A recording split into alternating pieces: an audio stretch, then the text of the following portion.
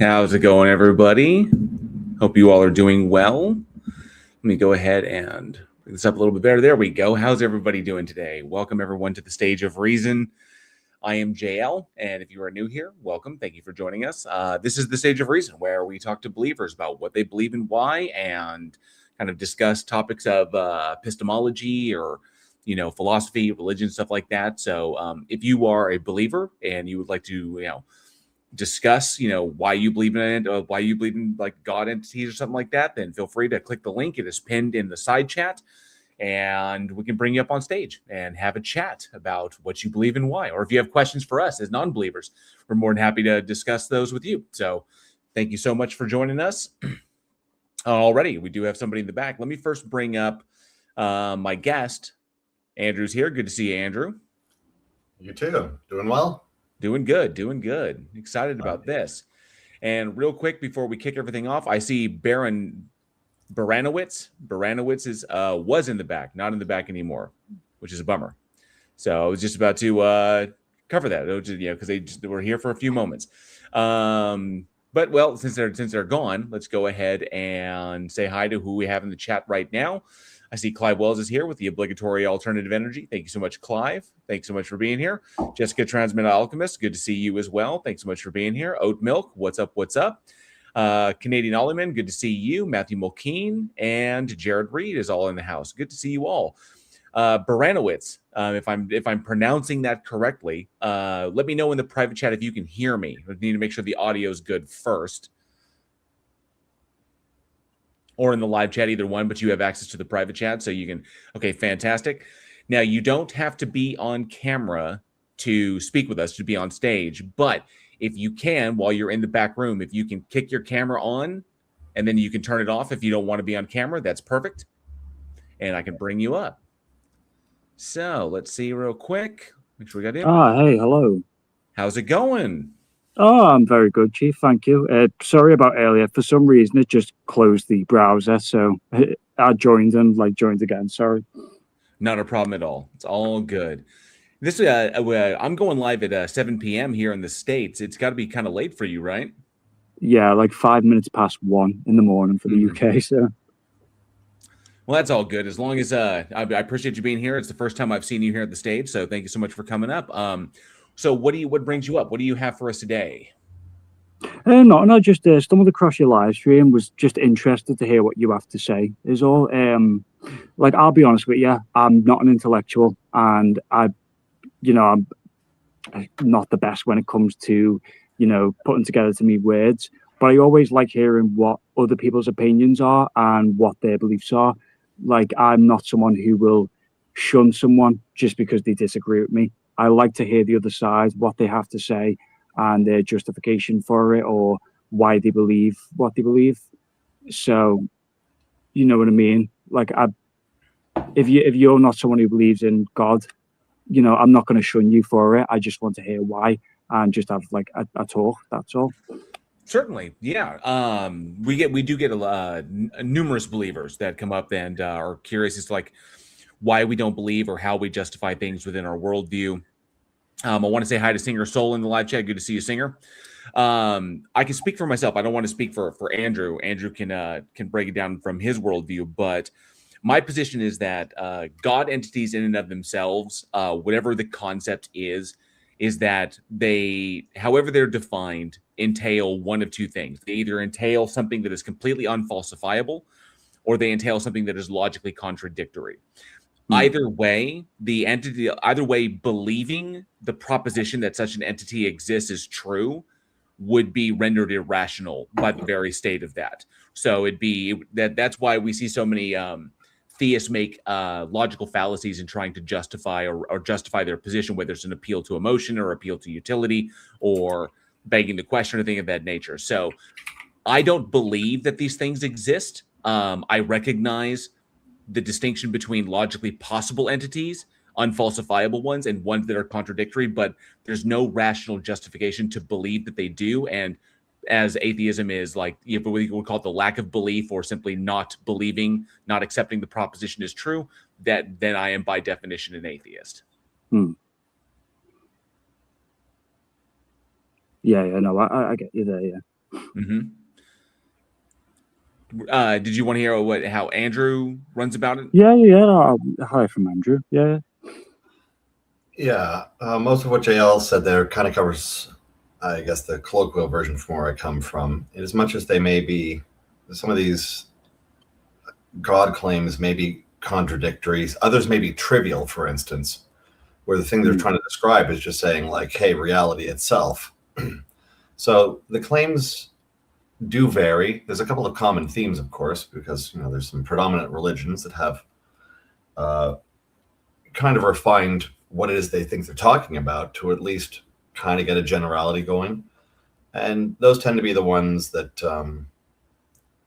we end up focusing on because they're the ones we encounter believers in out in the wild.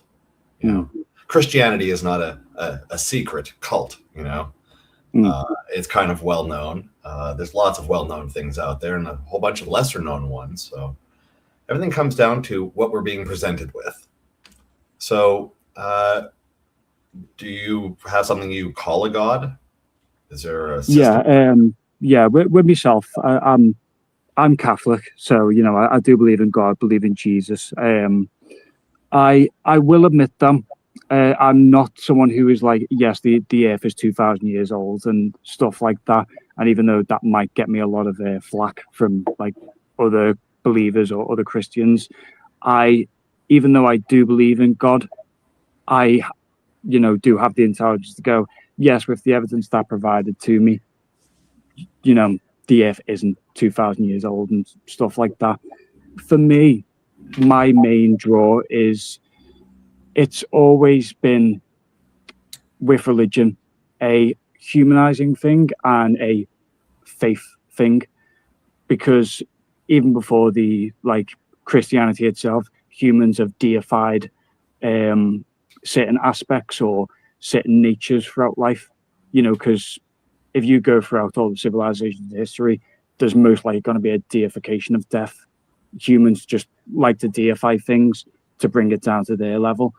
And the other thing is faith, because faith is something that you cannot prove and in a way cannot break.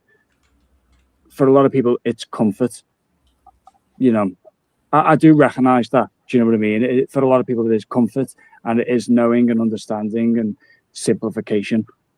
You know what I mean? Well, I'd say it's not so much about knowing. It's really more about just holding on to a proposition as though it's true, even though which is essentially what faith is. It's holding on to a particular proposition as being true when there's no rational justification to do so. And by rational meaning that in accordance with reason and logic, and not in accordance with what the utility of the psychological or emotional utility it provides for someone, or whether it's tradition or appeal to tradition. Like the family's always been Catholic, so therefore I am Catholic, maintaining that. I also acknowledge that there's the historical survival utility of banding people together under the banner of a common idea, and that keeps people who believe in the same thing. These groups tend to work more efficiently. They are able to coordinate their efforts to specific goals more effectively, and the survival odds go up. So there is a definite historical utility or survival utility that our ancient history is very obvious in ancient times. But at this point now, because of the foundations of this very kind of thought, when in ancient times, in our most ancient years, we're talking like maybe 75,000, 100,000 years ago, and when these ideas started creeping into the cultures of the nomadic tribes of Homo sapiens that were wandering the earth, competition for resources was fierce. Trying to keep your group alive was a constant struggle. Constantly looking for more food, constantly ensuring you have fresh water, access to game, shelter. And so in that sense, if back in those days, if you were in a group and you came across another group that you didn't know, then that group posed an existential threat to you. But it doesn't mean that they necessarily were a threat, but beliefs, like believing in a common thing, is just one more reason to not trust some other people, to literally provide another excuse to other individuals that you're not familiar with, especially individuals that don't look like you. And so nowadays, today, that survival utility really isn't there anymore. So we don't need it to ensure that we get all the resources we need to keep the family alive for the next week. So nowadays, it really only serves to reinforce tribalistic notions, whether it be money or it be race or it be gender or something that divides us, or that allows one group to say they're the other person, those are the others, they other them, they're either less than us, or they don't mean as much, or they're directly antagonistic to our existence. And it seems to be that religious concepts nowadays, especially organized religious concepts, are more of a source for conflict, intertribal conflict, than they ever were before, because now people really only have that to hang their hats on as far as trying to discriminate or separate themselves from other people. So I don't see so much a problem with the belief. Like, if you believe in it provides utility, great, but recognize the social limitations, and I think it's really important to be intellectually honest about those. Oh yeah, no, definitely. Because if especially with Christianity, like going back to some of those intersplits between those, it's been a historical thing. It's not a theological thing. It's historical. Like Catholics and Protestants, pretty much one and one, apart from one or two things. But the reason there's a lot of hatred is just historical, not Right. You have you have the Protestant Catholic conflicts in Ireland, and then of course the French Wars of Religion.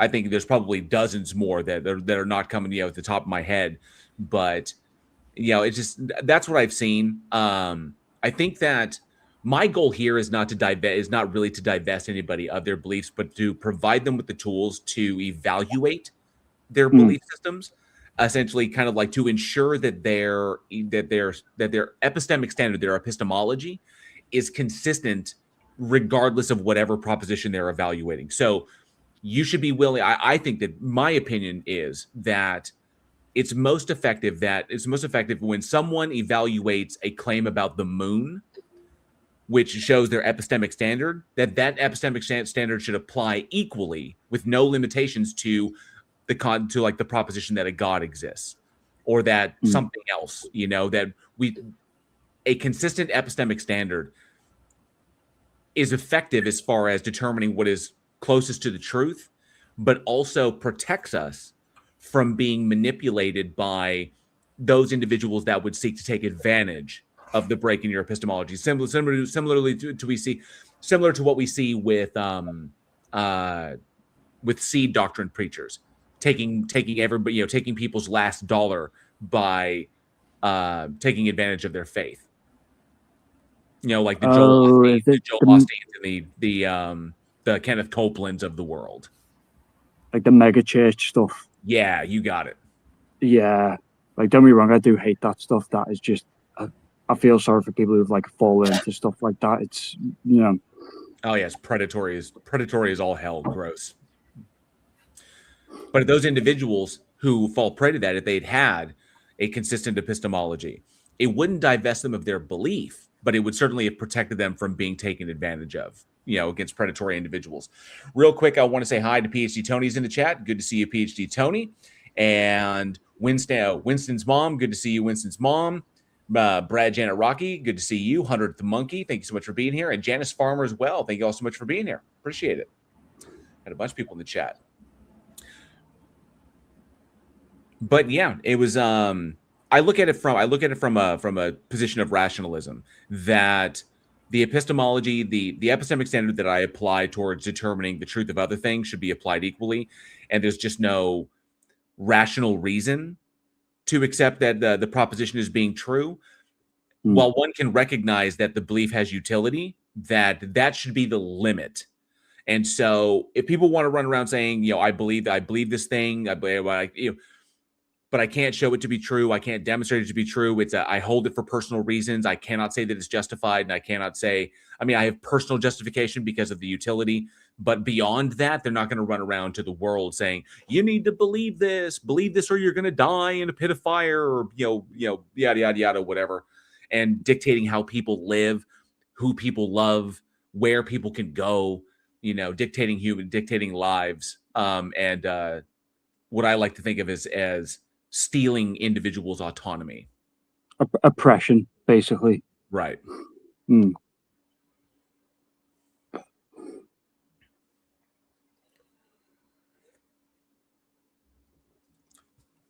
Any other questions or? I was thinking of one, like we do have some topics up there. I mean, you may agree with every single one of those. So the topics on the screen. I know you don't agree with 4, but there's other ones. I mean, if you have something up there, or if you want to hang out in the live chat and something comes to mind, you're more than welcome to do that. Oh yeah, no, great. Oh yeah, no, they're on the screen now. Yeah. Oh, number 5, Christianity is a cult. Oh yeah.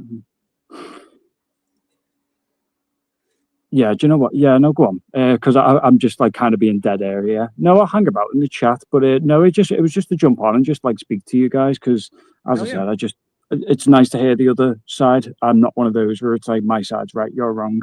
It's Yeah, just a small insight from the very first thing you mentioned with regards to the nature of your belief. And you said 2 items that were separate that I think are perhaps a little more intertwined than your phrasing may actually indicate for you, which is basically faith as an item and comfort as a separate item. I tend to see these as being intertwined. Like faith has always been for me meaning belief without the kind of justification you would expect for other things. I tend to soft pedal some of the phrasing that others use for that term. It's saying that you've lowered a standard from what you might use for something else. And I tend to see comfort is a motivator towards why you would do that. So I don't see them as separate. I see that as items. Yeah, they are intertwined in a way. For me, I was more meaning that on a personal level with people, faith is kind of like a pillar in their life. It's comfort of, as I said, like humans have always like deified things or tried to naturalize things to come to terms with it, death being the big one for them. So if you take someone and you explain to them, hey, when you die, if you're good, you go to heaven, that is like a sort of comfort to them and a relief. That have you ever heard the old quote where it's like, even if my faith is a lie, to hold the dying hand of a man to bring him comfort, I'm happy to stand on that lie. Like that kind of thing. Even if it's something that, it might not be true, but if you can give that solace to those people and have them comforted, and you know what I mean. As I said, I'm not an intellect, so I'm butchering my words here. Sorry. I think you're describing often what a non-believer might do with a person who is a believer who's in, say, a more dire situation. So by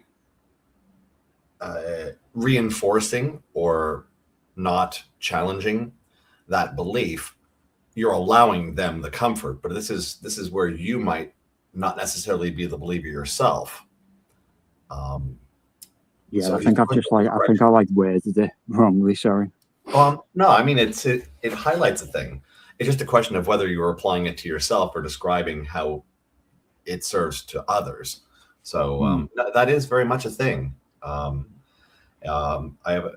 had a grandmother who was a believer the whole time, and it's one of those things where even though I wasn't, it never came up in conversation, and I would never challenge it because there was never, in my mind, a point for doing that. It's like what it would mean to our dynamic as family. That value wasn't as valuable as just the relationship that I shared with the person. Yeah. So it didn't have to be the topic. So I do understand the idea of leaving people some of their comforts at a point. I mean, especially when they're feeling vulnerable, to take certain things away. You know, sometimes there's a time and a place. It's like etiquette. You know, it's like when things are terrible, that's not the time to start ragging on them for other things, right? Yeah. So I never want this to be a meme process, suffice it to say. So sometimes we just need to be in the right environment to discuss this type of stuff and reconsider where we are, and how we are, and why we are. So sometimes we have to go in our own personal time and in our own way. We're in the way that we're ready to accept. Yeah. So. Yeah, no, that's fine. But I'll jump off if for someone else to jump on. But I'll be watching from like the chat. But again, thank you both for like speaking to me, and I look forward to seeing the stream. Absolutely, it was my pleasure, and you're welcome up anytime. Thank you for thank you very much. Time. You're welcome. Very cordial chat. Glad to have had you here with us. Thank you. Take care, guys. You too. As well.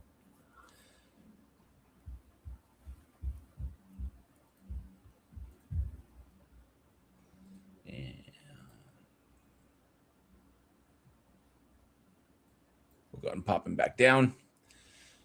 Awesome. That was a good chat. I love kicking it off with a good chat. You know, kicking off the stage with something solid. And real quick, Brent is here. Good to see you. Brent says, "What's up, heathens? Good to see you. Thanks so much for hanging out." Henrim is here. Good to see you. Henrim says, "Hola, fam. Hola, amigo."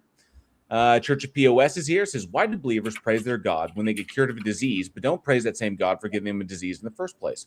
Because the disease is Satan's work. That's the work of the Satan, the shaitan, but whatever they call it." But yeah, I would say the concept of a bad miracle, you know, is something that I don't think people give that enough thought.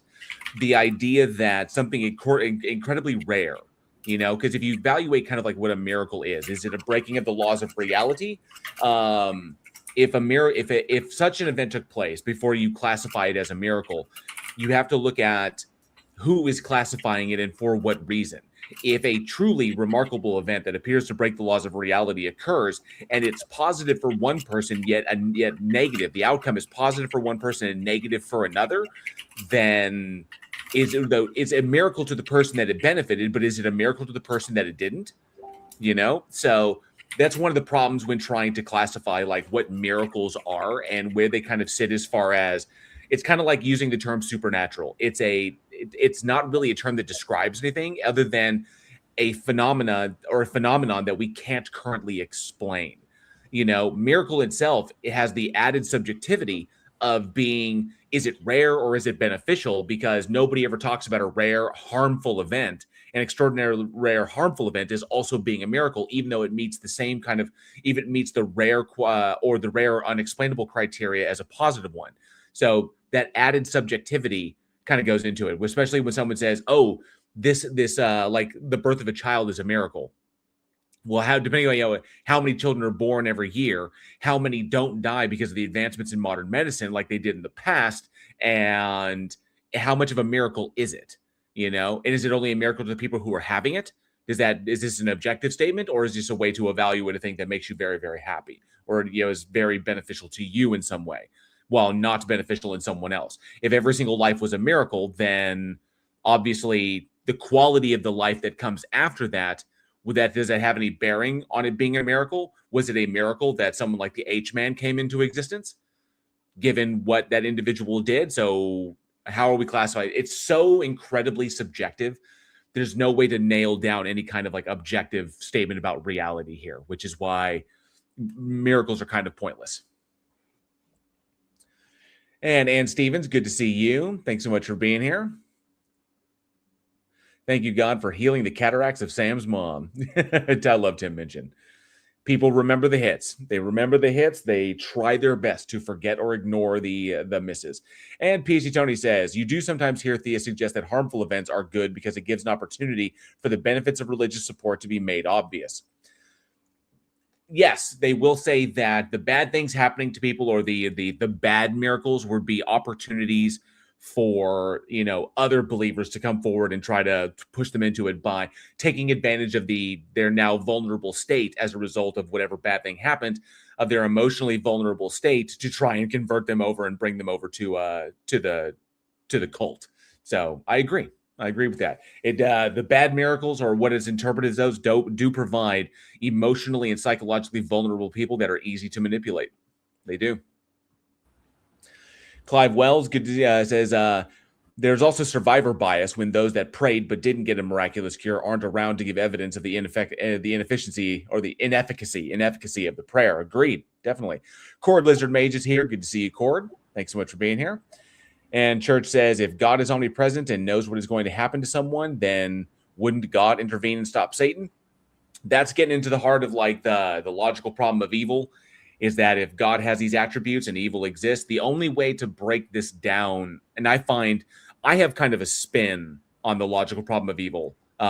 Basically, it's kind of like a spin on what Hume says about this, is that the evil doesn't occur within a vacuum. Evil doesn't just like pop up. It's like evil, Evil doesn't happen in a vacuum. The circumstances must exist that allow for the possibility of an outcome that can be judged as being good, or an action that can be judged as being good or evil. The God itself has its own stance as to what is good, as to what demarcates the difference between good and evil, demarcates between good and evil. So for the actions and outcomes that the God itself thinks are evil to even exist, for them to even exist, the circumstances must exist to allow them to be possible. In other words, a person cannot covet something that they don't interact with, that they never see. So the circumstances have to be present that allow for them to be possible. If the God doesn't want them because by its lights they're evil, then, and the God is all powerful and created everything, then the circumstances that allow for these logical possibilities are well within the purview of its control. And so it put those circumstances in there while nothing external of it said that it had to, and it did it for a reason, the reason being because it wanted to, not because it had to. And so therefore the God wants the conditions that allow for the logical possibility of evil actions and outcomes by its own lights to exist when nothing says that they must exist. There's no rule or law that the God must follow that says these things have to exist. Like if God wants to accomplish X, then he has to make evil. That's not the way it works. That's not logically consistent, because if that's the way it is, then God is not ultimate. So in that respect, evil, the actions and outcomes that are classified as evil by the God's own lights, those only exist because the God wants them. And an entity that wants evil, for whatever reason, if it wants it to exist when it doesn't have to exist, that God cannot be omnibenevolent. That God cannot be all loving. So that's kind of my spin on the LPOE. And we got Josh in the back. How's it going, Josh? I was just typing my question in. I did type it in. I just wanted to ask a question and then kind of see your response. I'm going to go ahead, and my phone's like at 2%, so I won't be here very long. You got to charge your phone up, man. Your phone is always on the tail end. Yeah, I dropped my phone, so the charging port on it doesn't work as well as it could, and the only way it charges is on like a wireless charger, and I only have the wireless charger in my car. So unless I'm like, I only charge my phone while I'm on the road. So for the most part, yeah, you're right. It's usually on the maybe maybe your phone plan has you eligible for a free upgrade. Yeah, they do, but it's a scam, it's a scam. The phone that I have, I think I have the iPhone 13. And the deductible on it to get a new phone, like with the insurance, it's like $200. And then if you want to upgrade to like a new phone, then they try to stick you like, I mean, we're not here to talk about like AT&T and how they screw us. So I think we can all agree that there is no God there. I would agree that the capitalistic notion of dividing the country up into 5 sections so that 5 powerful companies can dictate what we can and can't do as far as communication goes, yeah, that's deeply problematic. But I saw your question. If God is not real, who do we blame for all the suffering in the universe? So Suffering, I would say, suffering comes in two forms. Is that there is what you would say like natural suffering or like unnecessary suffering. So it would be if you want to say like unnecessary suffering, but I would say like natural suffering. This would include things like meteors from meteors colliding with the earth, natural disasters, earthquakes, volcanoes, hurricanes, tornadoes, monsoons, flooding. I would say that these things are natural. The pains that come with like development, with like growing, like stuff like that. These are all natural because we're biological organisms. We go through this. This is a dynamic planet. So those we would not blame on anything. There's nothing to blame for those. Those are that's just the nature of the system in which we are products of. But as far as the suffering, all other suffering that is initiated by interpersonal actions, I would say we can blame ourselves for that. For those people that do it and for those people that facilitate it. Yeah, so I think where I'm coming from is like you guys always seem to ask the question like if God good God is God, and then you guys kind of go into like how we have the circular type of rhetoric. But if we're trying to be like critical, right? Like from your worldview, from the atheist worldview, if an earthquake happens, deal with it. That's kind of like the response. But in the God world, if an earthquake happens and millions of people die, then it's like, oh, well, God is terrible because why didn't he stop that? Well, It's go not ahead, Andrew. It's not that God's terrible. It's the people, as Jael was breaking down the logical problem of evil, it's when they say their God is all loving, but doesn't do it. See, if they didn't say God was all loving, like Allah is considered to be perfectly capable of being a dick and is not problematic for them in their belief system. But if you say your God's all loving and then lets all the bad stuff happen, that's where the problem comes in, right? That's like saying your mother loves you. Your mother has all the power, but doesn't save your ass. Yeah, I just kind of, it's a little hypocritical for me, at least, because it's like when it's a natural thing, that natural things just occur and earthquakes just happen, and there's no one who could have possibly stepped in to stop it, then it's fine. Then we just have to deal with it again.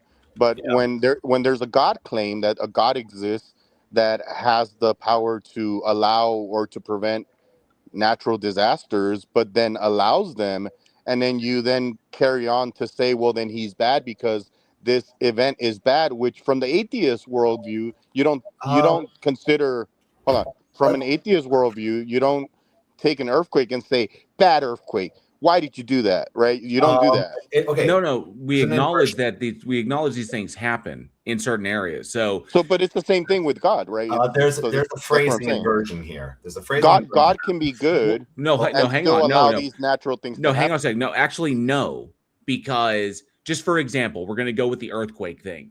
Do you remember what happened in Indonesia in 2004? The tsunami. Right. Do you know how many people died in that tsunami? I don't know. I don't know off the top of my head. Roughly 170,000 people died in that. Some estimates exceed 200,000. Primarily in Sumatra. It was that occurred after a 9.1 earthquake in the ocean. So, do you know how many of those deaths were children? I can tell you no. The estimate is around 60,000 child fatalities, with another 33,000 orphaned. My phone's gonna completely die on you, so I'm sorry, JL, to cut you off short here. I have a point with this, I'm sure, but if you guys continue kind of just going down this rabbit hole, you might see where I'm coming from. Well, not really, because that event didn't have. The whole point is that these events don't have to take place. Nothing, and a loving God would not need to orphan 30,000 children and kill another 60,000 in order to make a point. Yeah, okay. I think we lost him. Yeah, we did. What I wanted to get to there is that he used the phrasing, that God would be evil. It's not that God would be evil. It's that God isn't all loving. Yeah, rather than coming up with a summary judgment. Yeah, it's not coming up with a summary negative judgment of the God. It's that the God can't be perfectly loving. That's the contradiction. If God is both of them, yeah. super duper most of the time awesome, and occasionally, well, I let stuff slide. Oh well, but he's generally there for me, you know. But that's not the claim of most. And people are pointing out Cranky Elder God, GeoSam, good to see you both. Thanks so much for being here. He did atheism. Say Cranky Elder God says atheism doesn't personify natural events with some supernatural entity. Agreed. And GeoSam said the same thing. Atheism doesn't speak to natural events. And on these particular things, it's kind of like I don't see what the issue was, because it's not like we're like bad earthquake. It was like we recognize that there are certain areas of the earth that are dangerous to live on. If you live on a coast, especially towards the especially within the tropics, you increase the likelihood that you're going to get hit by a hurricane. If you live in the Midwest of America, like I do, then you increase the likelihood that you're going to get hit by a tornado. It's not guaranteed, but it's a definite possibility. We've already had 3 that have touched down right now this season all around us, one to the east, one to the east, one to the south, and one to the north. So because Kansas has been hit, east of us has been hit, south of us have been hit, and west of us has been hit. So if you live in California, or if you live near a fault line, like for example, if you were in ancient Judea and you lived in the Jordan Rift Valley, you're going to experience earthquakes, and depending upon where on the earth, really, really nasty ones. If you live on the side of a volcano, you're going to you risk winding up like Pompeii. So we recognize that the earth itself is dynamic, and its dynamic nature results in these things. Its atmosphere is dynamic, its crust is dynamic, and it's going to result in natural disasters that are going to wipe out life. But a God that is all loving and all loving and all powerful doesn't need to create a world that is like this. This is the world that exists. You can say that this is the world that God made, but then you have to ask why the God made it that way. Did it have to be that way? There's no rule or law that says that any planet has to be any such way for the God. It can make whatever it wants so long as it is logically consistent.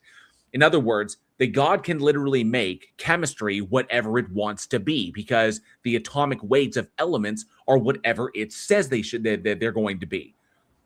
So it could do whatever it wants down to the very, very fundamental thing. The only difference is that it just can't logically contradict something. So in that respect, it could create a world that these things don't occur in, and the only evil actions and outcomes that occur are the ones that occur between human beings. But the planet itself is not like wiping out, hundreds of millions of human beings needlessly throughout history. The Toba eruption that almost took out our entire species 70,000 years ago is not an event that needed to take place, so to genetically bottleneck us. But it happened. And so ancient people may ascribe that to a God, but in reality, we non-believers, we say, well, that's just the planet we live on. If we were life that had lived on another planet, there would be other issues that we would have to deal with.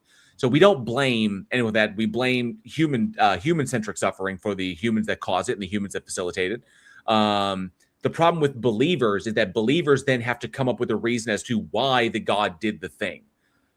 When I saw a video of mothers on the shores of Indonesia screaming about why did God do this to them?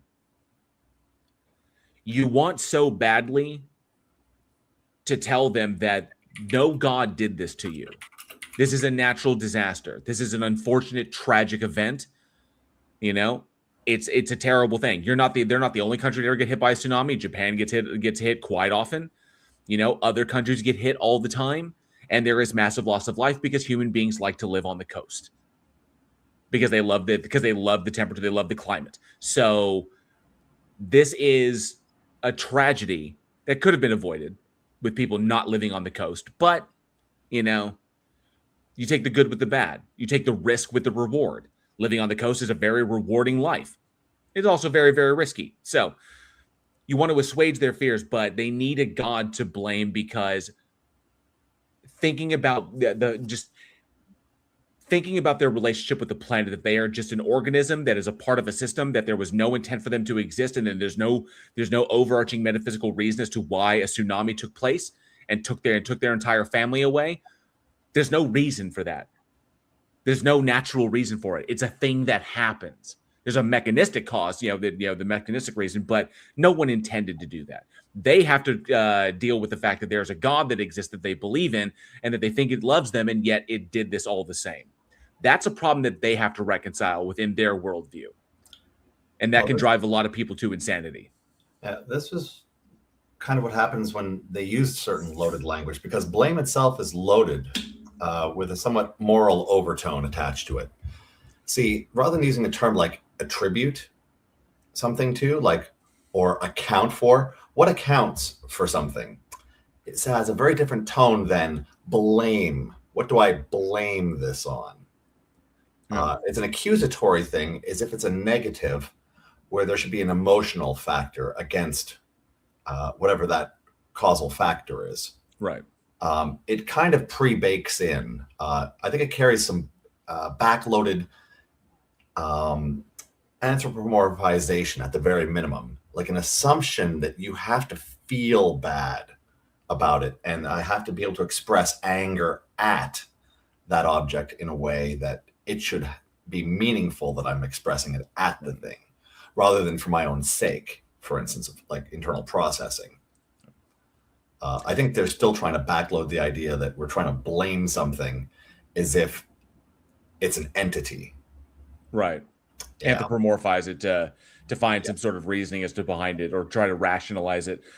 Church of POS says, I always question why a loving God would take out his anger for Adam and Eve. Adam and Eve's actions on innocent children continue to punish them 2,000 years later. Yeah, apparently it was a curse. But it's a curse for some reason that God allows to exist and allows to, pass down generationally speaking. Ancient myth stuff, but it's logically contradictory. Let me see. I think I saw Dagobah Dave here. Dagobah Dave is here. Good to see you, Dagobah. Says, I can't see how atheism meets the definition of worldview. Agreed. Leo Phileas also expresses that. Good to see you, Leo. Says atheism isn't a worldview. It may feature in one's worldview, but it isn't a worldview in and of itself. Yes, it is not atheism itself is not a comprehensive worldview. It is a position in response to, is a position in regards to one proposition. It doesn't logically entail holding to any specific philosophical or scientific positions. So atheism handles one proposition. There are many, many other propositions that are handled by other stuff. And being an atheist does not logically entail what all of those other positions are going to be, or what they won't be. So, Primordial, Windscar, good to see you. Primordial Puggles, good to see you. Thanks so much for being here. Larry the Tapeworm, hanging out. Good to see you, bud. Appreciate you being here. And I got everybody. Good. And I got a super chat. Matthew Mulkeen for $10. Thank you so much. Says, number 6 topic. Heard from a former federal prosecutor online that today's SCOTUS, Louisiana v. Calais Decision Voting Rights Act, could immediately result in a loss of 15 to 50 House Democrat seats. It's possible. The erosion of democracy is a very, very real thing. I haven't looked into it. The gerrymandering thing is still on the Democrat side because there are more Democrats than there are Republicans, and if that could be overdone with gerrymandering and just sweeping entire, just like what happened with Virginia. Virginia is going to be swept because of that. So no matter what the SCOTUS says or reshapes it, it all comes down to the representation of the people in the state. So locally, there's still a lot of power there. On the local level, that can still influence the how far the federal government can go. There definitely needs to be some changes with the Supreme Court. Supreme Court is trash right now. Is absolute nationalistic garbage, and those cats need to be hauled out in chains. They really do. Clarence Thomas, Boof and Brett, Amy, whatever her name is, Amy Coney Barrett. Yeah, drag them out in chains. Fucking criminals, all of them, the lot of them, evil. Straight up, I'm just gonna say it.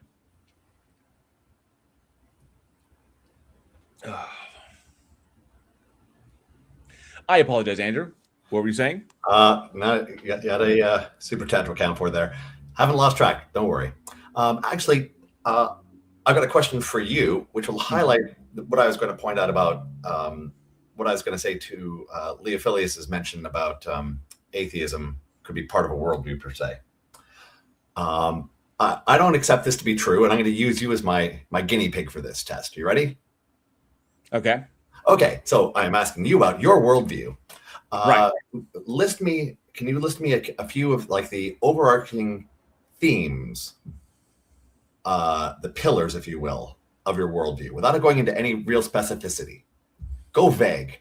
The pillars of my worldview. I guess pillaring concepts of my worldview. Yeah, like those top 5 items that you'd be able to like rattle off the top of your head in 30 seconds or less. Methodological naturalism. Yep. Pragmatic theory of truth. What else? Those pretty much go to my epistemology. Yep. Metaphysical. I would say. 1 second. Metaphysical realism. I may ask about that one later. I'm not sure exactly what that means, but I don't want it to derail the question. That there is an objective reality that exists independent of our minds. Oh, okay. Yeah. I never heard the term phrased that way. Sure. I'm not arrogant enough to believe for a second that everything that the universe is fundamentally conscious, that there must be an agent for things to exist. I do not hold it. I'm just myself not arrogant enough to believe. I feel that feels very arrogant to hold that position, that everything that appears to exist is dependent on a mind. And I'm kind of like, that's insane.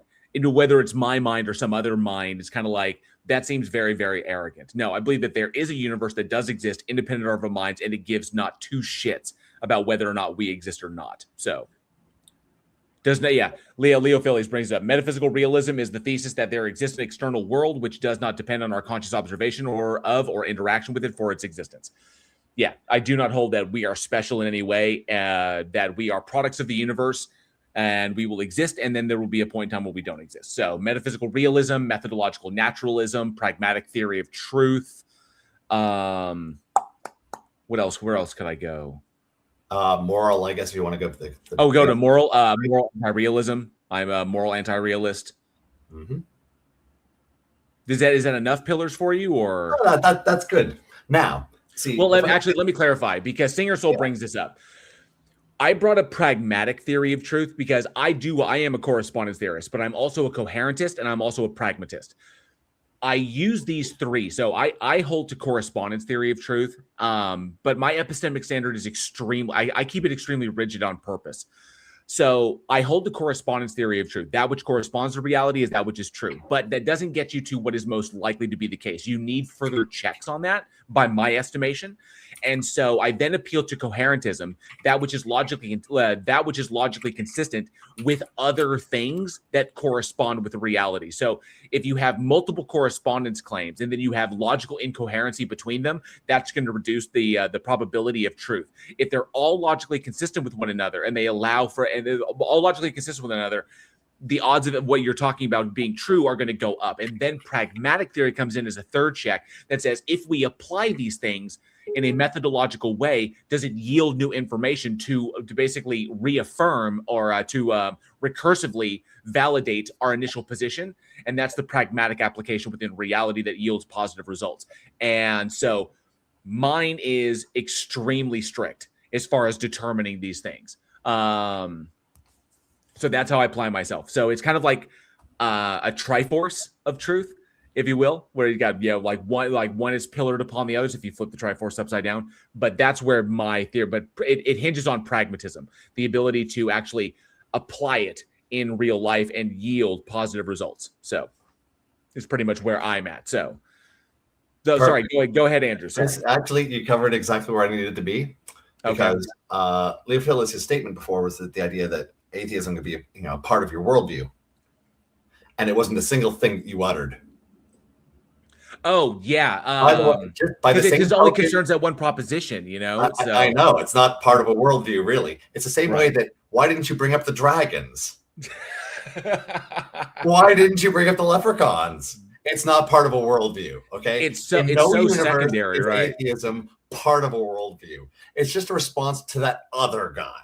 It has zero to do with your worldview. Right. It's a hey, Karis 2030. Karis 2030, good to see you. Sir Equinox 42, good to see you. And Bong and Stuff, good to see you as well. Bong. I'm a Snoochie. I'm a Jay and Silent Bob fan. Snoochie Boochies. Personality type theory question. Winston's mom. No, I do not hold to the Myers-Briggs. We came with that. I was first introduced to that back in like junior high when they were doing that, like the Myers-Briggs personality test. I believe, if I remember correctly, I ran it down. It was INTJ is what I was. I was an INTJ. But we recognize that these things change over time depending upon circumstances, experience. So a caltrop of truth. I like that. Yes, it is a caltrop of truth that that those who wish to deceive me get stumble upon. Caltrops of truth. I like that. I like that a lot. True, Jessica, there is no such thing as truth per se, only linguistic approximations of human socially constructed realness. Essentially, yeah. Essentially, the truth being an attribute or being truth being an attribute of propositions. And so that which we can describe, that which we observe is what corresponds with the reality. This is what what appears to be. This can be confirmed to be that which occurred within reality. So the statement that blah blah blah X is truth being an attribute, or what's the word? There's a better word there, but I guess truth being an attribute of propositions. Or a property. A property, thank you. Truth being a property of propositions. I knew it was a P word. So. Yeah. Yeah. So, out of that, so the idea of atheism being part of a worldview, no, it's just an answer to, some other general concepts. To one proposition. The whole like dragons, unicorns, leprechauns, fairies, gods, demons, devils, alien, like all of that stuff falls within like one category. And and a pillar of my worldview would be the evaluation of propositions regarding any of those entities or any of those concepts or abstracts. And so that would be the pillar, and how I evaluate all this shit. And gods fall definitely to the wayside. Yep. So your other that little crossover portion for your epistemology sounded rather compatible with found-herentism, as it's called, which is something Matt Dillahunty is subscribed to. So it's a fusion of sorts, or an attempted harmonization between foundationalism and coherentism. In as much as not trying to ascribe, it's like trying to attack a problem from both directions, and I presume with a best efforts kind of philosophy behind it. I don't know the down and dirty of it in terms of certain ways it's been formalized, but I'll just drop it into the YouTube chat for anybody who wants to look it up. And the reference to the person who I guess most popularized it, which was Susan Hack with 2 A's. So I just dropped that in the found-herentism. Yeah, this is what Dillahunty has described himself as supporting, because it kind of works a little bit both ways, because we tend to look at things in that external world in a much more hierarchical way, at the same time as realizing, for instance, I'd be betting that you don't have a position as to whether or not there is a bottom necessarily, or is it all turtles? Who knows, right? But we tend to look at that external world in a way that we attempt to describe unities and discover parts every time we think we have a unity. Right. We find a way to, get a sharper knife and cut things down to smaller pieces. So we never know where the bottom is. And I'm betting that we wouldn't have an epistemology to tell us if we even hit bottom, could we ever know? And somehow, I don't expect that to be the case. Right? I like what Leo put here. You always think you hit bottom. Found-herentism is based. Descartes' demon lives. And Leo feels it. And so is Susan Hack. May she rest in peace. I wouldn't know whether she passed away. Shows how kind of not up to speed on some of these things I am.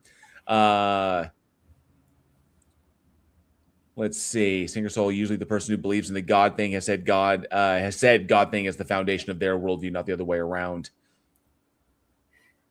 Yeah, they accept it as a starting point, which is deeply problematic because they make the assumption of its existence, they make the assumption of its attributes, and then they make the assumption as to its relationship with everything else. And so it's just predicated upon a whole bunch of emotional validation, which I find really problematic. And I like what Leo said here. Said that semantic. All of you are wrong. Semantic deflationary theory of truth. So, in speaking of deflationary theory of truth, when we're talking about like the nature of what truth is, I tend to agree with the idea that that truth being a property of propositions relegates it to what deflationary theory talks about is just a concept that serves a linguistic function that tells us something about a proposition instead of like anything that is like it's not like it doesn't necessarily that how to describe it. It's not a substantial complex property like correspondence with reality.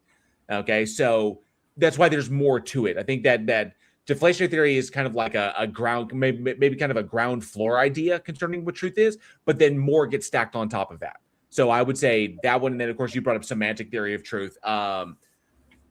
That these things are dependent upon how they're formalized. Like, what's it? Defines truth for formal languages by establishing that a sentence is true if it corresponds to the way the world is formalized via like specific sentences. Like P is true if and only if P.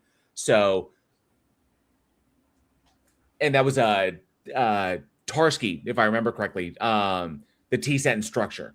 That's what he's talking about there. So I think that that goes hand in hand with coherentism, in that these things are logically, in order to be coherent, they must be logically consistent. And so, but I know it's a little bit further. I would kind of like hold that degree as well. So, Leo says jail is on the money here. It isn't some strict property of things. It isn't some esoteric concept. It's a linguistic convention used in communication. It can be formalized within schemas. Bingo.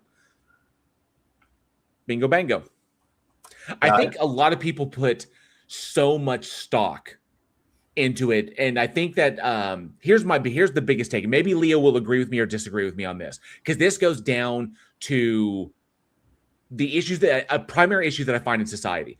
I find that a lot of people in the world put a tremendous or a phenomenal level of stock in truth and in determining why a thing is true, as opposed to, and I'm not talking about like mechanistically why it's true, but like, why is it that way? In other words, the assumption of a telos. Things are true because they're meant to be true in that way.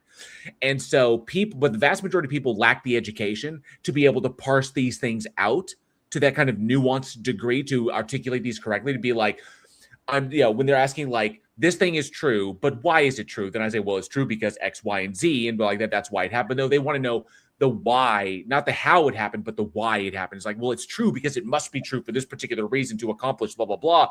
And so people wind up putting a great deal of emotional stock within that because of that ingrained or indoctrinated need for telos, for things to happen for a reason.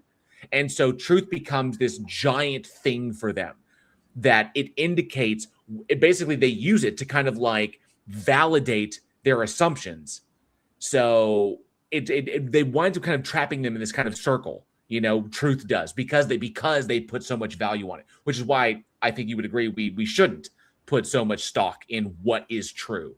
So just my thoughts on that, just kind of like I'm spitballing there as to why we see this kind of like fundamental breakdown between believers and non-believers when we're talking about what truth is. Truth is not some mind-blowing concept to us, but it appears to be for them.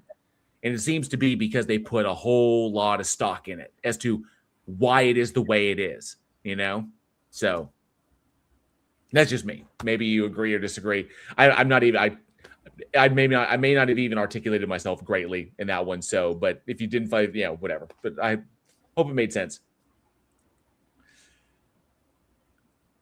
Let me see. They just want certain things that they like to be true. That definitely plays a role. They are definitely biased towards the things that they prefer, towards their preferences, or the things that validate things that validate their stances. Or For example, if humans had a hive mind, our ability to comprehend individuality and particularity would be very different, which would shape our language and grammar. Agreed.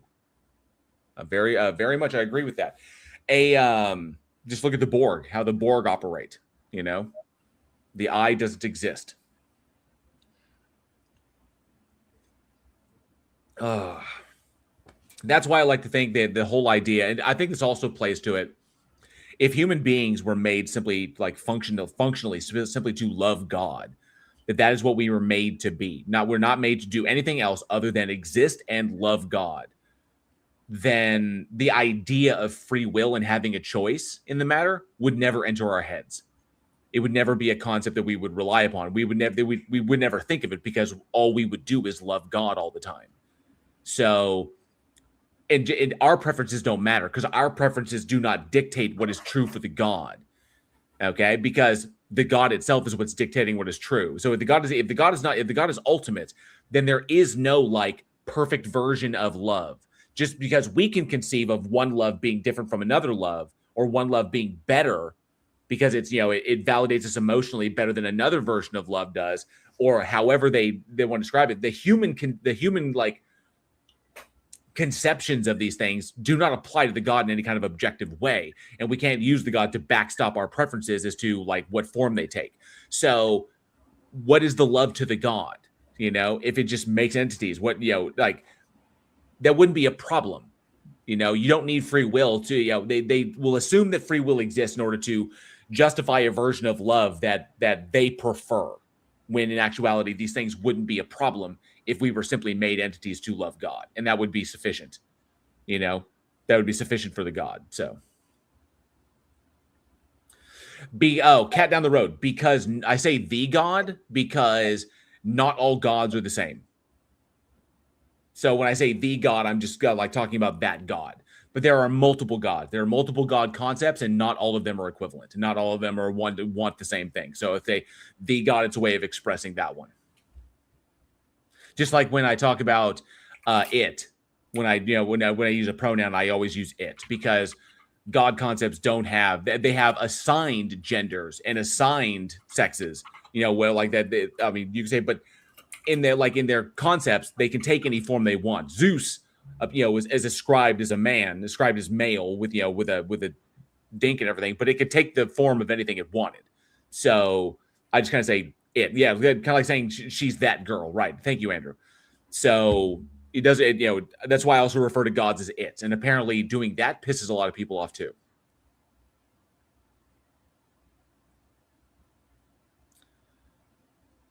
No, I just do it as a matter of just habit. That's just the way this is just what I speak. It's just a matter of how I'm differentiating it.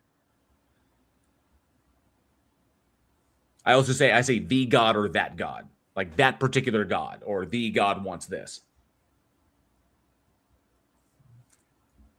You could say it's a linguistic habit of mine. Yeah. I mean, yeah, if it's just a God, those are a dime a dozen. I'm not the God.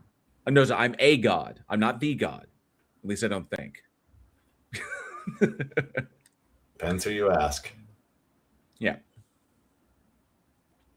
A God's, yes, thank you, Clive Wells. A God's gender sex is rather secondary to their non-existence. Agreed with that. Or the thing, not to be confused with John Carpenter. Right. Yeah, Cat, down the road, it's a habit, it's a linguistic habit that I've been in for a long time, talking about like the God. When I'm talking about a God that exists in a world, someone else's worldview, then I basically wind up just saying the God, and I call it as well, which really pisses off the Thorpes, or really aggravates the Thorpes. Or technically it doesn't bother. I don't think it bothers Grace as much as it does Ben, because that really aggravates Ben. Oh, it might be my turn. Brad says it might be your turn to be God. Check your spam. Oh, I missed it by a week. Don't drive angry. Don't drive angry. I think he'll be okay. Yeah, I don't think so now. All right. We got a fair amount of people in here. If you are a believer, we'd love to chat with you. We've already had 2 people come up, which has been great. First conversation was fantastic. Maybe Josh will be able to come back on. we can finish up that convo. But yeah, if you're a believer and you happen to be listening, we'd love to have you on stage. Just click the link. It's pinned in the chat. And we can talk to you about what you believe and why. Or if you have any questions for us, we'd love to answer them. Until then, it's possible I do have some content to take a look at. That some old stuff, but I wonder how any of these I'm just kind of curious. There is like, what is this one? It's 26 minutes long. These ones are long. These like I have 1, 2, 3, 4. I have 7 videos that are like long, and there's a reason I put them in one folder because I didn't know if I was ever going to get to them. And then I have this one that's fairly short called "The Problem of Evil Answered in the Bible," but it's so terribly made, and that the audio is just like, no, I don't think I'm not going to watch that one. We're not going to do that one. I can just get that off my desktop. Yeah, I like this. I'm finally getting decisive with the shit that's on my desktop. I like. Otangelo's in the chat. Good to see you, Otangelo. Thanks so much for being here. Good to see you hanging out.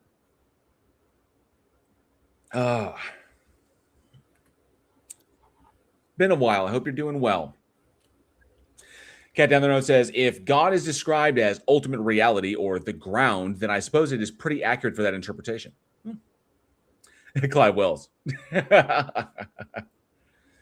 Let's see here. Yes. I can't do it like you do, Leo. I can't do like the sound you make. You're better than I am. You are better than I am.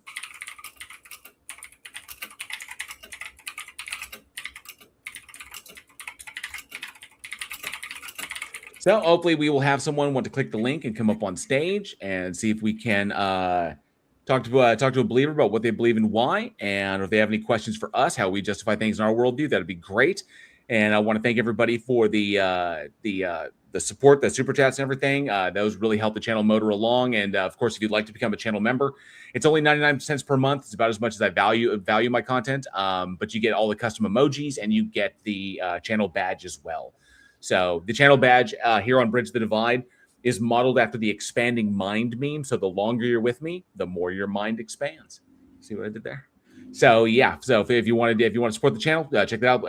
Hit the like, like, dislike if you don't like it. Subscribe button if you want to see more of this stuff.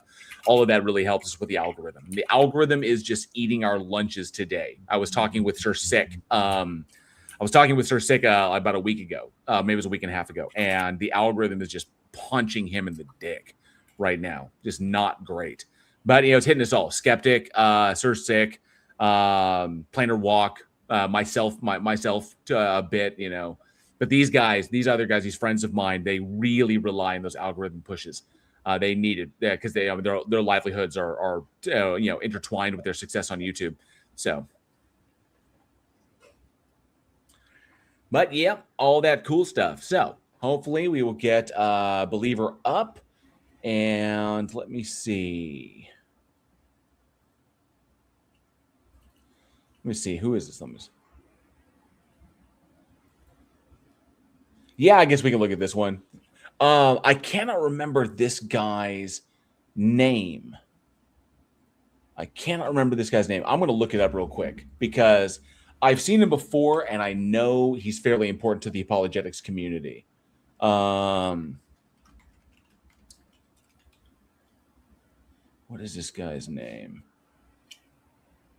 We got Apologetics Roadshow. I've heard that name. I probably might have had something more to attach to it earlier, but it's just in the back of my mind going, I've heard that name somewhere. Yeah, it's Apologetics Roadshow. He's got 428,000 subscribers. Like Act 17 community. AI coded for apologetics and destroying Islam. Central Dawa says he's quitting Dawa. He's doing I guess it looks like these days he's doing a lot of Christianity versus Islam stuff. Probably because Islam is the fastest growing religion out there right now, and Christianity is falling to the wayside. But Apologetics Roadshow, and I don't know this guy's name.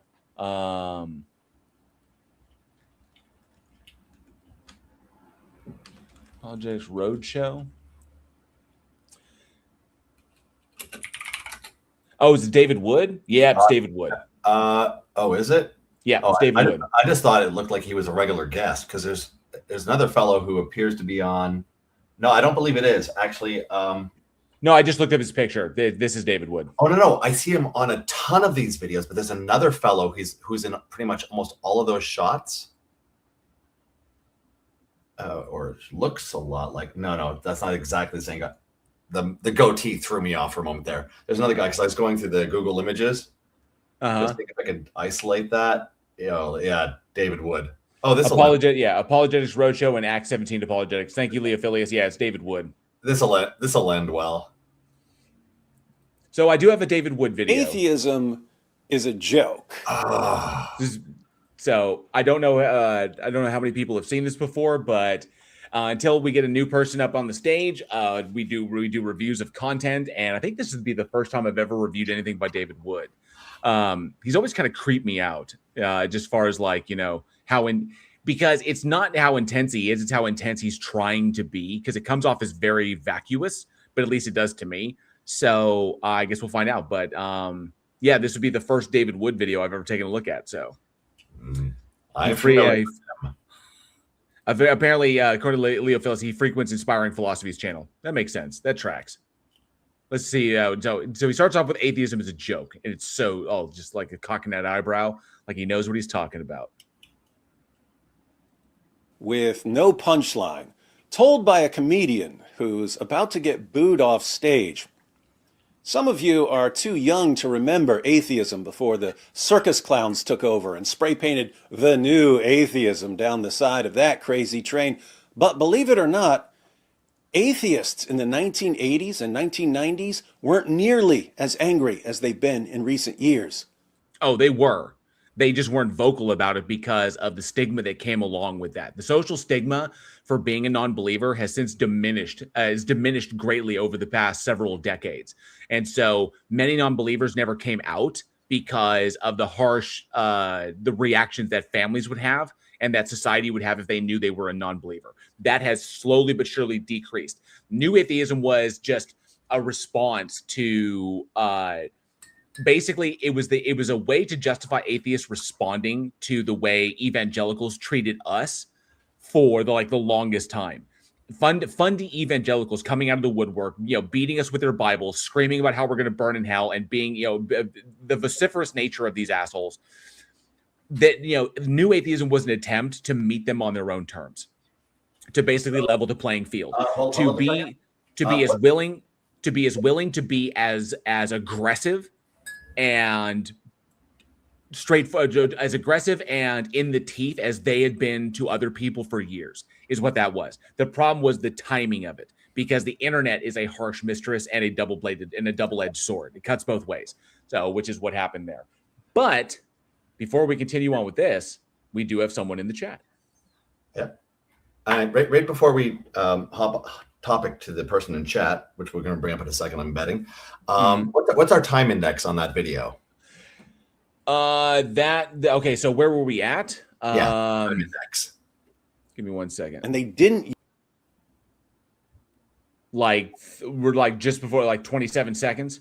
Okay, for the folks in the audience, we didn't make it half a minute before he started poisoning the well. Right. He's now pinned the angry atheist, because that's about to devalidate every position we got, because we got fifis. That was the last thing I was going to say, and that is everything he pointed out there at the start right there was just nothing but an emotional appeal. It's all emotional appeal. It says nothing as to the reasoning behind what atheism is. He's got to poison the well with an emotional appeal in order to justify going forward with this, and then bringing up new atheism was so angry and shit. Yeah, this is all emotional appeal nonsense. It means nothing. All right, and for the first time, Otangelo. Yes, hello guys. How are you doing? What brings you up today? Nothing special, just saw that you were online, so I said let me join your stream. I'm really not here to debate or something like that, so just to hang out.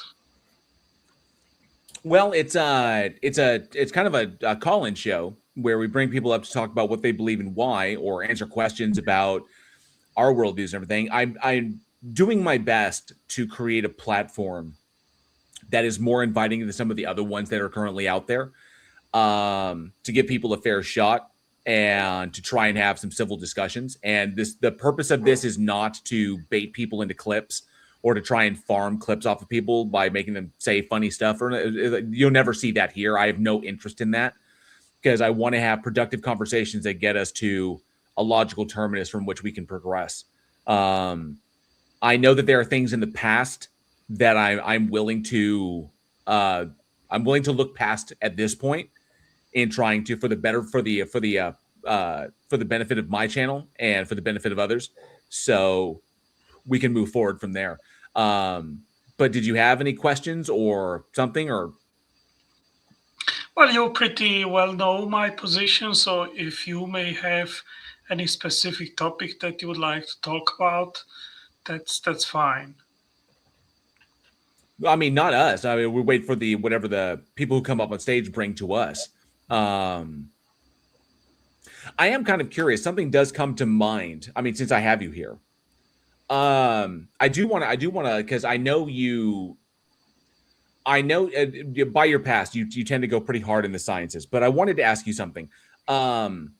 Would you agree that it is possible, it is within the realm of logical possibility, that everything we know about science currently, no, I'm not saying we know it all, but everything we currently know through scientific endeavor is correct? Well, just within the realm of logical possibility. well, there are many scientific claims which are not empirically corroborated. They are more based on hypotheses, but for which there is no hard evidence to back them up, right? That's why they'd probably be hypotheses, but they're not theories in that respect. But I'm just asking you, do you think, maybe I can rephrase this. Do you think it's logically possible that everything we know about science currently could be correct and a God still exist? Well, I think that, you know my position. I think that science leads to God. So that has always been my position. So I don't think that they are mutually exclusive. Quite the contrary. I think that there is science, that there is what science has brought up in terms of what exists in the natural world from the micro to the macro. And it has always been my inference that the best inference is that most probably God is the best explanation for all these phenomena which science has discovered and brought to light. Well, it wouldn't be the inference to the best explanation. It wouldn't be the IBE there, and the PSA doesn't hold. So I'm saying that.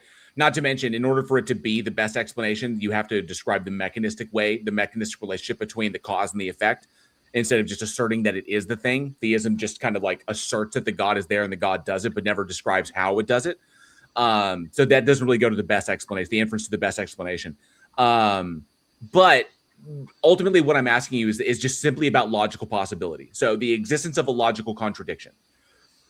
Is it within the realm of logical possibility, meaning that there is no contradiction in everything we know about science being right and a God still existing? That some sort of creating entity, not any specific God, but a creating entity still existing. That is it logically possible that such an entity exists and everything we know about science is correct? Probably. I don't know. I don't know if you have a specific idea which you would like to bring it's just about it's just about logical possibilities. All I'm talking about is just within the realm of logical possibility. There's no contradiction in a creating type entity existing and everything we know about science being true. So there's no contradiction there. On the converse, would you agree that there is no contradiction in everything we know about science being wrong and no God existing? As long as the possibility is there and there is no logical contradiction, it is theoretically possible. Okay, great. Because there's no logical contradiction between that either. Everything we know about science could be right, and there could still be some form of creating entity that exists, or everything we know about science could be completely 100% wrong, and that wouldn't entail that a God does exist. It still could be possible that no God exists. So, because the only difference would be just the subtraction of telos. There'd be no telos behind the existence of the universe, just be a result of natural process. So, given this, the kind of constraints here of logical possibility, does it make sense to try and use a methodology that focuses on the empirical, or to attack a methodology that focuses on the empirical in regards to the category of a God? Does that track? Well, when it comes to epistemology, JL, I have always held the position that scientism or empiricism or verificationism isn't the best tool to come to most likely true beliefs. It has always been my view that we have to have a solid epistemology which is grounded in science, theology, and philosophy. So 3 legs, basically. I get the philosophy and I get the science, but I don't get the theology, because how would you ever confirm that you have the right theology? Yeah, that's a good question. Of course, I mean, there are many things that you need to consider. It is not an easy question to answer. I give you that. But I don't think that therefore we should exclude theology. And maybe theology should come in at a certain point in your investigation, maybe not just in the beginning. That's why I hold to the cumulative argument for God's existence, which starts with very basic descriptors of that deity. Basically, God is eternal, powerful, conscious, and a mind, an intelligent mind. So, since these qualifiers are not mutually excludent or illogical, a deity with these qualities is possible. I start with this. Okay, but there's no way to confirm any of that. There's no there's no way in epistemology to confirm any of that without. I mean, there's no mechanism by which you could eliminate your biases to confirm that your theological position is the case. You can start with the assumption that it is there and is defined a specific way, but there'd be no way to confirm that, which could essentially be a source of conflict between your theology and your epistemology, unless you're willing to say that faith is a reliable tool for epistemology. I have a quick question. What was that quick list you just provided? You just gave eternal, powerful, conscious, and intelligent mind. Okay, if I took a bunch of those things, I can apply those to Tim, right? You can apply it to anyone you want. And I agree as well with JL that there is no way to empirically confirm or prove that the deity with these qualities exist. But I put it as a hypothesis, which is possible because it is logically consistent as a possibility on the table together with the no God hypothesis, which would be the opposite view. And real quick, Jessica Transmit Alchemist, thank you so much for the 5 Australian. Says, would you even say, JL, that there is a divide, one that you might wish to bridge? Yep. Thank you, Jessica. I appreciate that. And I want to make sure I tag this. I want to star this. Keep going, Andrew. I just want to make sure I starred this because it's a question from Leophilius. So, all good. Yeah. Okay. So it is another. It's an item on the table to consider. Now, if you don't start with that item even being a consideration, let's say we're talking to a person who's had no such conception whatsoever, it may never come to mind for them. So somebody else is coming to the table with the thing going, well, here's an idea that the other person never heard of. when do we start thinking it's worth talking about something in any serious capacity is my question. Well, I think that questions in regards of ultimate reality, they are fundamental for us because they are related to the questions about meaning of existence. Why are we here? Where do we come from? Where do we go? Does a God exist? And if he does and created us, what was the reason that he created us? I think these are all very relevant questions because they influence the way we think, the goals that we set in life, the moral standards that we adhere to, and so forth. So I think these are very important fundamental questions. I do agree that a lot of those are like the very existential items.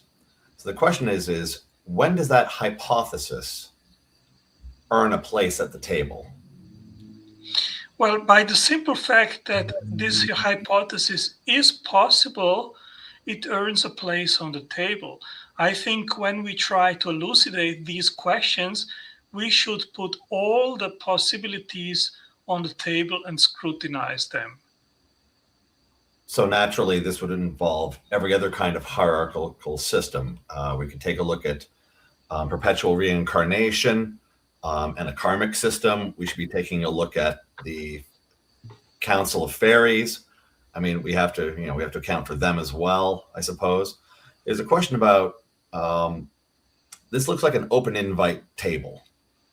And that's where I wonder where any item gains any traction. Like when you start describing properties, what is the function in coming up or imagining, I would say, properties for a thing that we can't say even can be properties? Well, I think that the properties which I described or gave, they are possible, so they are on the table. Are they not? Well, I guess at this point we're only talking logical possibility. Yes. Okay. So at that point, the only problem would come is if we run into a contradiction at that point. Yeah, exactly. So, there I mean- are no contradictions in these descriptors which I gave. Yeah. So they do entail some. I mean, just the biggest one would be your notion of eternality. Is God subject to time in your worldview? I think that God, he can create time, but he does not necessarily have to be subject to time. So how does God create time? Like, how is that possible? Because that statement right there is logically contradictory. How can there be a before, which indicates a temporal state, prior? How can there be a prior to time existing? Yeah, of course, there would be a situation where there is no time, and then there is a situation where there is time, and then there would be a transition or a transition point from one to the other, right? But if there's no time, how can you quantify that? There can't be, if there's no time, there can't be a before, there can't be a prior. So it's a logical contradiction. It violates what time is, which is the progression from one state to another. But if there's no prior state, because there is no before, because there is no time, then you can't have a beginning. Yeah, I mean, it is a very difficult question because we do not live in a timeless dimension, even to understand what it would entail, right? And of course, also the transition from an eternal or no timely dimension to transition to a time dimension, it is difficult to fathom how that could be possible. I agree with you on that.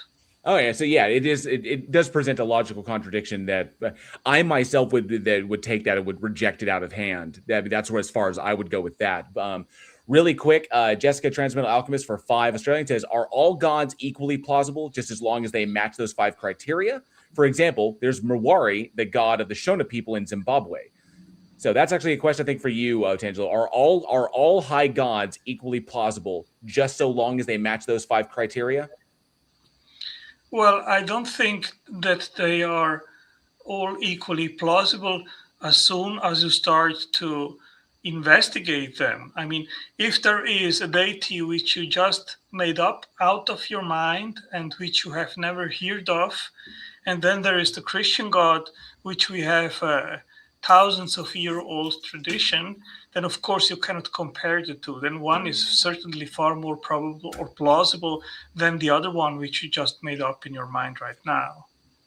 That one, no, I'm pretty sure that's an older god. I mean, there are older god concepts than Yahweh. Than Yahweh. There's God concepts that are thousands of years older than the Christian one. Christianity is pretty new on the block. But no, the question was if all would be plausible in the same way. That's what. If any god that meets those criteria, would those all be equally plausible? No. Okay. Well, we had a funny thought here because. Well, one sec. Kentucky Atheist, good to see you. Thanks so much for being here. I appreciate that. Probably saw promoted Puggles, so I want to make sure. Yeah, Star Equinox, what even is a timeless dimension? And Leo Phyllis says there never was a transition from a no time dimension to a time dimension. What? Agreed. I'm pretty sure Otangelo was agreeing with me that it does present a logical contradiction. No, I didn't say that. I didn't say that. No, I know, but you were saying that it was very difficult to try and understand. The difficulty in understanding that is it's a logical contradiction per what time is. So the difficulty in trying to understand what you're conveying is that a transition from a timeless state is essentially a before existing in a state when there is no time. So a temporal state or a temporal reference point existing when there is no time. You're saying it's difficult to understand. The difficulty in understanding that is because it is a logical contradiction. That's where the difficulty comes from. Well, I am not willing to make this leap of conclusion, but I respect. It's not a leap of conclusion. They're contradictory. You can't have a temporal state in which there is no time. Well, but I didn't say that. It's entailed by what you said. God creating time. There was a time before time. Is essentially there's the before time, which means that there's a time before time, which doesn't make any sense. Yeah, I would say that maybe we can talk about a simultaneous state of cause and effect. Did God exist eternally before time? Beyond time. No, time is linear. It's a progression of change between one state to the next. So if God exists, which is also problematic because existence implies a temporal state. So, but if God exists before time, then how can there be a before it? So you're even talking about that. It can't be it all. Either the God would have to come into existence at the exact moment that time comes into existence. Because you can't have something existing prior to there being no time, because that implies a temporal state. One point. It existed in the point before the existence of time, but that once again implies a time before time, which... Well, I have also my difficulty to agree with you that there cannot be existence without time. So in that sense, God would be subject to time. No, I can imagine that there would be no logical contradiction God to exist in a timeless dimension without movement. I see no reason to think that this is not possible. I admit that it is difficult for us, or for me at least, to fathom it, but I see no reason to conclude that this is not possible. Well, you recognize that the difficulty in reconciling it, when you mean fathom, what you're talking about is reconciling the concept, but you recognize that the difficulty there is because it entails a contradiction. It's the contradiction which is irreconcilable between the two concepts. No, I would say that it is because we live in a timely dimension. To imagine or to think or to fathom something which goes beyond what we experience is difficult. I'm not saying that it is logically contradictory or logically not possible. It's the same thing as to say that you live in a dimension, in a two-dimensional existence and then to fathom 3 dimensions. So that would be difficult. So to go from 3 to 4 dimensions, or for 4 to 10 dimensions, anything that is beyond our own experience, I think it is difficult for us to understand. I'm I not think sure that may come down to an appeal to mystery, but I'm gonna bring up another guest. PhD Tony, good to see you. Hello. Howdy, Tony.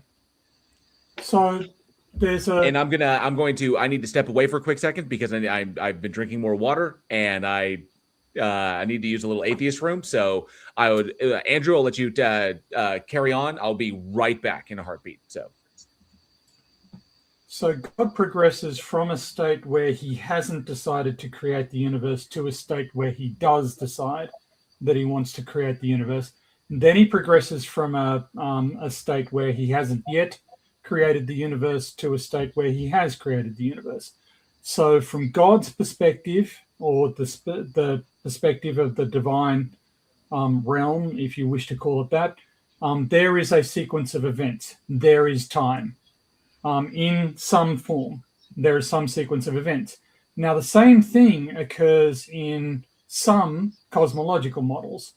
In some cosmological models, time is finite and comes into existence through a sequence of events. And there are various mathematical formulations for doing it. But you can't say beyond time or before time and have that be or that God exists outside of time and is capable of doing something and expect that to be a meaningful concept, because it isn't. Yeah, this is atemporal causation. In the end, if it's outside of time, it has no causal impact, because the mere idea of unchanging, well, it's not a creator yet. So what change is going to happen to a timeless thing to allow it to create the ability to do stuff, which would be time itself? Yeah, I agree with all the difficulties which you guys put on the table, even the state of affairs where there is nothing physical but just a God, a deity, which thinks. As soon as God thinks, that means there is a thought of before and after. So I can imagine that this would already be a sequence of time, even in thought. So it isn't easy to have good answers to these questions. It is philosophically bankrupt. There is no support for it, is the problem. Well, but I mean, sort of there are the same questions can philosophically be brought to bear against the universe, and the universe demonstrably does exist, right? So time may not have existed in the form that we understand it to indefinitely. It may extend back infinitely. We have no way of knowing. So the same philosophical objections can be made to sort of various cosmological models. The advantage of the cosmological models over extending this to divinity is parsimony. We know that the universe exists, or we act as though we do know that that's true. It seems a fairly productive assumption, so pointless to reject it. So I think sort of justifying things philosophically as bankrupt or not, I don't find that useful, because cosmologically something weird happened and we don't know what it was. And you can say, well, philosophically, that's worthless. Well, yeah, but something happened, like, we don't understand it yet. But to say philosophically bankrupt, therefore it can't have happened, I think I'd disagree with that. I might challenge that on the idea that begs the question as to whether or not there was a happening in an eternal model. Like, as you did mention, in certain cosmological models, indeed, this would be a very interesting question. and one we don't have an answer for. But other models don't actually have that problem at all. That's true, but you can't dismiss the other cosmological models simply because you don't like them philosophically. I'm skeptical of these philosophy-based arguments. Yeah, it's an interesting question as to how you could proceed with it. I don't have those answers. It's definitely above my pay grade. So I'm not sure what it would take to do that, but that's why I let the PhDs duke it out. But what I think that we are seeing here is precisely a philosophical discussion, and that confirms what I said previously. I think that philosophy is meaningful and important in these discussions in regards of origins. Well, it begs the question of if there's an origin at all. And that's kind of like you've already taken a fork the moment you go down that road. So that's just the first observation. The second one, just to backtrack on what you were mentioning with regards to your response to the other person's question about plausibility. You ran into kind of, aside from just raw age, I mean, we're pretty much on like an appeal to popularity as much as anything else, or appeal to tradition, I think is a more specific usage for this. It's an appeal to tradition going, well, this one's been around for a while. That's why it earns a place at the table. But since the terms you described for the minimum bar for entry are literally non-contradiction, I don't see that as anything other than a reason just to dismiss everything else. If it's not a real reason to include, it's not a real reason to exclude either. You don't get to have it both ways.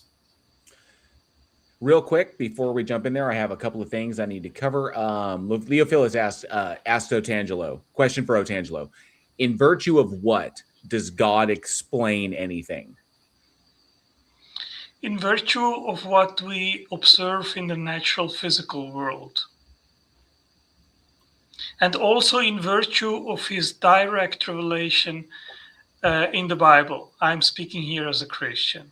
Well, I need you to expand on what you mean by your first point.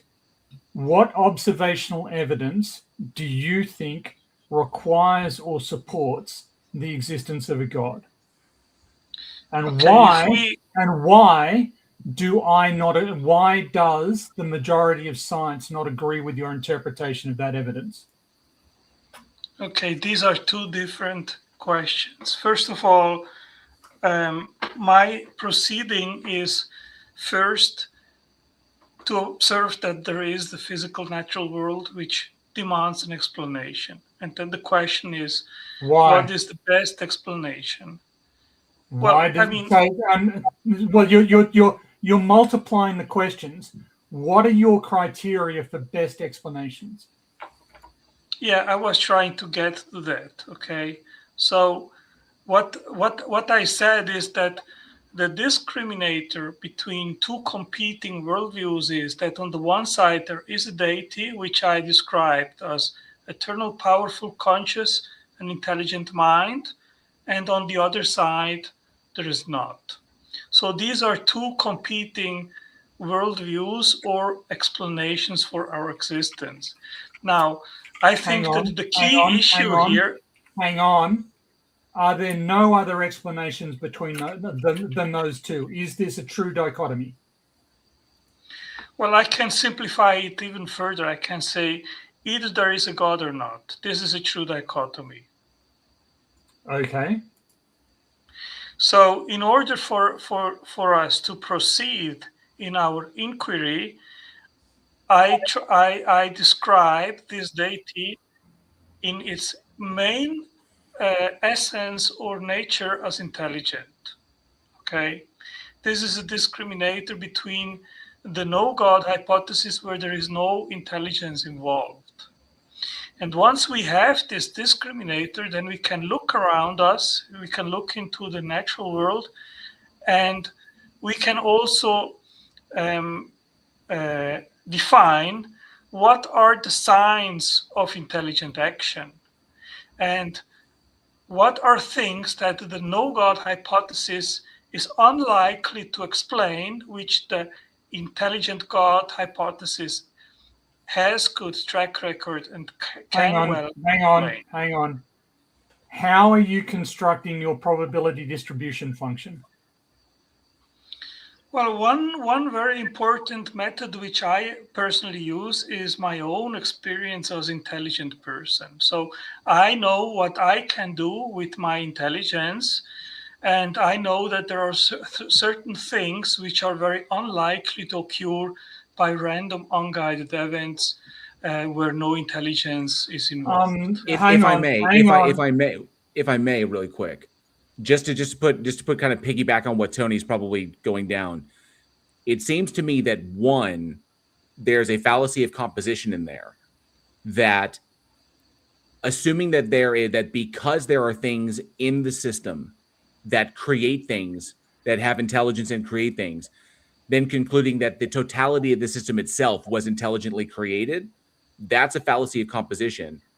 And then that was the first issue. And then the second one was the assumption of telos, that things that because things exist, they exist for a reason. Like they're meant to exist that way, which would be begging the question. So I'm just throwing that out there. Tony, feel free to continue. Keep going on. I just want to make sure that gets covered on those two. So go ahead, Tony. Well, so could you design a world in which you've introduced your own intelligence, your own standards? Could you design a world in which in which cancer wasn't a thing? Yes. Okay.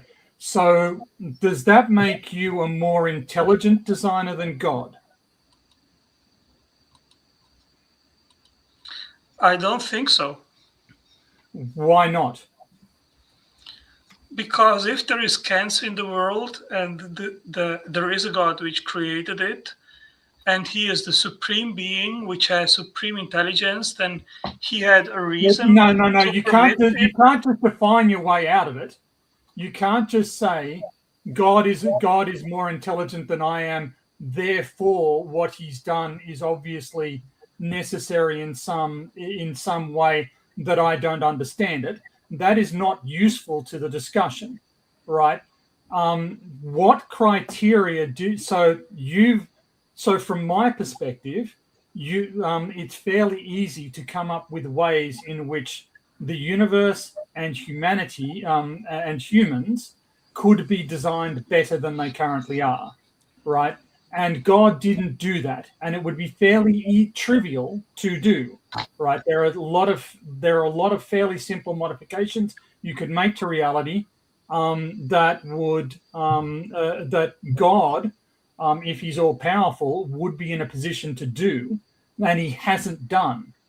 Now, you're claiming ipso facto that he's more intelligent, and therefore all of these things are somehow necessary. But that is not that. That's just I don't know. It's intellectually bankrupt as a concept. Like that all of this suffering, unnecessary suffering. Let's look at skin cancer. Why is it necessary that the sun gives us cancer? Why is that a necessity of our reality? Well, we have moved to a direction which I think, if we have not yet even established if a God with the concept which I gave is more likely than the no God hypothesis. Well, I'm arguing you're claiming that God is intelligent. My claim is an intelligent person would be able to design reality in a better way than we see in reality being designed. What I see, you claim you see the guiding hand of intelligence in all of this decision making. That's not what I see. And so you're claiming that God is a better explanation because you see intelligence. I don't see intelligence, or if it is intelligence, it's malicious intelligence. Now, you're the one who said you see intelligence. What is the intelligent reason that the sun gives us cancer? And if you can't answer that, then your claim that that what you see is the product of an intelligence is not defendable. Well, this is a very, it's not a new argument. It has been brought forward in different forms over decades already. And my standard answer to that, Tony, is that if you see a cell phone which has a keyboard which is defective, it doesn't work 100%, you don't jump to the conclusion, well, then therefore the cell phone wasn't designed. You question yourself, well, why is it defective? Why didn't the designer design a keyboard which is 100% You've working? been in this discussion. You've been in this sphere too long to just lazily throw out the watchmaker fallacy and pretend that it has any probative value. Obviously, I don't see humans as designed. So you need to defend your central premise. I would argue that, and it's not just one cell phone. All humans can get skin cancer, right? All humans can get cancer from the sun, right? It's not a matter of some humans are broken in some way and therefore they get skin cancer. Dark-skinned people are less likely to get skin cancer, but they can get it. It's so this is a design flaw that is common to all humans. It is not a random happenstance where some humans are broken in some ways through use or through accident or whatever. This is a design feature of all humans. So you don't get out of it. You don't get out of it by saying that there exists a dysfunctional phones. If all phones were designed to sort of plug into our asses or whatever, you'd ask, well, why has the designer done that? That's a stupid idea for a phone. I'm going to get a phone that I don't need to plug into my ass. Really quick, before we jump forward, I got several things I want to cover. Singer Soul, thank you so much for the $4.99 super chat. Says, you don't think the Yahweh God thing doesn't sound just made up from a group of primitive humans in the desert from thousands of years ago? Typically, I hold that God concepts are all human invented in order to facilitate some outcome, whether it's to explain a phenomena that's not easily understood, to make sense of a philosophical conundrum, to try and justify an idea or band people together under a common idea. I hold that there's a lot of it, but I do hold that they are human inventions myself. Jessica Transmetal Alchemist for 5 Australian says, if old age is the most important criterion, then the most plausible god must be Bayame, a creator high god from Australian indigenous mythology. Did I pronounce that correct, Tony? Bayame? I think so, yes. Okay. I'm not up on them. There are like hundreds of indigenous languages, right. So I don't really know. So, Jessica, if I pronounce that correctly, correct me if I'm wrong on that. Brenta, thank you. It says, time is on my side. Yes, it is. One of my favorite Stones songs and one of my favorite movies, Fallen, with Denzel Washington. Thank you, Brenta.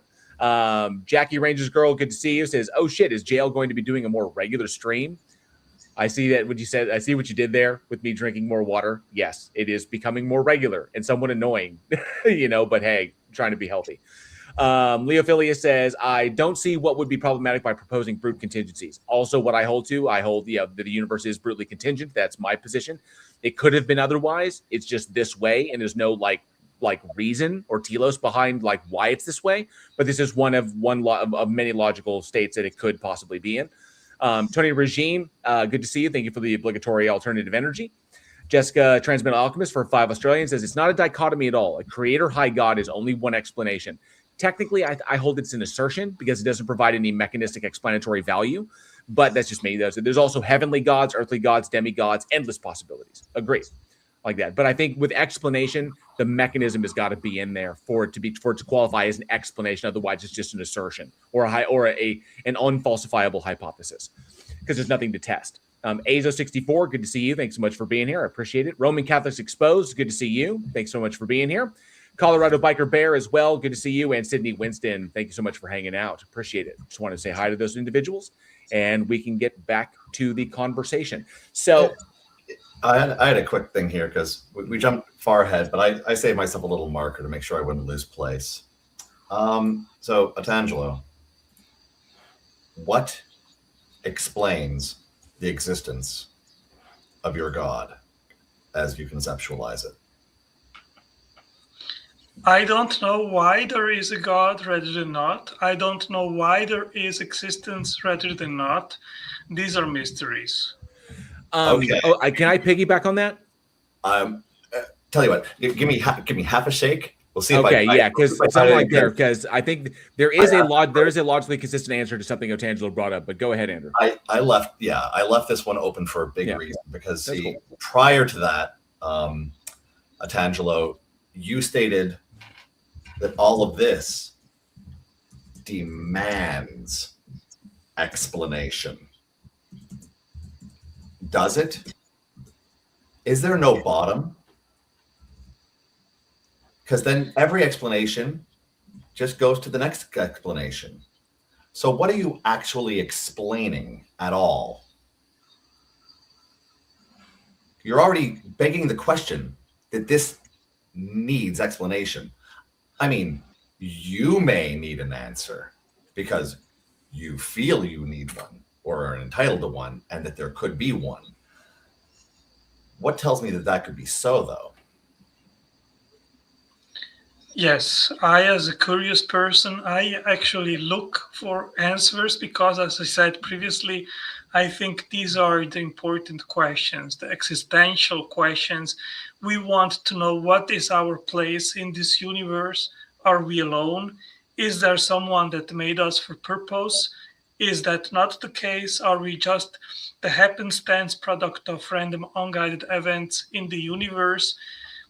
I mean, I am a curious person and I want to try to find answers, even if they are not proven or definitive answers, but at least to come close to have meaning answers that I am satisfied intellectually, at least for myself. So I'm going to close my note and pass the ball to JL because I'm not sure how much I covered for this. But this ending note, however, it's not that this demands an explanation. You demand an explanation. I demand an explanation, and all philosophers that is my answer. The principle ask the same questions. The principle of sufficient reason is the PSR is not really a thing that, I mean, I don't hold to the PSR, the principle for sufficient reason, because brute contingencies are logically like brutally contingent things are logically possible. They simply exist because they exist, and they could be other ways, but they simply aren't. So, and they're logically possible, and it's the most parsimonious given the evidence we have at hand. It seems to be that the answer that you're willing to accept depends a lot upon, or the thing that you're kind of appealing to is that it's not so much that there is an explanation, but an explanation that is emotionally emotionally sufficient. No, that is sufficient that's exactly to you. The point. That's exactly the point. His definition is circular, in the sense that he's looking for an explanation, and he said it. He's looking for an explanation that is satisfying to him. So he keeps on asking questions down until he gets an answer that makes him feel good. Okay, that is a basis for doing things, but it's not going to. Do you understand that line of reasoning isn't going to appeal to or seem sound to other people? Well, you brought in feelings, but I think we should leave feelings completely aside when we try to find No, sir. You said an explanation that seems satisfactory to me. Okay. Right. Unless you can define rigidly and objectively what the phrase "satisfactory to me" means, why should anybody else accept it? You said those exact words. You settled upon an explanation. You will stop asking why. You don't ask why God, because God is a satisfactory explanation to you. That's what you said in answer to Andrew's very perceptive question. And that was your answer. Are you wanting to modify your answer? No, I don't need to modify my answer, but I can qualify it by saying that my satisfaction isn't granted based on feelings, but on a result of my intellectual inquiry, which brings me intellectual satisfaction, where I think this is reasonable, this is plausible, and this makes sense to me based on my reasoning process. If I may, if you of the two options that could be available, I'm not saying that this is an exhaustive set of options, but if you had one option that was not emotionally satisfactory but provided a comprehensive mechanistic explanation for why the universe exists the way it does, like mechanistically speaking, but then you had one that is an assertion that doesn't provide a mechanistic explanation, but does provide an emotionally satisfactory reason for why things exist the way they do.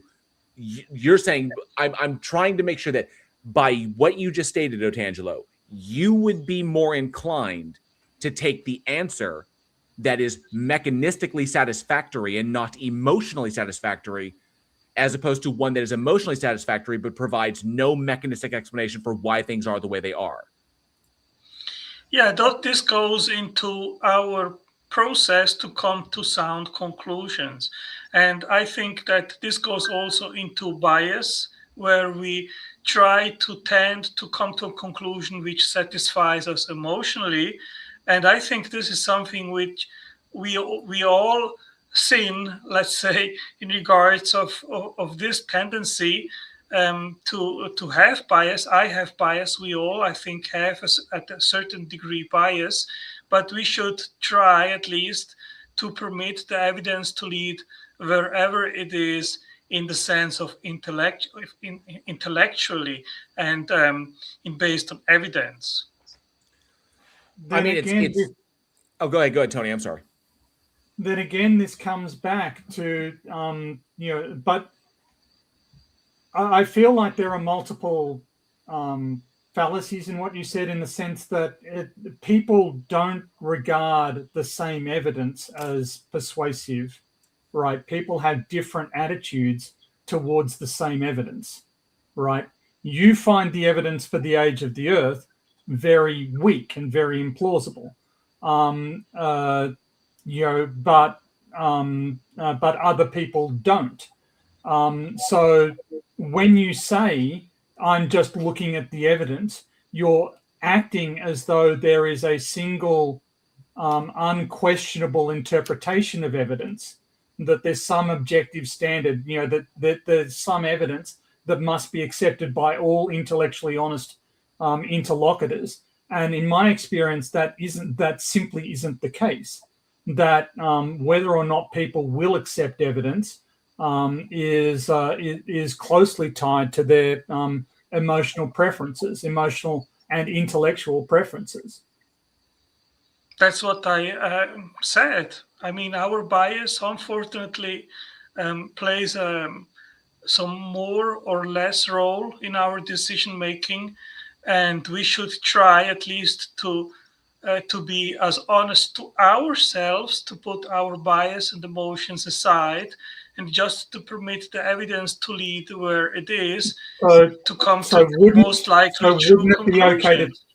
So one of the tests of that, one of the tests of a person's lack of bias, is to determine whether or not their conclusions accord with reality, right? Yes. Okay. So let's take, for instance, the age of the Earth, geochronology. Do you accept the scientific age of the Earth? Yes or no? PhD Tony, we have already talked about this topic. It's a yes or no question. It's a yes or no question, and I'd appreciate a yes or no answer to a yes or no question. Can I please finish my sentence, yes or Tony? No because question. I mean, I am being very patient here. I am relaxed. I don't want to heat up. It's a yes or no question. It is going on to another. Every time that I'm talking. Okay, then we're just going to assume no. We've And just I got. think, Okay, I thought I would be polite enough for your I think and ask your always opinion, trying to but come now I'm to just the going to age of bulldoze fear, right which through is you. So controversial we topic, actually use will not be geochronological productive. techniques So I to think we shouldn't locate focus on this mineral direction. deposits under the Okay. Earth's surface. And this is vital in that we actually use geochronological techniques to locate mineral deposits under the Earth's surface and make those minerals available for We use. were talking So about the minerals that no go into God your or computer, no God the minerals hypothesis, that and go you into your diverge car, the the topic. minerals that go guys, into your, one second. the I minerals gotta that go jump in. I gotta jump in as the mod. Just to make sure that, because with both people talking over each other, we're not going to be able to hear anything. And I know that Tony's got some interesting things to say. Just to be fair, Otangelo, Tony did ask you a yes or no question. And for the sake of the line of inquiry, it would be good to get an answer to that. Just so that we don't I would go say off the this, rails. that we were talking about the God or no God hypothesis, and Tony simply diverged to a completely different topic, which was unrelated to this. Well, hang on a second. Then I don't think it's a fair conclusion, though, because I don't think you know exactly where he's going with that. I know that you've had a prior conversation with him, but it's possible it could be going in a different direction, right? So allow me to lay out my line of reasoning. We agreed that one of the ways of determining whether or not somebody has intellectual biases is to compare their perception of reality against observable reality. We agreed that that is a valid way of testing whether or not somebody has intellectual biases or doesn't. I was then going to make the argument that, for instance, with relation to geochronology, we use geochronology in the real world to obtain real world outcomes. We use geochronology to work out where to find minerals and mineral forming complexes under the ground. And this is the basis for trillions of dollars of industrial investment and the minerals that go into your cars, your computer, your house, the entire infrastructure on which modern society depends. Modern society depends on the accuracy, rigor, and reliability of geochronological techniques. So if you are saying that all of those geochronological techniques are wrong, you are, based on the observational evidence, just wrong. It is, and this is a sign that you are intellectually biased, because we agreed that if you came to a conclusion that was at odds with observable reality, that was a sign of intellectual bias. That was going to be my argument, and we agreed before I set out on this that testing perception against observable reality is a valid form of test. Did we not? Well, first of all, I didn't deny that I am biased. I said that we are all biased up to a certain degree. I also said that in order for us to come to, for us, meaningful conclusions, we should try to put our biases as much as possible aside. Tangelo, I'm sorry. Otherwise, we are just self-deceptive. Tangelo, hang on one second. Tangelo, if you can just, I don't want to interrupt you, just clarify. What do you mean exactly by meaningful in the context you were talking about? Well, the more that we have a basis in order to come to a conclusion, the more meaningful it is. So the one that's most consistent with the evidence and the predictive and explanatory models. Yes. Okay, just because some might take meaningful to be that something that means more to you, that's more personally validating, might be more meaningful to someone. And what you're talking about is more in line with evidence and in line with the ability to pragmatically apply it, make predictive models off of it, like we do with geochronology. Right. Okay, gotcha. Okay, just making sure. That was for my own edification. Yeah. I want to leapfrog that for a split second, and you can loop this back to answering the particular line that, for instance, PhD Tony was going down towards. The thing is that at the same time, we also started this with a list of other items as to those things that you felt you needed an answer for. Those questions of why we're here, were we created, even entertaining that puts it on the table as a bias. See, that's already like a conclusion prior to the evidence. So it's not evidence leading to a conclusion.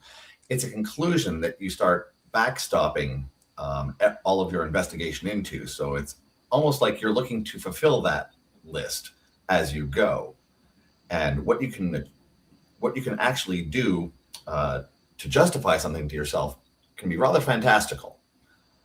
So even having all of those items as lists on top of the idea that all of this demands an explanation, where it's really people may demand an explanation that perhaps doesn't exist, isn't a justifiable thing, like a brute fact.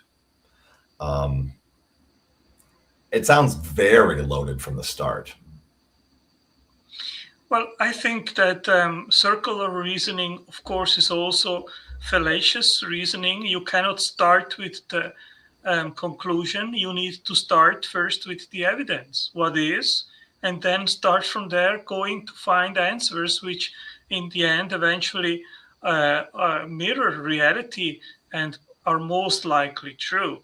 So I agree with you on that. We should not start with the conclusion. But So we you, are. so Okay, so wait, hey, so one let me second, ask the I'm sorry. question. So you would agree, Otangelo, that we humans really have no justification for pointing at anything that we observe and saying that is evidence for the existence of a God, because that would be begging the question. Well, I would disagree with that, because I said, here is the evidence. The natural physical world exists, and I mean, I at least I want to find answers that explain why we are, or how we came to be here, why we are here. Okay. Okay. So as I said, the thing that we need to do is to put on the table what are the options, and two basic options are either there is a deity or not. Sorry. Okay, but the issue being is that the thing being is that, but pointing to the existence of reality, the existence of the universe, if you will, and all the things that are within it, pointing to that and saying that that is evidence of something created, evidence of the existence of something to have created it, not only assumes that the universe itself is created, is a created thing, as opposed to a thing that has always existed and is uncreated. So it not only assumes that, but then assumes that a particular God exists in order to be the one to do the creating, and it's a particular God that meets certain criteria that would be satisfactory to a degree to whoever's making the hypothesis, to say, like, this is why it created things the way that they are. So there's a lot of assumption that's all predicated upon assuming that the God exists to do the thing that you think that it do.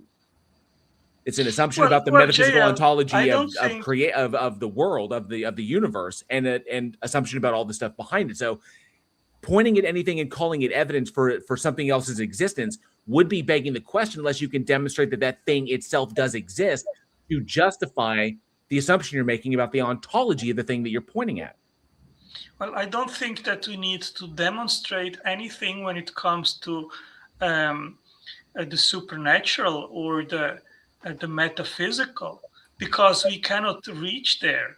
But it is a hypothesis which is on the table in as much as the no God hypothesis. That's what I am saying. Put in the beginning all the possibilities on the table, look around you, and then start to ask questions and try to find answers, and eventually you get to one or the other direction. I get that, but and final conclusion. I get that, but you can't demonstrate without the existence of the agent. You can't demonstrate telos. Right. So yes, we cannot demonstrate God. I agree No. with that. You can't demonstrate the telos that you need for there to be an agent to have the telos behind why things exist the way that they do. You're starting with the assumption of the existence of telos, which would be an assumption about the ontology regarding the ontological nature, the nature of the thing that we're pointing at. So we're pointing at the universe. An ontological assumption you can make about it is that it exists that it exists intentionally, that it's intended to exist this way. But in order for it to be intended, there has to be an agent with the intention. So you're assuming the telos, which in turn assumes the existence of an agent with telos. And that would be begging the question. At the beginning, I don't assume anything. What I am saying is just this. Is God a possible hypothesis, the answer is yes, as long as the descriptor of the deity is logically consistent. Then it is a possibility. And then it is warranted and justified to scrutinize if that possibility or hypothesis is plausible and makes sense or not. Sure, No. we could do that. But the issue being there, even though you could hypothesize it, you could throw it out as an unfalsifiable hypothesis. It can't be the existence of a creating entity. Even if it was completely naturalistically, the way it does things is naturalistic. It's unfalsifiable. That's fine. The problem is that there's nothing to test or develop any kind of model off of, because there's no way to describe the mechanistic relationship between it and everything else that you're claiming is evidence. So it's a hypothesis that I want to leap in and make a fundamental point. Okay, go ahead, Tom. Do you know what the recurrent laryngeal nerve is? Yes. Okay. Do you know what its course is through the body of mammals? Well, I mean, I hear the argument of the giraffe that it is a bad design, right? I think it's a bad design, right? Yeah. Even in giraffes and humans, it goes from the brain. For those in the chat who don't know, the recurrent laryngeal nerve is one of the nerves that governs our ability to swallow. This nerve goes from the brain, it goes round, down into our chest, around the pulmonary aorta, and comes back up to our throat. And it does the same for all mammals, right? It does the same for same in all mammals, and it's a bad design, right? There's no reason for this to occur. It's perfectly. Would you agree that this is evidence that is consistent with the development of mammals through evolution? Absolutely not, Tony. Why I disagree 100 degrees, because more recent studies have actually shown that it is not bad design as you just described it. So A, cite those studies, and B, that wasn't my question. My question was, do you agree that the fact that this occurs in all mammals is consistent with evolution? I don't know why you think that. You should explain it. So I think if I could add an intellect to a machete to the intellectual thicket here, the idea being that evolution doesn't have a goal in mind. There's no evolution is not trying to get to something. Fundamental, functional, features within phylogeny. Okay, within the morphology of an organism, so long as that organism can reproduce that successfully and pass on, that's what evolution is doing. The effect of the recurrent laryngeal nerve, the fact that the way that it functions, by the way we see it in all mammals, and I think in all vertebrates, but nonetheless, all vertebrates. In that respect, that is exactly what we would expect to see from a process that doesn't concern itself with small details like that don't generally interfere with an organism's ability to reproduce. If evolutionary pressures are acting upon populations to a degree, and that is the feature, as morphology changes, the recurrent laryngeal nerve begins to move further and further back and further and further back and further and further back to this point. It's a weird structure because it's completely it's unnecessary. It'd be far more efficient for the nerve to go from here to here and not incorporate a very problematic, especially in larger animals like the giraffe. But evolution is not concerned with these things. Evolution is not concerned about anything. It's just about those ones that evolve successfully, the ones that can generate, the ones that can propagate to the next generation.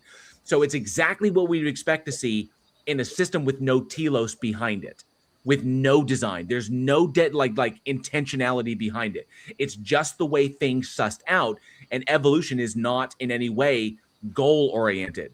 It's simply describing the process by which these things happen, and we're talking about a process that results that extinction is necessary for. Extinction is a necessary feature of evolution. Things will go extinct, and species will evolve into a state of specialization to the point that they will invariably go extinct because they're so specialized they can't keep up with natural selection pressures. We see it all the time in the fossil record. We see it right now with polar bears and pandas and red pandas and other animals that live right now. So, and it'll likely happen to us one day, which is exactly what we'd expect to see in a system that doesn't have a mind behind it. I want to point out here the temerity and intellectual dishonesty on display. This is a man who has been lecturing us for at least an hour since I've been on the importance of removing biases, on the importance of not imposing biases when we're assessing evidence. And yet when presented evidence, all I asked was, is this evidence consistent with evolution? I didn't ask if it demonstrated evolution. I just asked if it was consistent. And his answer was no, absolutely not. I don't see how any reasonable person would come to that conclusion. I needed explained to me why you think that's evidence in why that evidence is consistent with evolution. And I'm certain that after you having explained to him why it is consistent with evolution, he still won't accept that it's consistent with evolution because he's biased against the possibility that evolution might be a plausible mechanism for the existence of animals as we see them today. You've been lecturing us and hectoring us about removing biases, and then as soon as evidence we get down to actually discussing evidence, you instantly invoke your intellectual bias, and it's openly on display here.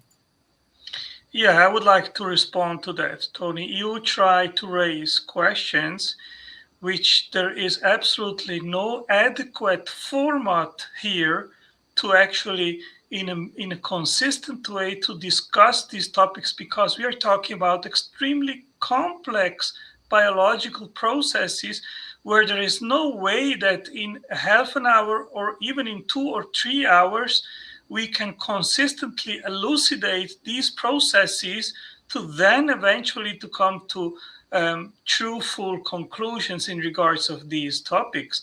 That's why I think it is completely misplaced to even raise these questions in a chat like this, and then in the end to accuse me of being intellectually dishonest when I am doing that precisely because I think this is not an adequate format, and I am absolutely in no obligation whatsoever to agree with JL or with you in regards of what you throw at me literally and think that I will simply swallow it because you say so.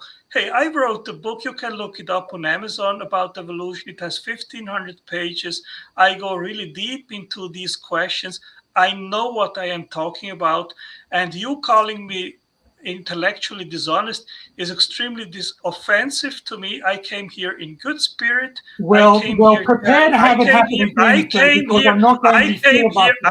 here to have a relaxed, friendly conversations with you guys. You're about to be accused of intellectual dishonesty again, so wrap it up. My honesty here, and that's not the way we can have meaningful discussions. And with that, JL, I will say goodbye until the next time. Bye-bye. Well, so I'm going to say something. I'm going to say something about that piece of shit right there. A 1,500-page book of nonsense is not a substitute for peer-reviewed scientific literature.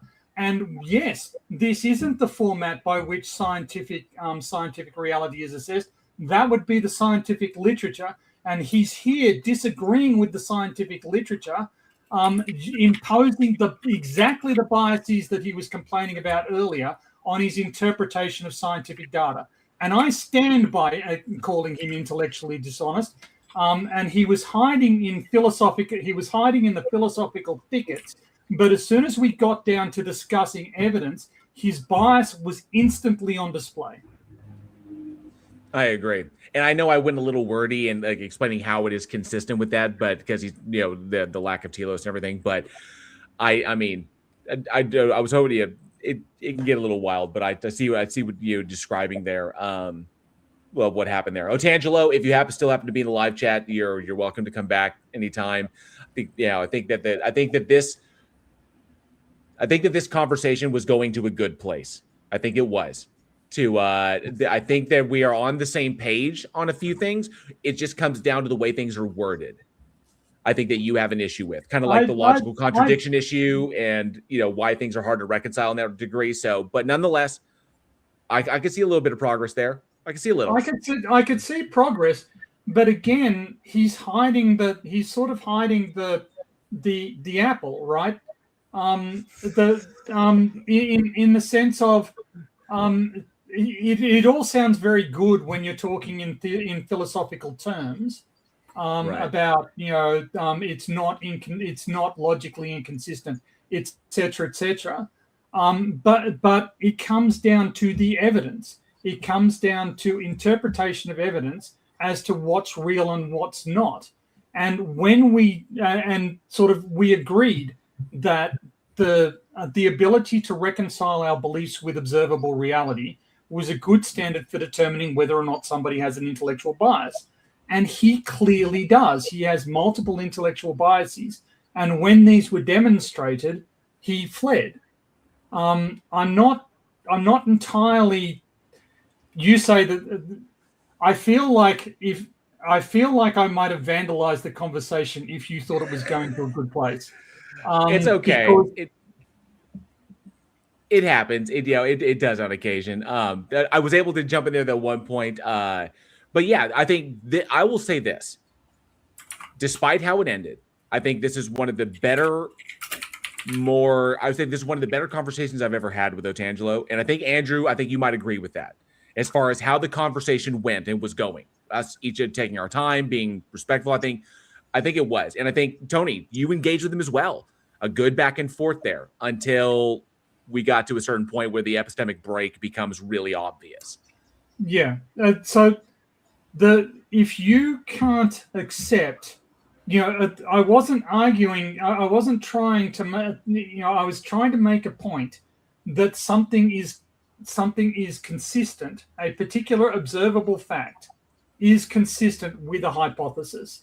This should be something that we can agree on and get to a conclusion on. That it is consistent with evolution. Not that it demonstrates it, not that it proves it, not that it's just consistent with, right? It's not inconsistent with evolution. And he would not accept it. And at that point, and I apologize, perhaps, intellectually dishonest. To me, it just seemed obvious that he was invoking his biases as soon as evidence was being discussed.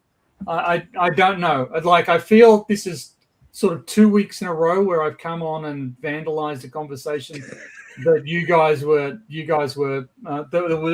that was going in a completely different direction. Perhaps, because I'm much more evidence-based than either of you two. You two are much more comfortable in discussions of philosophical concepts.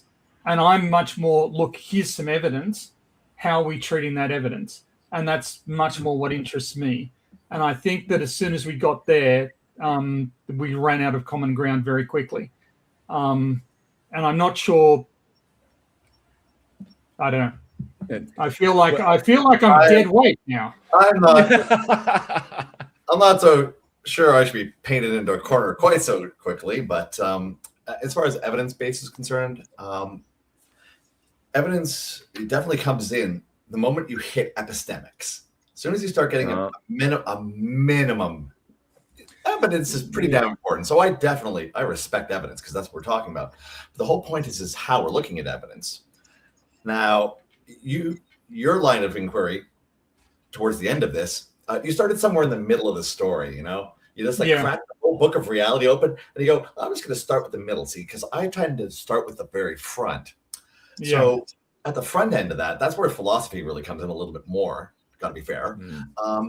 he put an initial bar for what kind of concepts could even be considered. So he had an appeal to tradition on there. So automatically we got that. We had the questions that he had. Those questions are, I already have an idea, and prepare for confirmation bias here because it's coming.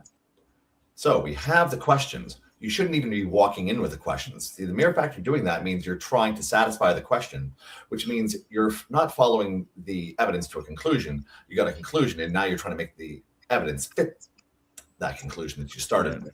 So we're already doing that on both levels. These are both admitted here.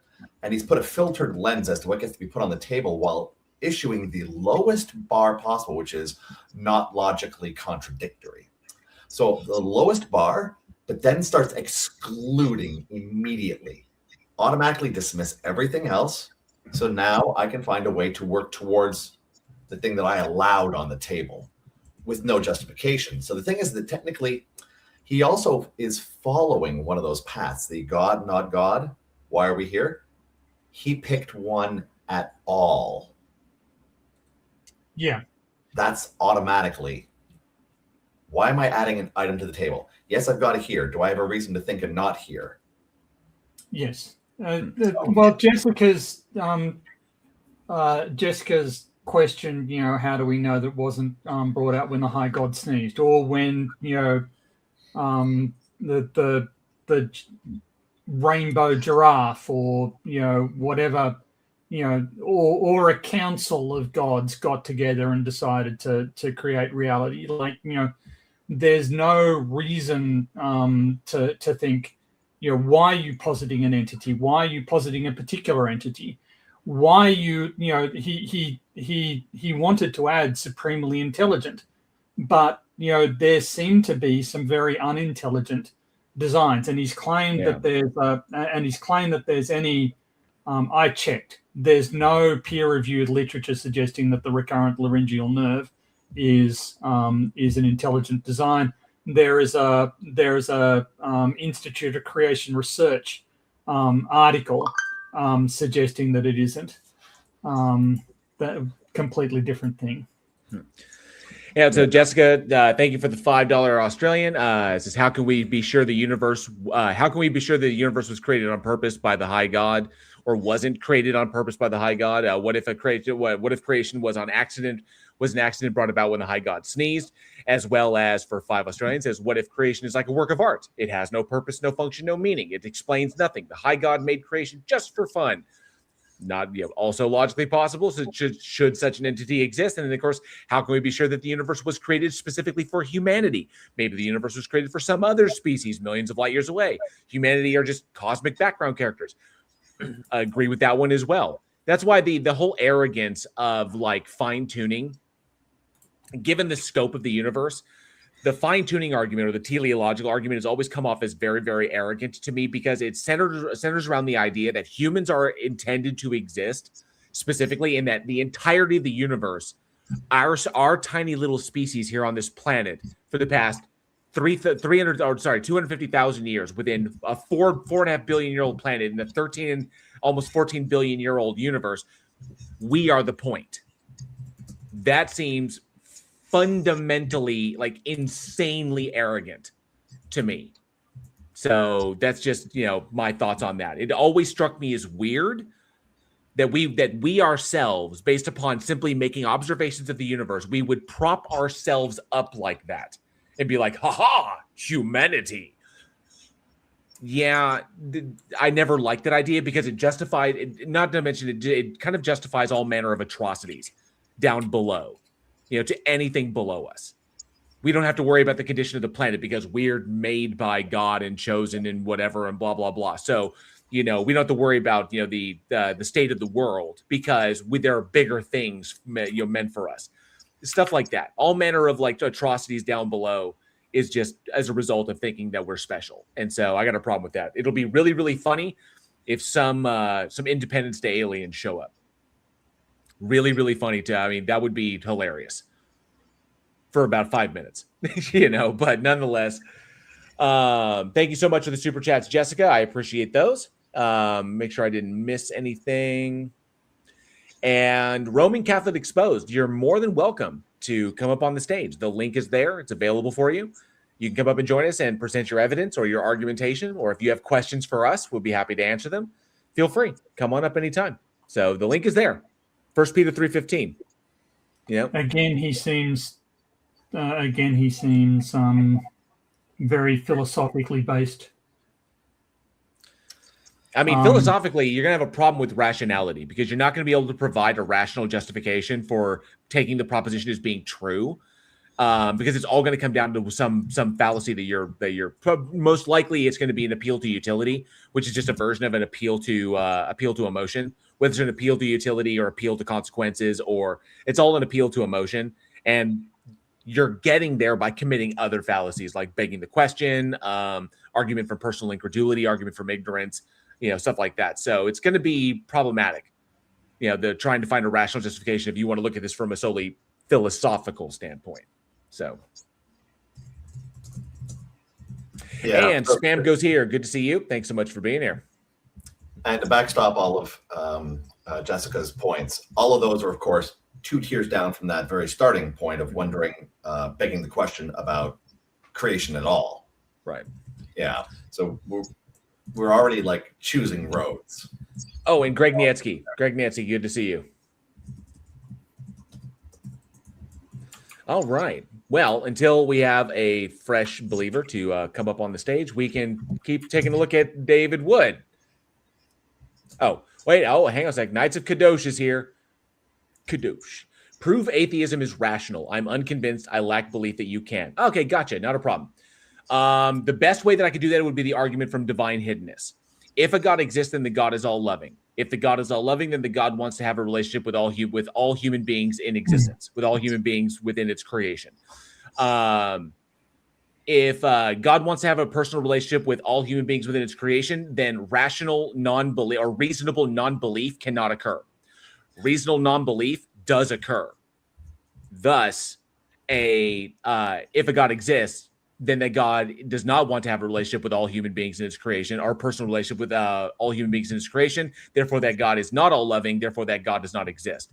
So that's the best one as far as justifying atheism, rationally justifying non-belief, reasonable non-belief. But that's only if you define your God as being all loving.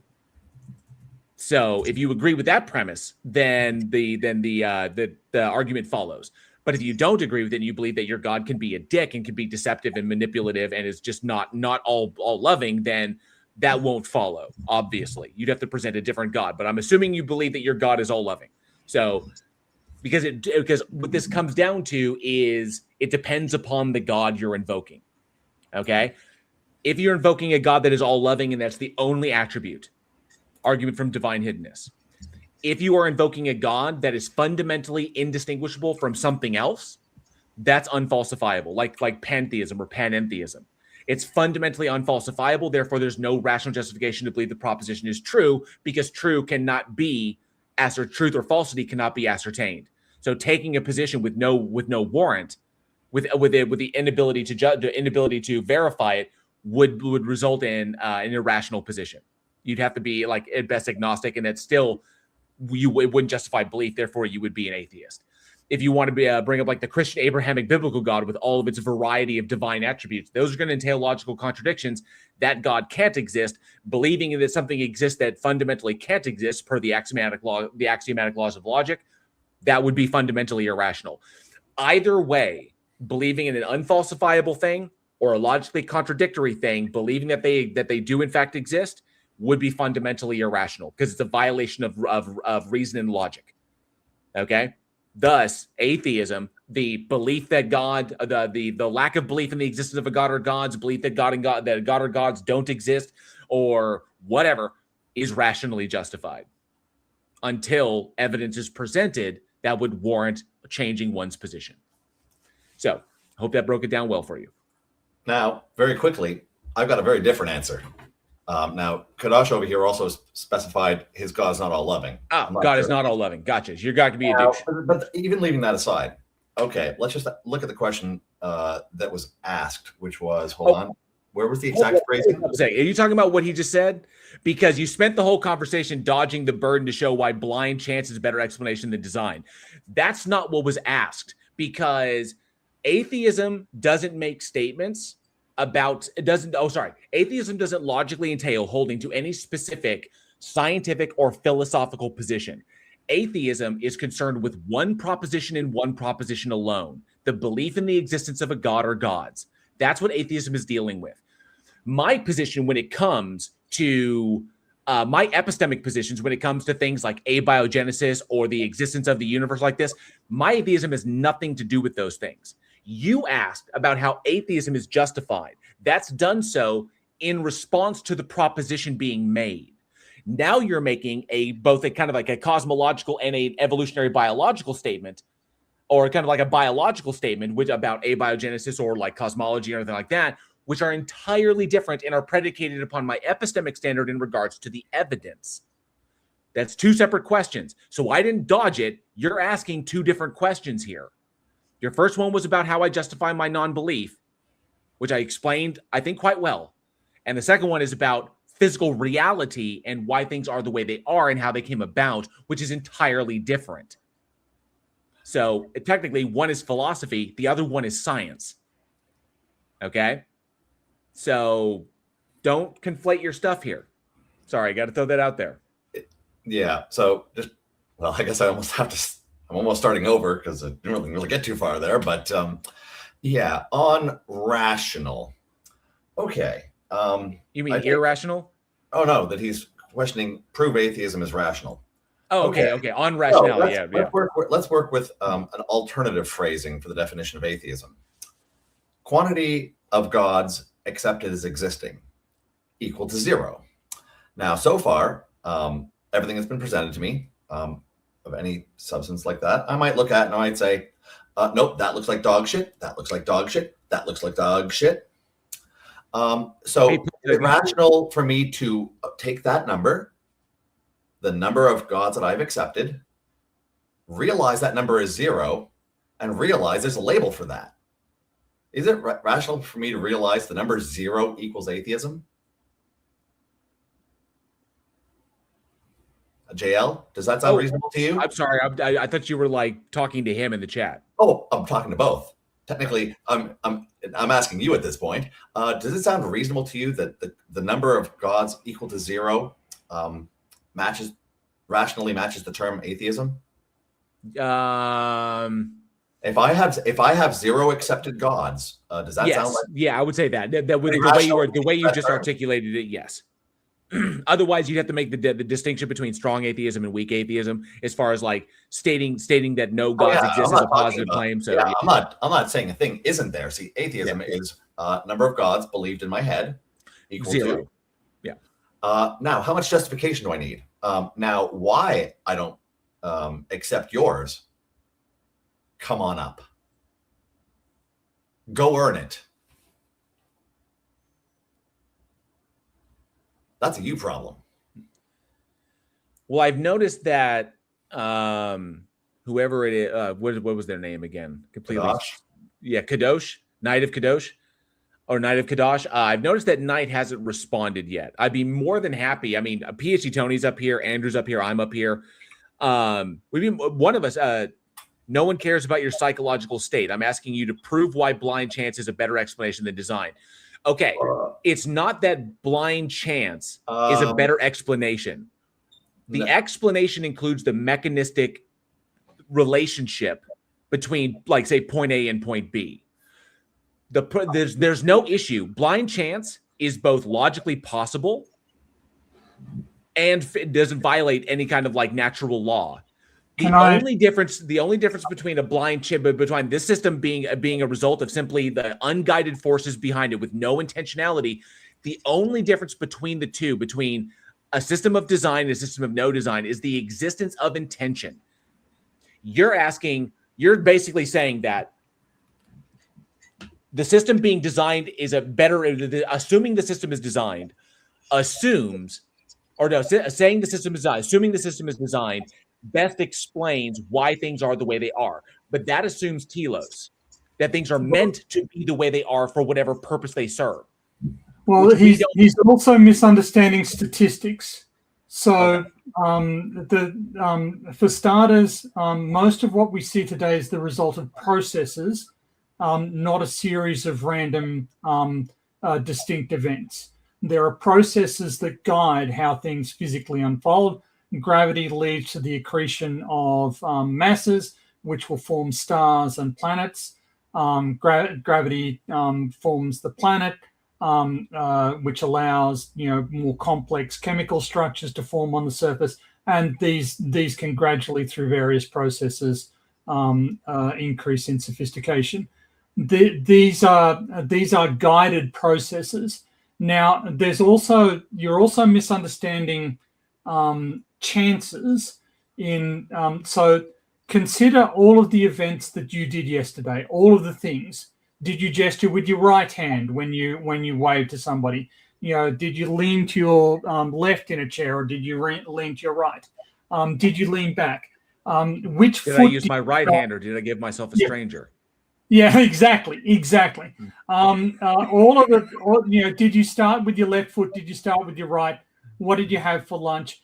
What are the odds that you got those particular pieces of rice for lunch yesterday? Where did those particular pieces of rice come from? Who were they driven by?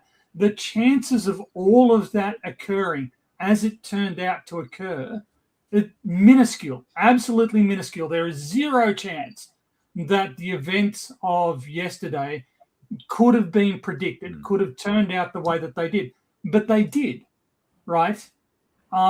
So there's an infinite amount of ways that things could have turned out. The fact that they turned out one way is not an argument that well, God made it happen that way is just a better argument. No, we had to choose a value for these things. The values that we ended up with are the values that we ended up with. So your idea of random chance is misguided in that processes aren't fully random. Processes can produce very structured results. And you don't understand randomness properly. I got to jump in real quick. Speakeasy, I do see you in the back. Can you make sure that, can you write in the private chat and make sure we can hear you okay? Just want to do a quick audio check.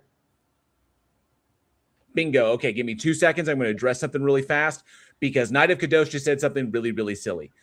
Knight of Kadosh, you just asked, can you provide a single observed example of specified functional goal-directed complexity arising without intelligence?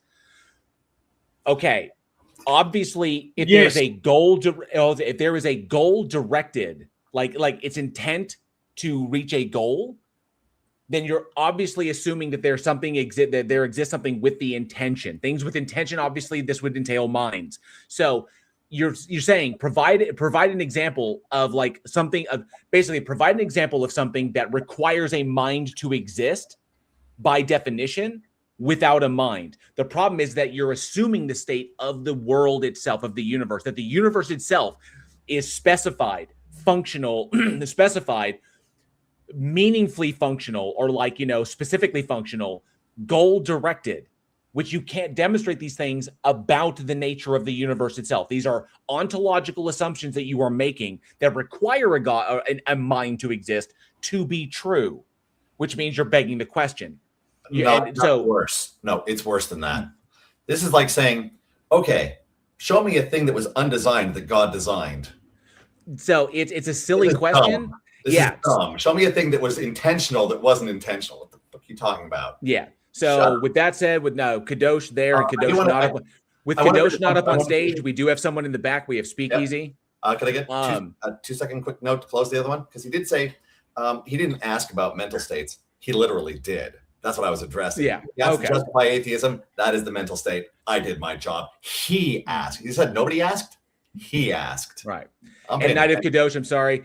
DNA code is not a computer code that is written by people. You're not thinking of it correctly. It's literally chemical interactions. Molecular machines, that's also an analogy. That is not the same. They are not actually machines created by minds. This is an analogy. You're using scientific analogies to try and justify the existence of telos So you're just misusing the whole thing. And they're only fine-tuned if you assume that they're fine-tuned to facilitate a specific outcome, which again is begging the question. So also the fine-tuning argument breaks down in a number of ways. Like the universe could obviously be better for human life or for life in general.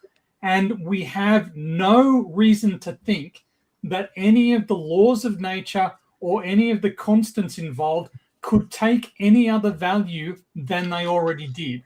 So to say that there's possible variation, that these things could have been different, but they weren't, we don't know that. We don't know that there is any possibility that they can have any other value than the ones they ended up with.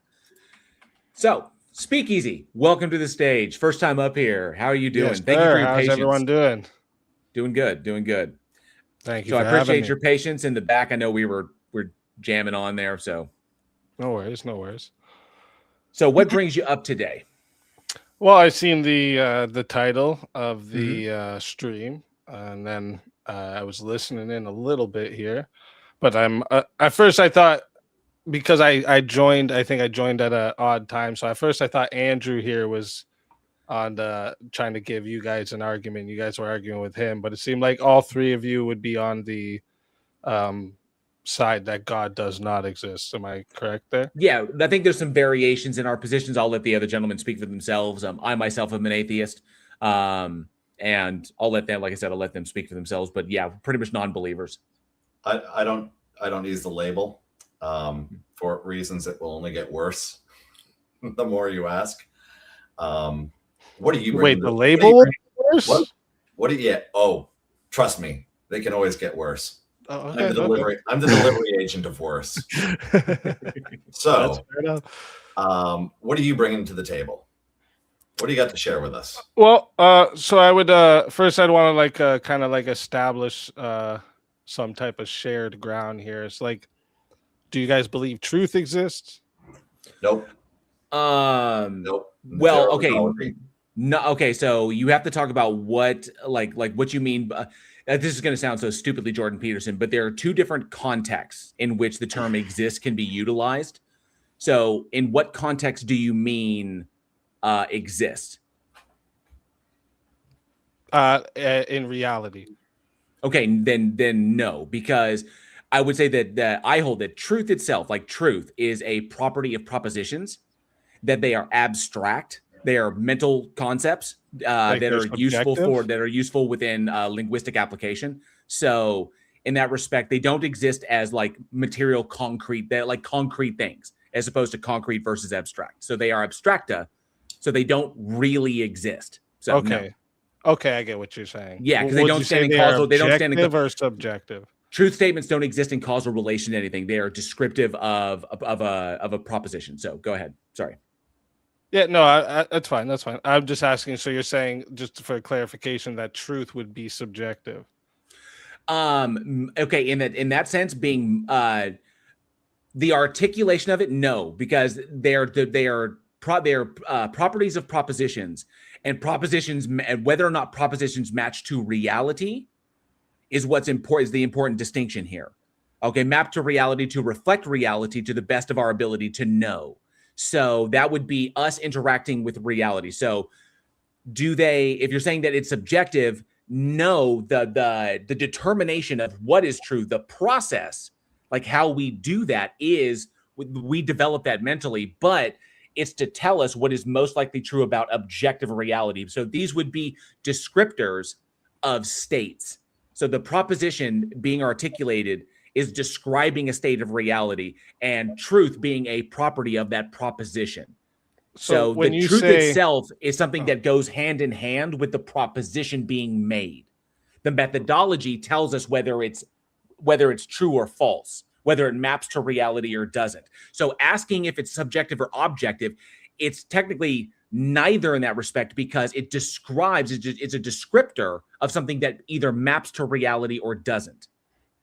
So if you want to say, is something being true, make the proposition objective or subjective? That would be the appropriate question, not whether truth itself is not. Does the feature of truth or the property of truth entail that a proposition is objective or subjective? that would be the question you want to Yeah, ask. if we're talking about truth as in that which corresponds to reality, is that objective or subjective? That would depend upon the statement that it is a property of. So if truth is a property of the proposition, and that proposition accurately maps to reality, well, then the proposition that truth is a property of the proposition itself would be objective, because it would be true independent of minds. I'm a little. So when you say it would be true, that true part, that's what I'm asking about. I'm quite the true itself is just a property. It's a property of the proposition. We should be asking questions about the proposition. Is that property then? Is that objective or subjective? If it accurately maps to reality, then if it accurately maps to reality, as to the best of our ability to understand, then it would be objective. Yes. I've got a variance on this one here. In as much as basically the question is what evaluation methodology is used in order to determine that it actually does correspond to reality. Now, what axis are we all using to do that? So the question is if you're trying to put down an objective external reality, for instance, if you're looking for common ground, we'd actually have to agree that there's a common external reality that we both share. So are you establishing that right now as a presupposition that we share? Yeah, I was asking you about what truth. No, I'm asking about whether or not. I'm asking a presuppositional question prior to that. Do you believe that we share a common external world separate of our own minds? That we share a common external world that's separate from our own minds? Yeah. Yeah. Are you metaphysical realist or a metaphysical idealist? So it would depend how you're defining these things. Metaphysical realism. I'm just simply asking you a question about your metaphysical on truth. Okay, hold up, guys, hang on a sec. So metaphysical realism is the state that there is the thesis, the philosophical thesis that there exists an external reality independent of our minds. It doesn't require our minds to exist, but it exists independent of us. Metaphysical idealism is the idea, the philosophical thesis that reality is fundamentally consciousness, is fundamentally what's going on, phenomenological, what's going on in our heads, not numenological, which is the things external of us. So that could skew how you're interpreting these things. It feels to me very much like you're going in kind of a precept idea, in a precept direction, because talking about truth as though certain ontological assumptions about the nature of truth are true, which is problematic. I'll just say that, but I'll let you articulate. I don't want to paint you in a corner or assume where you're going. I want to make a point here. Yeah. If you're, it sounds like you're trying to construct a logical rather than an evidentiary argument for God, right? Is that what you're trying to do? You're not trying to produce evidence of God. You're trying to say, look, here are some axioms, and I'm going to argue from these axioms towards God existing. Yeah. So I am giving you a logical argument for the existence. Okay, so I'm absolutely not interested. So can I ask you a question, since that's where you went? What would be a sufficient hold on piece of evidence? Hang on, Andrew. Andrew, hang on a second. Come on, there's three of you. Yeah, you're all talking more than me. Can I get a chance here? Or what? Hang on a second. That's why I'm trying to mod. Back at all, or what? I'm trying to mod. Hang on a second, Andrew. Go ahead, speak. Yeah, I would like to ask PhD Tony what would be a sufficient piece of evidence for God, since a logical argument for God wouldn't be. So I think you've got the question inverted. Does God know what would be a sufficient? You're asking me a question to answer my question? Yes, no. I am, because God. I didn't know. I asked for an answer, not a question. Hang on. You just objected to being talked over, and now you're instantly talking over me. Are you going to let me provide my answer, or am I a prop in your logical display? That was a question to you. Can you answer it, please? I mean, all of this time, you really could have just got to the point instead of doing this meta thing, bro. It was an answer. This is wild, Are you going to let me talk? I asked a question, and you're asking me a question. No, to speak easy. You interrupted his line of thought. He asked me a question. No. Rewind it. He literally said... Speak. It wasn't the totality of what he was going to say. Sometimes we need a clarification to make sure that we're answering your question accurately. Because if your question is open-ended or has a degree of vagary or ambiguity to it, we need to make sure that we're talking on the same page. So he may need to ask a question of clarification to ensure that we don't talk past each other. That's okay, the point of that. I understand needing clarification. Okay, so I'll pass it back to Tony. My question has hit no bearing on what I believe. Okay, but Tony's not doing yes, that. It does. Yes, it Hang does. on a sec. Hang on a sec. No, it doesn't. Speak. To be intellectually honest here and to be good faith, the best thing would be you asked your question, Tony heard it and understood it, and now he's going down his line of inquiry.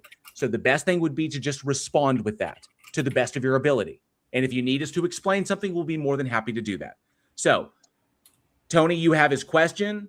You can go with where you were going. The answer is a priori, I don't know. But that is not to say that there isn't evidence that would be compelling to me. But if God is real and God exists, God knows what evidence would be compelling to me, and God could make it available to me. In fact, if God exists and is all powerful, as many people suggest, He could provide you with the evidence to convince me of His existence right now. Off you go. Yeah, so I want to backtrack. You don't have an answer for the question? I never quite. Do any of you other two have an answer? I said I don't know. I don't know is an answer. So you don't know? Then listen. This is a problem with you saying I don't know. Let me explain it.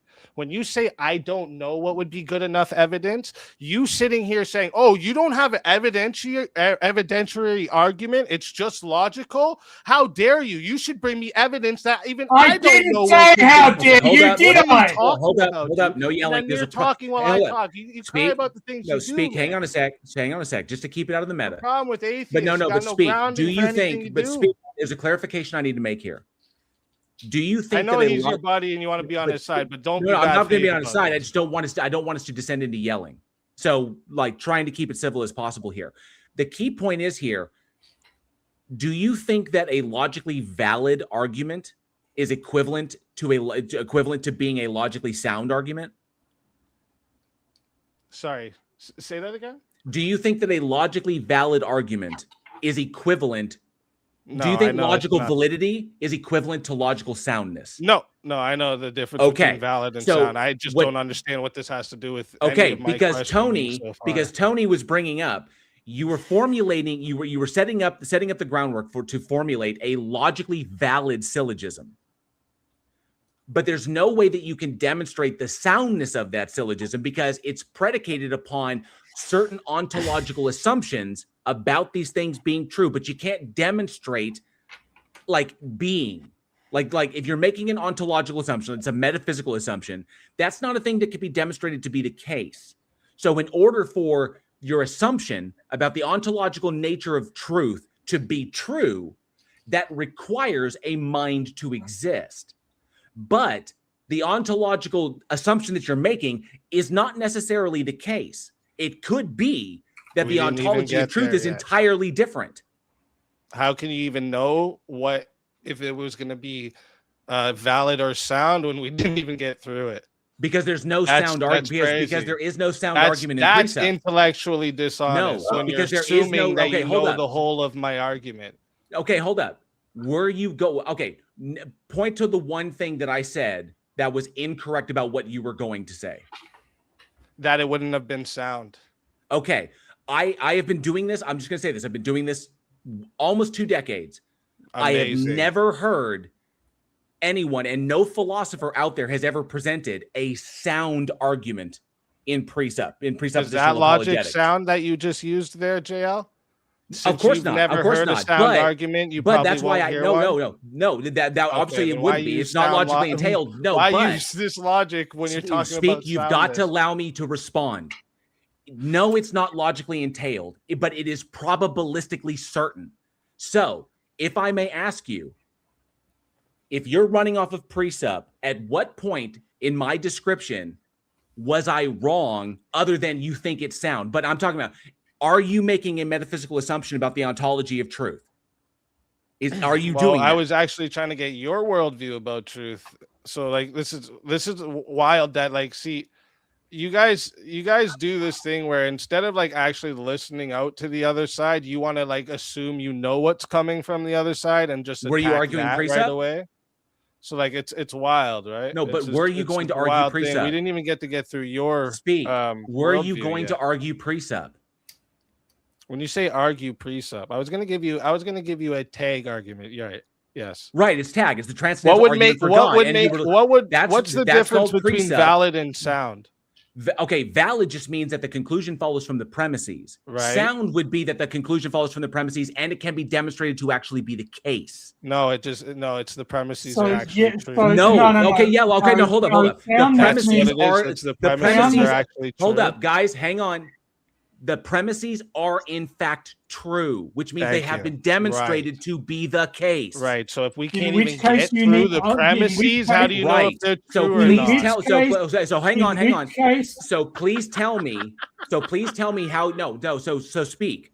Please tell me how you've demonstrated the metaphysical ontology of truth that you are assuming. We didn't even get through it. You guys got to We this don't need meta to. conversation before we even got I'm through trying to it. get We don't- You're assuming we- what okay, I'm going to say before speak, we even get through speak. it. I am deeply familiar with Cornelius Van Til and Greg Bonson and all the That's people cool. that follow. I'm and all the people that Speakeasy. My other name is James Pacheco. Right? I don't care about these people. speak. You have got to stop interrupting. You've got to chill out. I'm not kicking you off the stage, but you have got to relax. I am deeply familiar with precept. I have been dealing with it for years. I am familiar with the works of Cornelius Van Til. I am familiar with the work of Greg Bonson and all the other little sycophants that came after him.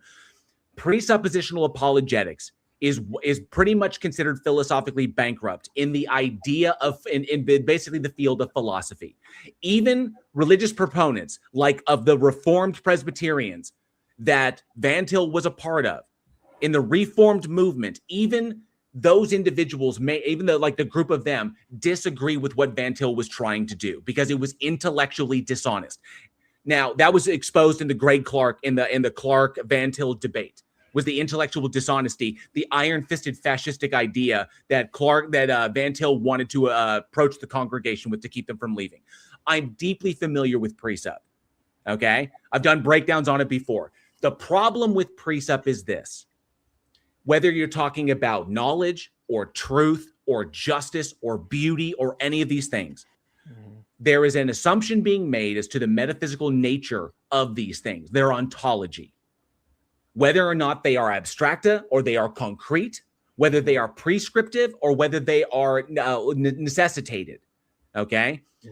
Working from the bottom up, you cannot confirm any metaphysical assumption. That's why it's metaphysical. In the sense of philosophy, you can assume a metaphysical position, and you can call the argument unsound. But if your worldview can't ground truth either, then you've lost the right to call anything true or fucking false. No, not the case. Do you understand how that works? No. Do you understand how that works? Speak. That is not the case. What you just said is clearly is the case. Speak. No, it's not, because I can. If I can, if I have, yes. If I have the evidence. Let's clarify what you meant earlier. Speak. You have got to let me answer the question. Yes, I can. I know because all the history. No, yes, I can. I got to. Yes, I can, because I'm not making the same ontological assumption that you are making. I don't need to justify it to your emotionally acceptable degree. All I need to do is justify it in relation to the evidence and what can be shown to most probabilistically be the case. This is basic analytical philosophy. Yeah, okay. May I make a point here? Go ahead, PhD Tony. Okay, there are only two ways to construct a sound argument. One is by introducing an axiom of some sort, and the other one is by looking at having a premise that can be factually confirmed.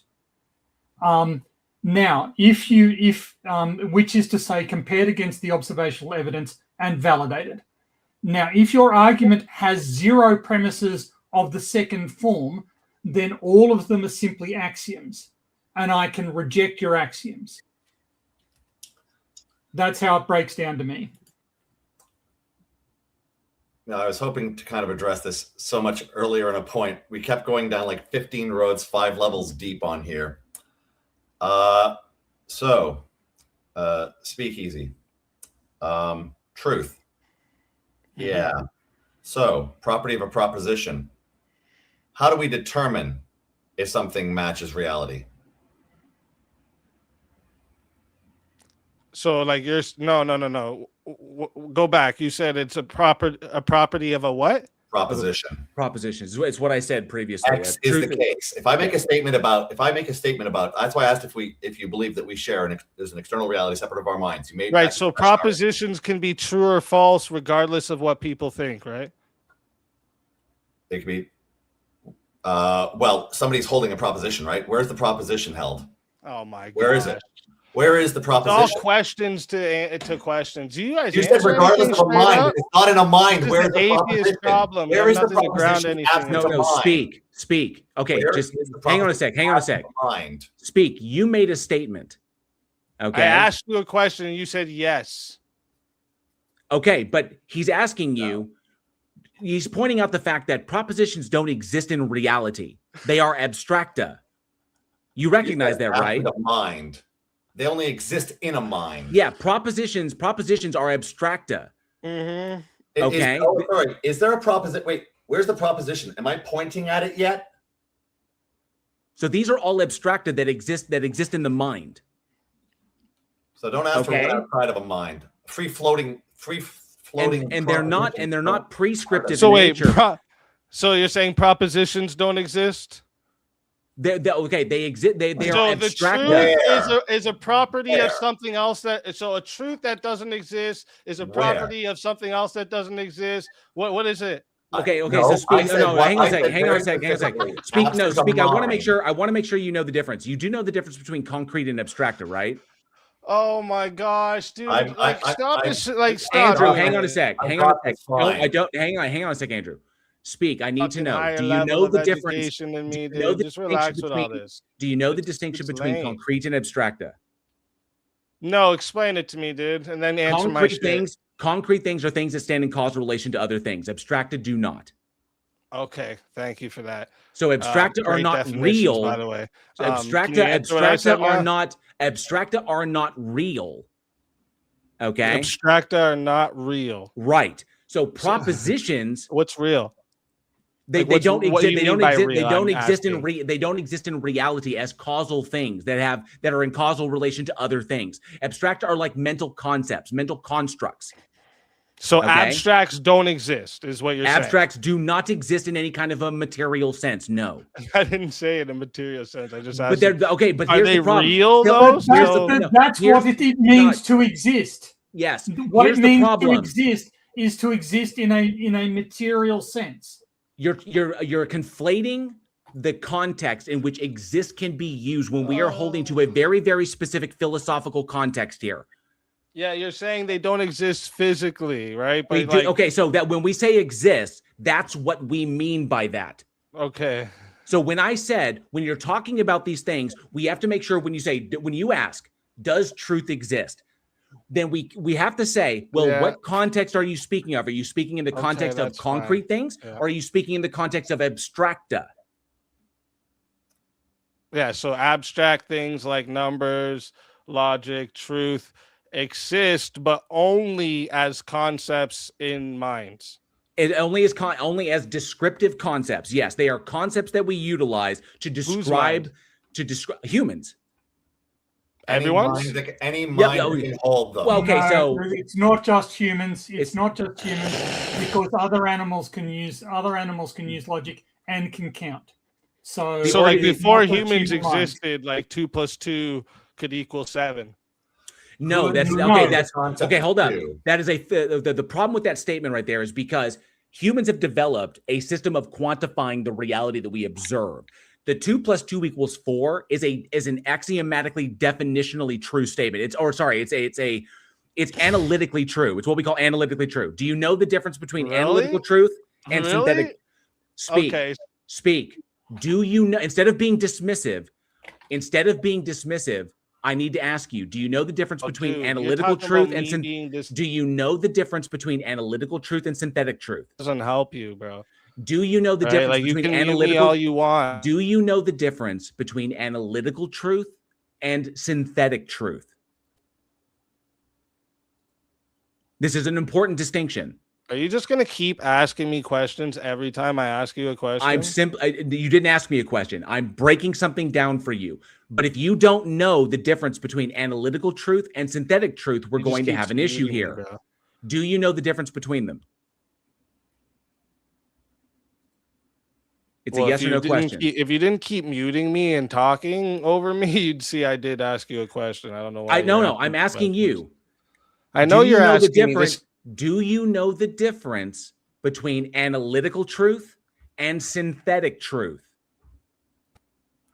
Listen, the 90 people over here watching don't care when you mute me to your 30. All right, they're still listening to me, and they hear your nonsense. Sorry, the number of people in your audience, the number of people in audience is not something that I care about. The dodging that you. So I'm going to ask you again.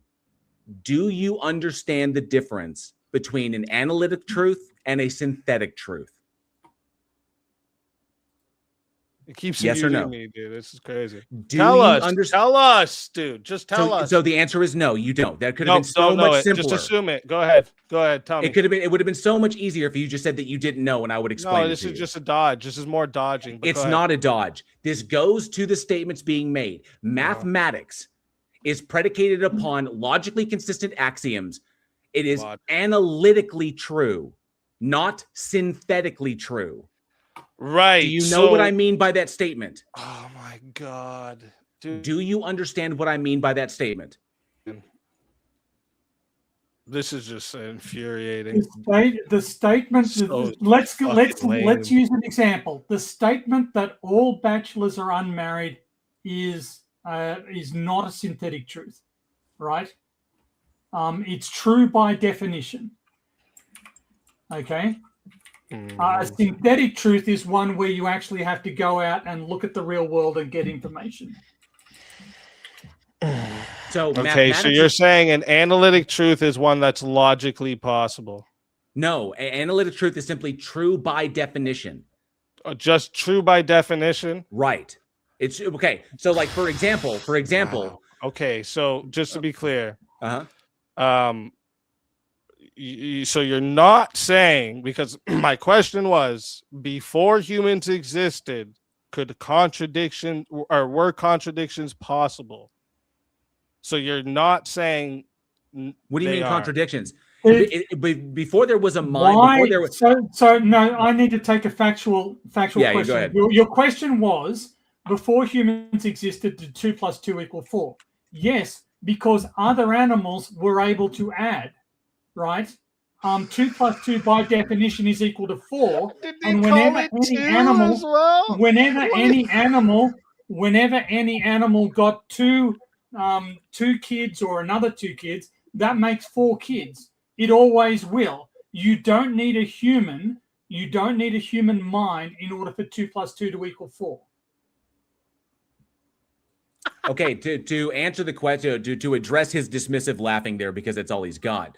The issue being is that the animals themselves would not articulate it as being 2 + 2 = 4. Our descriptor, our analytically true descriptor, would hold no matter what we were describing. But the language of description, the language of quantification that is mathematics, did not exist prior to our existence.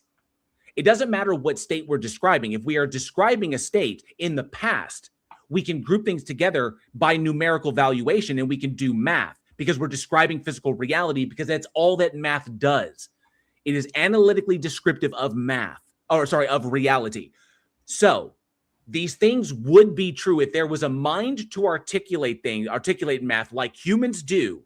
If there was a mind to do it, then it would be there, but they don't exist in reality, which means that in like 13.5 billion years ago, no, math did not exist. The physical reality existed, but the math, the language to quantify it, did not exist. That being said, there are animals that can count, that can work out that 2 + 5 is better than 3 + 3. Okay, so ultimately speak, this comes down to one really simple thing: the differentiation between necessitarianism and regulatory theory. I myself hold to regulatory theory, but just by virtue of the things you've said, I take it you're a necessitarian. The problem is that necessitarianism entails that you must beg the question, because in order for the things that we're describing, for these various, I hold them to be abstracta, you hold them to be transcendental truths. In order for them to be what they are, they definitionally require the existence of a mind for those to be those things. In order for these things to be prescriptive of the universe, it requires something to prescribe them as being fundamental to the way things are. So you need to be able to demonstrate that such a mind. Go back. If I lost you somewhere, go ahead. No, I just want to go back because you're saying this now. Earlier, it's necessitarianism. Earlier, I thought you said logic exists without us. Now you're saying no, I never said that. Only in our minds. No, correct? I never said that. It is an abstracta. It's a descriptive. It's a descriptive language, not a prescriptive language. So then, before humans existed, were contradictions possible? Okay, we describe things the way they are. So things were the way they were. We only use the term contradiction to describe what is not because it can't be. So so it wasn't that before humans contradictions were possible. Still before humans, things were the way they are. Logic, our language of logic, our descriptive language of logic, describes what we observe. It depends on human minds. So the language itself, as it's articulated, yes. It's not a prescriptive function or a prescriptive feature of the universe. Our language of logic, how we describe things, is descriptive in nature. The ontology of it is descriptive. Okay, then I'm free to reject your logic, and you can't say which is the difference between regulatory theory and necessitarianism. I'm free to reject your logic, and you can't say no. Then, well, okay, so long as you are consistent within the axiomatic laws of logic. You just said logic is subjective. No, I didn't. Yes, you did. No, because it's a system. It is a system of axioms that is applied to describe reality. If you make up your own axioms, you're not operating with logic. I just don't even understand. You just said logic is subjective. Like, rewind the tape, dude. Like, I don't know how you guys keep telling me. Are you gaslighting me? Or what is going on right now? Speak. There is a difference between something being the language itself. If it requires human minds, it's subjective. I'm trying to explain this. No, because we're not talking about stances here. We're talking about descriptors of observed reality. Your stance of morality, that would be subjective, being mind stance independent. The ontology of the language is subjective. That's mind stance dependent, or that technically it's mind dependent. What it is describing is not. Okay. Okay. So the description is just descriptors, is what you're saying. Right. You got it. So you can't conflate the two. The logic describes reality. What it is describing is objective. The formation of the language is subjective because that was mind dependent. Is it necessarily true that contradictions can't both be true? That the logic, so per the axioms that we operate to describe things, yes, it is. That would be what we call an analytical truth. So am I free to accept contradictions, or am I wrong? Sorry, my apologies. Something just happened in the back chat, and I think Nemesis needs to be hidden from the channel and kicked off.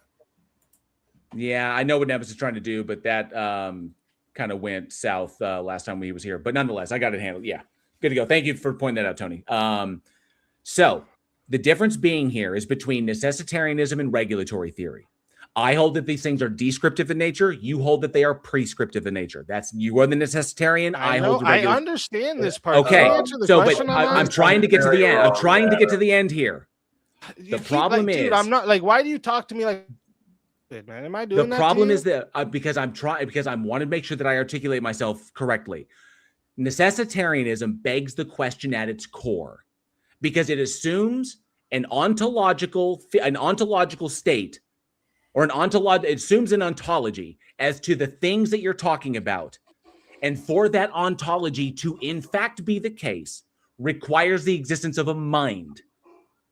But they don't have to be that way. We can go regulatory theory and we can look at these things bottom up, and it would mean that things like knowledge and truth and beauty and all the transcendentals, that these are abstract concepts that we invent to quantify and describe reality. That's all they are. That's it. Which is not problematic. That.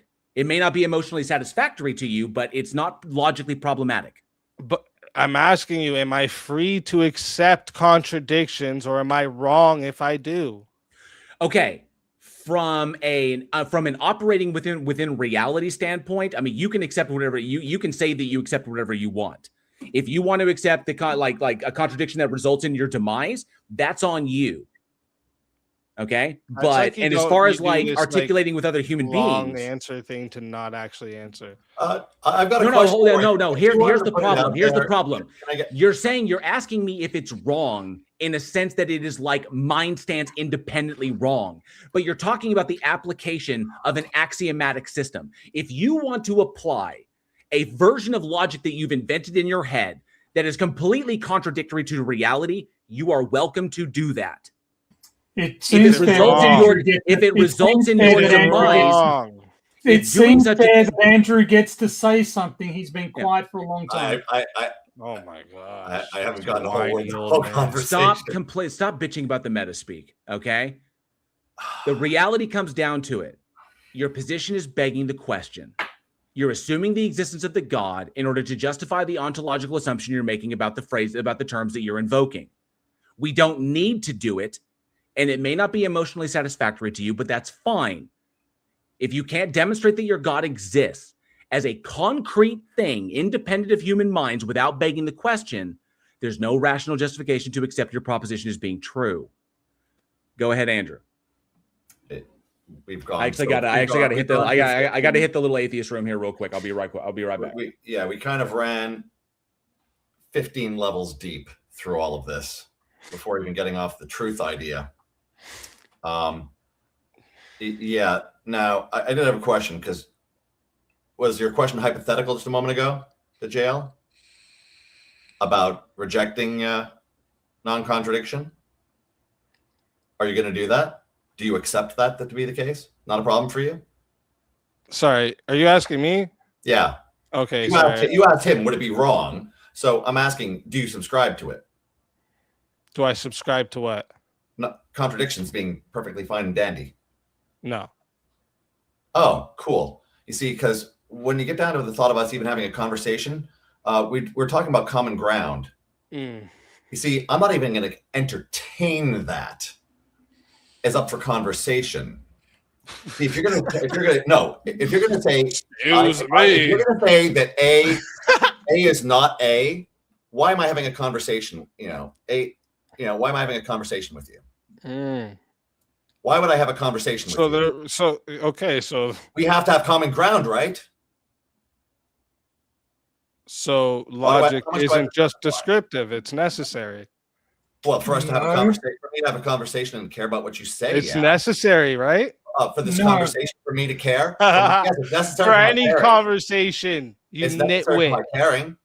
Yeah, any conversation. Are conversations themselves necessary? Oh no, I mean, you're saying this to describe rationality. You need logic. What are you talking about? You're talking about rational. Describe rational without using logic. If that's called a conversation for you, fine. But I mean, you don't subscribe to it, so man. That's nice. What do you mean that's all the time? You're the one that denies logic is a universal and it's objective, but you're talking to me like I'm crazy. Objective. Okay, so yes. Tell me when I'm pointing at A is A and can never be B, right? Yeah, but that's an abstraction. That's not a real thing. That's not a physical concept that can be tested. Correct answer. Am I pointing at truth yet?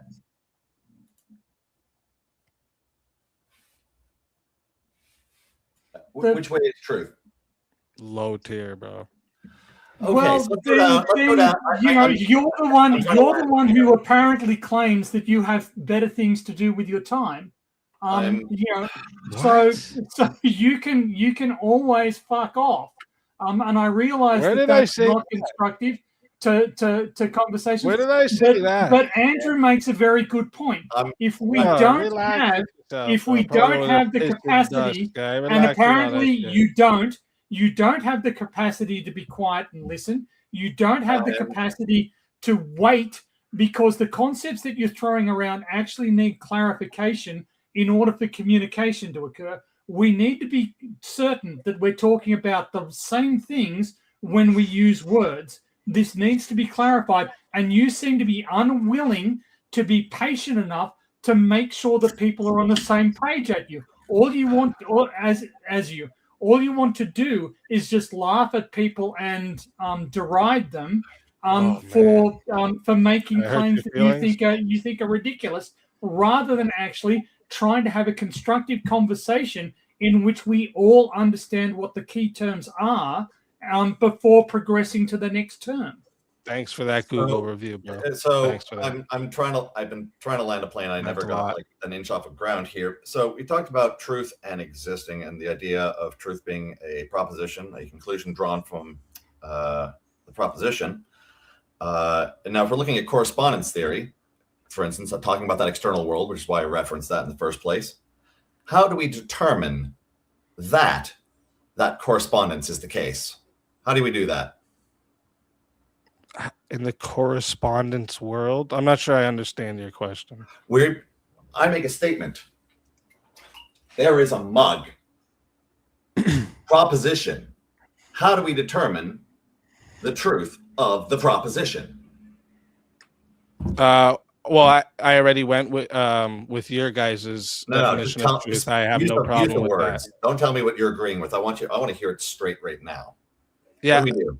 I said that with what comports with reality. You guys brought up that definition. I thought I was. See how you talk every time I talk, and then you cry about me not talking while you talk. Yeah, it's wild. But you're not answering his question. Patience. This is what you're used to. You're used to bringing dudes up here, 3 of yous versus 1, and they get all powered down to. That's actually. Hang on, mod. I'm jumping in as a mod. I'm jumping in as a mod here.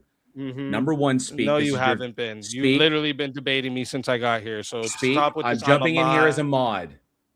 When I jump in as a mod, that means you be quiet. If you were a mod, you'd be muting them when they talked over me. Same way you've been muting me, bro. But you haven't been doing that. You're not a mod guy. You're a bot. So, this is your first time. Again. This is your first time here, Speak. This is your first time here. And no, this is not typically how things go. Typically, when people ask questions, they get answers. The problem is that every time you've asked a question, we have started to answer it and you have jumped in or you've started laughing or deriding us to your audience, which we honestly don't give a shit about. Every time I'm a grown man, I pay my fucking bills. You're not going to tell me if I can laugh in my own house, bro. If you can't if you want to have a good faith discussion, you have to comport yourself like an adult. Then you should stop. I have seen it's deeply problematic for pre-suppers to comport themselves like adults. Muting is an act, but I'm giving you the opportunity to do so. So, bro, this is all. When someone asks you a question, if you don't understand what they're trying to ask you, ask for clarification. Like right there, you didn't seem to understand what correspondence theory of truth is. Okay. I just asked him for clarification. Andrew is asking you for the mechanism by how we determine a thing to be true. Listen, dolt, I literally asked him for a fucking clarification. What is your problem? This is modding. No, you didn't actually. Let me tell you what happened. He started. He used the example. He used the example of here's a mug. How do we tell that that's true? $1,000. And you said, I agree with you that true is what comports with reality, which isn't a response to his question. The response to his question is we observe reality and we determine whether or not it's true or not based on our observations of reality.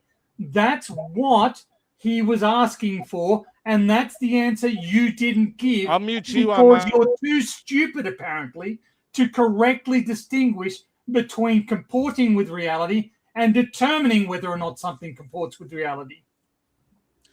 And good to see you. Good to see you, Kalasia. Thanks so much for being here. Jackie Rangers, good to see you. Thanks so much for hanging out.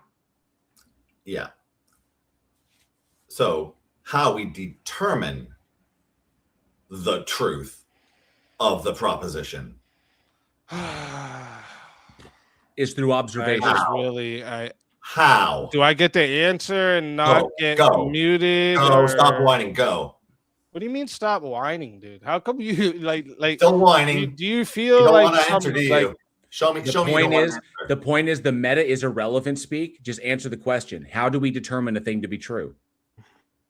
I test it. I test it with reality, right? Like I would determine that you guys would never talk to me face to face by being in your face and trying to see if you would talk to me like that. I talk to you about this. I talk to you like this if we were face to face or no, not. you wouldn't. Yes, no, I would. In a heartbeat. Yes, no, the fuck you wouldn't. Yes, I would. The only thing, we've heard all of this machismo bullshit from other people, from flat earthers, and from other fucking pansies as well.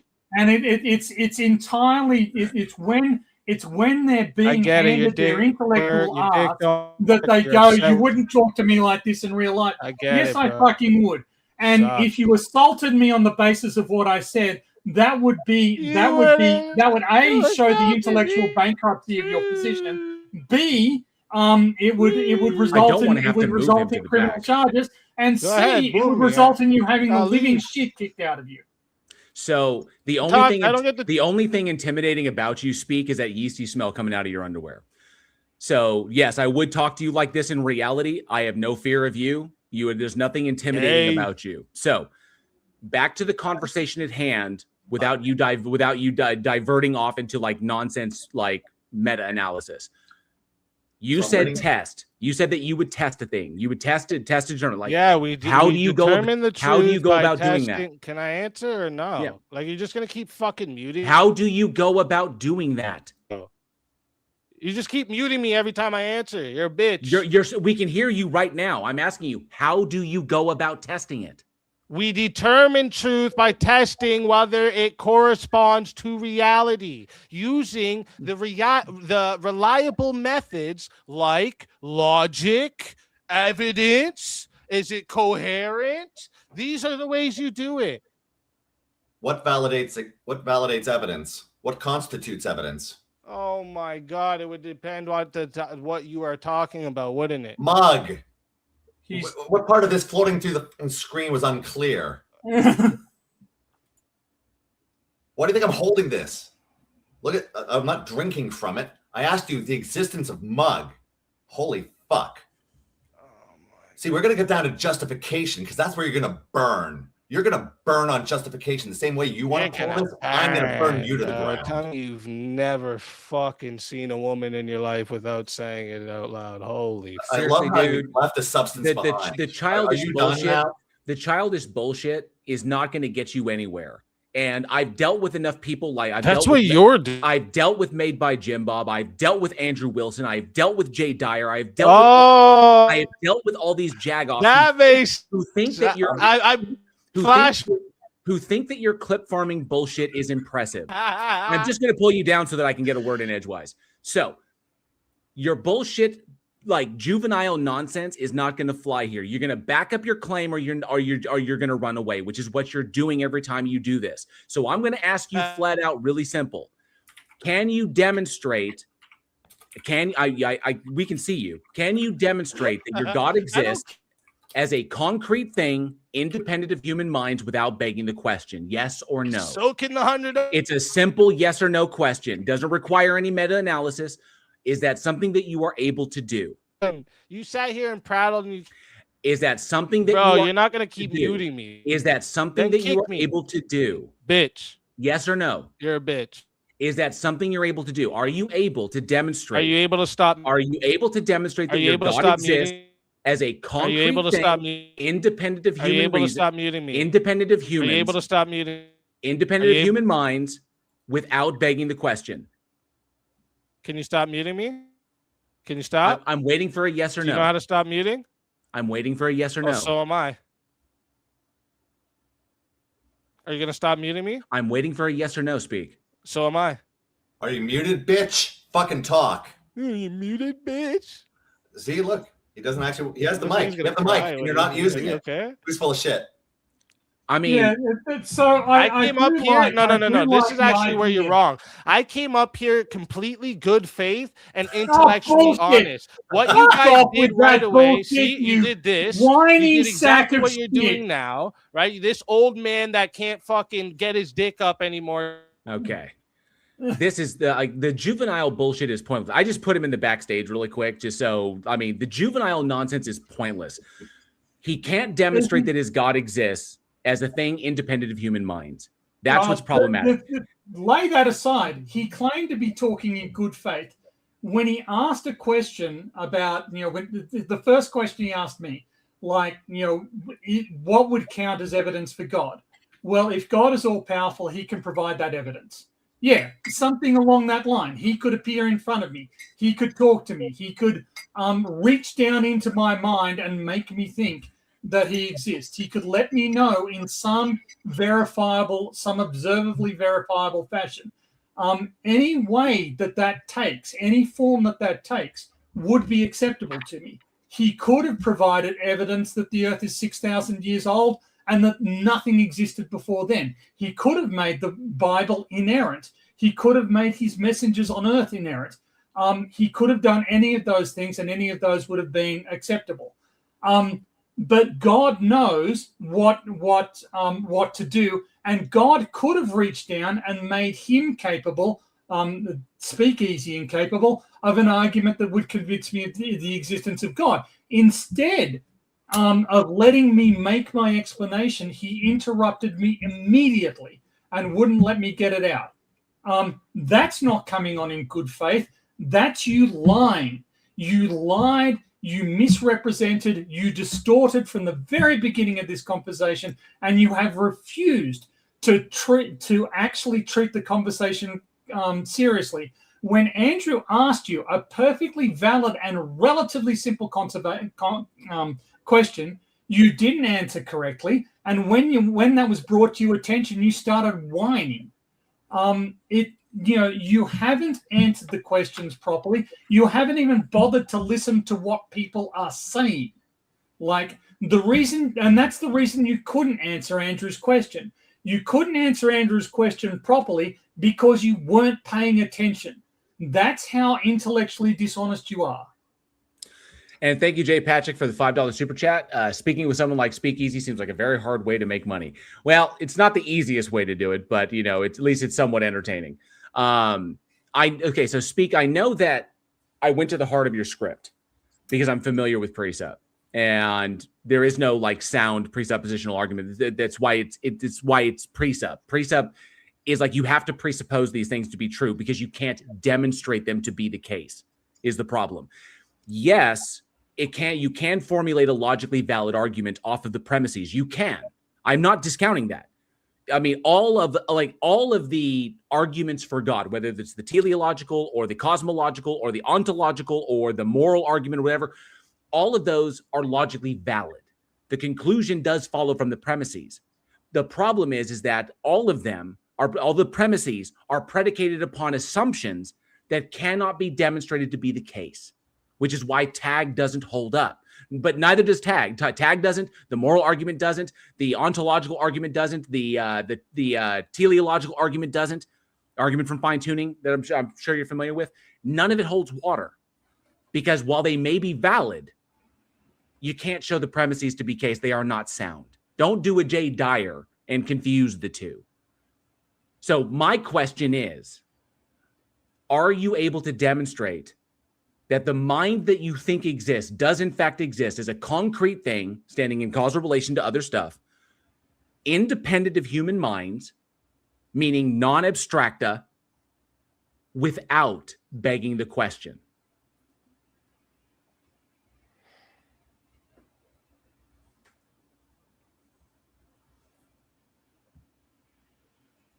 Oh, I'm allowed to answer now? That's why you're unmuted. Go ahead. Okay, well, there's a few things I have to address because there was obviously a lot of things here said. First off, everything PhD Tony said, it's funny coming from the guy that answered every question I asked with a question. Very funny. Second thing I have to, for what you just said. So are you You're saying talking about Michael? that, You're talking about the question I just asked? yes, Okay. you. Yeah. So are you saying logic isn't sound? That's no. I'm saying that. So if we could No, use... no. Arguments are sound. Oh my gosh, dude. No, like, no. Speak. I don't... No, speak. Arguments are sound. Category error. This guy you talk for fucking 5 minutes and speak. It's a category error. It's a If you keep category muting me, error. I'm just gonna leave. This is fucking boring. Speak. It's a category Stop error. fucking muting me, guy. Speak. It is a category error. Holy Asking if fuck. logic is sound. Arguments are sound. Oh my god. Okay, it's a weird. So I'm asking you the question again because I want you to answer the question. It's a yes or no question. This is crazy. Can you demonstrate that the God you think exists does in fact exist as a concrete thing, independent of human minds, without begging the question? Yeah, it wouldn't have been begging the question. This is why we use the Socratic method to determine things like you just said. Truth is subjective, right?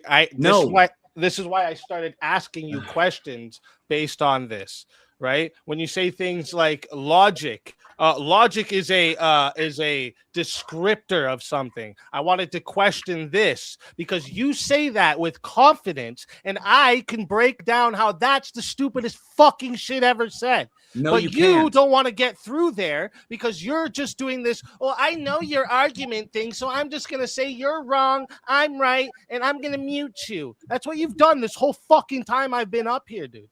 That's false. It's you fucking can't baby because shit. You're still misrepresenting what I said to you. The language okay, you can itself. Say that all you want, dude. You can gaslight your own audience. My the audience language. Oh no, I'm going to retards. repeat myself. The language itself is subjective. What it is describing is not. It's exactly what I said beforehand. You are conflating them. You're saying that because the language is subjective, therefore what it is describing is subjective. And that's false. Okay? There's also a baked-in assumption. There's also a baked-in assumption to what you're saying. You repeatedly misstate what JL, what I, and what other people are saying, and then use that as the basis to move forward in your argument. You are assuming that you have properly understood what we are saying, and you don't. You demonstrably do not. And you are, and you need to pay closer. And you're doing it again. You're thinking that you can just dismiss what I'm saying. Look, make gestures. You don't get to call me fucking stupid with this little accent. Then talk over me, and that's a substitute for actually listening to and analyzing. And you said if you were muted again, stop fucking muting me. And you haven't left. That makes you a fucking liar as well as everything else. What? So you said you would leave if you were muted again. You were just muted 5 times and you haven't left. So you're a liar as well as everything else. You can't count the old age So I'm going to ask the question of you one more time, Speak. So now I'm going to get to the heart of the conversation by asking you this question, Speak. It's really, really simple. Okay, you're a bitch. Are you able to demonstrate that the God that you believe exists? Are you able that? And he ran away. Yeah, typical coward bullshit. So I'm sorry, Andrew. I ought to actually just drop. I feel like because I really, you were on a really, really solid line of argument that he just couldn't handle it. But it just frustrated me that he wasn't engaging with you. I could have bludgeoned him. This is like JL. You got to let me go, Rorschach. I know. I mean, bringing out the it's chew toy territory for me. This is I wish it had gone better. I mean, there's for all of us here in the chat, for the people who are in the chat, and for all of us here, we have to acknowledge that, like, we have to look at, why does every conversation online in these forums with pre-suppers always end up like this? Okay? Why does it always happen? We understand what precept is. We understand why it fails. I wanted to get to the heart of it because I don't care what assumptions he's making. He's requiring a God for his assumptions to be true. So I wanted to demonstrate the truth of it so that we can know whether or not his argument is sound. Because the God, literally the way he defines it, in order for his syllogism to be sound, the God has to exist, which means he has to be able to demonstrate that the God exists as a concrete thing in reality, independent of human minds, without begging the question. Because if whatever he's pointing at is only evidence because he's begging the question, then it was never evidence to begin with. That's the problem with this. And we're going to move on to the next person. Hopefully this will, and thank you for being up. Teriak. Yeah. So you're saying that you want like an empirical evidence for God, correct? I would say if theism is true, then that entails that the God directly interacts with reality. So the best thing that would be, like, you could define God as something being beyond empirics, but its interactions with the world would not be. So using the God data, the best evidence I think you could give would be a way to provide a predictive model about reality that is far more accurate than anything that we currently utilize to make better and more accurate predictions about the universe. Using the God data would be the best way to do it, the best kind of empirical evidence that you could give. Yeah, so I got a question just because that kind of went around the topic. What's your God thing? Yeah, so would you say that change is observable? Like it's empirical? Hold on. Before I get there, what is your God thing? Describe the God thing. I think he's just saying about, like, what God are you talking about? I want to know what is this thing you're talking about? Yeah. Supreme being. Supreme being. Okay, being. So an entity. We're starting with that to begin with? Yeah. Got a mind? So would you agree that... Hold on. Would you agree... Still getting data. I need more than that. I got a mind. Am I God? I need a bit more. It's your prompt. Yeah, I know. I need more now. He's getting clarification on what you're bringing to the table. Yeah. So change is empirical, correct? Yes. Change is empirical? Yeah. No, empirical is what we do through our observation. Observable, yeah. Well, is it always observable? How? Can I see the spin of, like, quarks? Can I see it? Observable in what sense? So are you saying that change is not observable? Is all change observable? Like, He's on what saying level? that not all What way? change is necessarily observable given our current technological and perception limitations. Maybe you should jump further ahead. Yeah. This is Okay, probably so setting you up. yeah. So in terms of like change is empirical, but change is also constant, correct?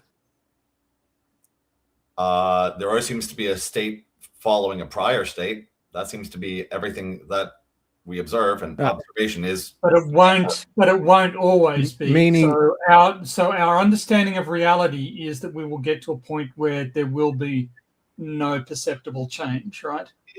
Debatable, highly debatable. But I think the state of the thermal equilibrium, per how the system works, thermal equilibrium would get to a point where no appreciable work can be done and nothing further would change. Except there's a big issue with that. Last year they found that the expansion rate of the universe, it's changing, constant changing. So guess which way it's going. Uh-oh. Well, it's not contracting. It's not contracting. It's still expanding. But the rate of expansion, yes, but energy is still equally distributing throughout the system. Anyway, it's an open question. So carry on with your other open. Other So change is constant. Change is unchanging, correct? Change is a function. Unchanging. It's a feature. It's a feature of the universe. Yeah, change is a feature of reality in the current state that we're in. Seems to be. Yes. And it's unchanging. Define unchanging. Define what you mean by unchanging.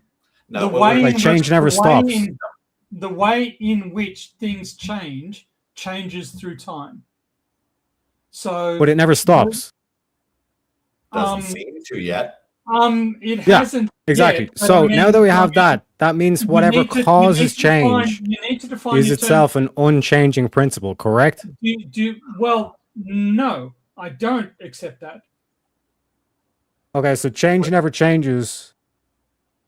It's Like, unchanging, No, which means you're- the principle that you're- causes change is unchanging. Unless hold up. Unless what is changing is itself fundamental. Yes, that's what I'm pointing to. Yeah, the universe. This is what Heraclitus points hold to. up. No, hold up. The universe The itself. logos. No, the universe itself. The physical universe itself, for which there is no evidence to indicate that it has a beginning. Yeah, even if the universe is eternal, that means so like think about like a simulation. If you have a simulation, you have to have a power source. So if the simulation is eternal, then the power source is eternal. It's infinite, which would be supreme being. No, eternal is not equivalent. no. to Congratulations. No, There's your eternal- empirical evidence for God. No, it's Alhamdulillah. not. No, Teriak, no, it's not, because the system in and of itself could be eternal. It just consistently is going through changes all the time. There doesn't Yeah, have to be a starting point that is unchanged. That would still mean that change is unchanging, which means it's guided by an unchanging No. principle. No, Which would be that is supreme not, being. No, that is not Yes. logically entailed at all. That Yes. that is So now you care about logic. No, hold up. Where's That the is beginning? no, okay. it's not. No. The conclusion that you drew from that is not logically entailed, because that assumes something about the nature of the change that is taking place, which you can't demonstrate to be the case. It's unchanging. No, but okay, but No, it you said isn't. guided. But you said Jose. But you said guided. That the change is guided. That assumes By an unchanging principle. an ontology about the nature of the change that you can't show to be the You, case. you without do realize assuming- you're denying science right now. No, I'm not. No, Yes, we're you are. not, and you can shove that shit Yeah. right up your ass. Why I have a why are I you have a getting rude? PhD in- Why are you being rude? I hold a PhD in geophysics, and I've studied cosmological arguments far deeper than you have. And Okay, the yeah, we're claim- just doing and the so I have a claim degree that this thing. is- Your claim that everything changes all the time and the change is unchanging is not true, and you haven't even defined your terms. Okay, can you haven't even- demonstrate haven't that? even- Can you you give me an you need empirical to- you argument? need to listen Can you give me an to empirical argument that's not true? I'm talking right now. You need to listen. You haven't defined your terms. By unchanging, do you mean that holds for all points in time? Have you demonstrated that time is eternal, or does it have a finite extent? No, I'm granting You your haven't argument. defined what you mean. I'm granting your argument What argument? that was it JL said that like the universe could be eternal. Yes, it could be, but that Yeah, that and isn't- I demonstrated that even if it was but that eternal, isn't- even if but it that- was, I'm not finished. Even if it was eternal, that means that whatever the cause of the universe would have to be eternal. No, because if it was eternal, that talk wouldn't entail about that a it has a cause of the cause. universe.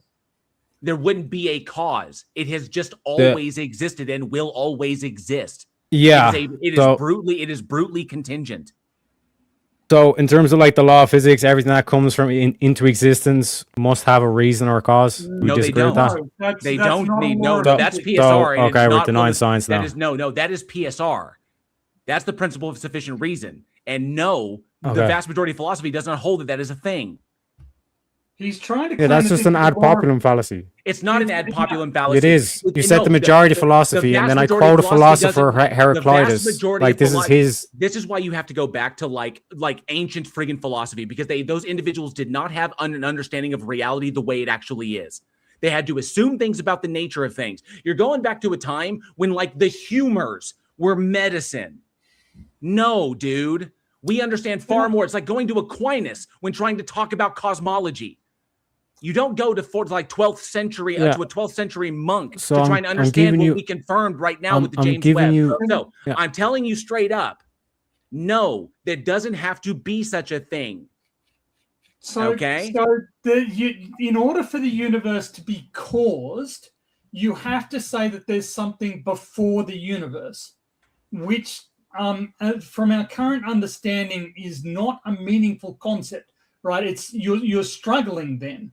And if the universe is eternal, there is no such thing as before the universe. There's no cause for the universe. Okay, what brought the universe into existence?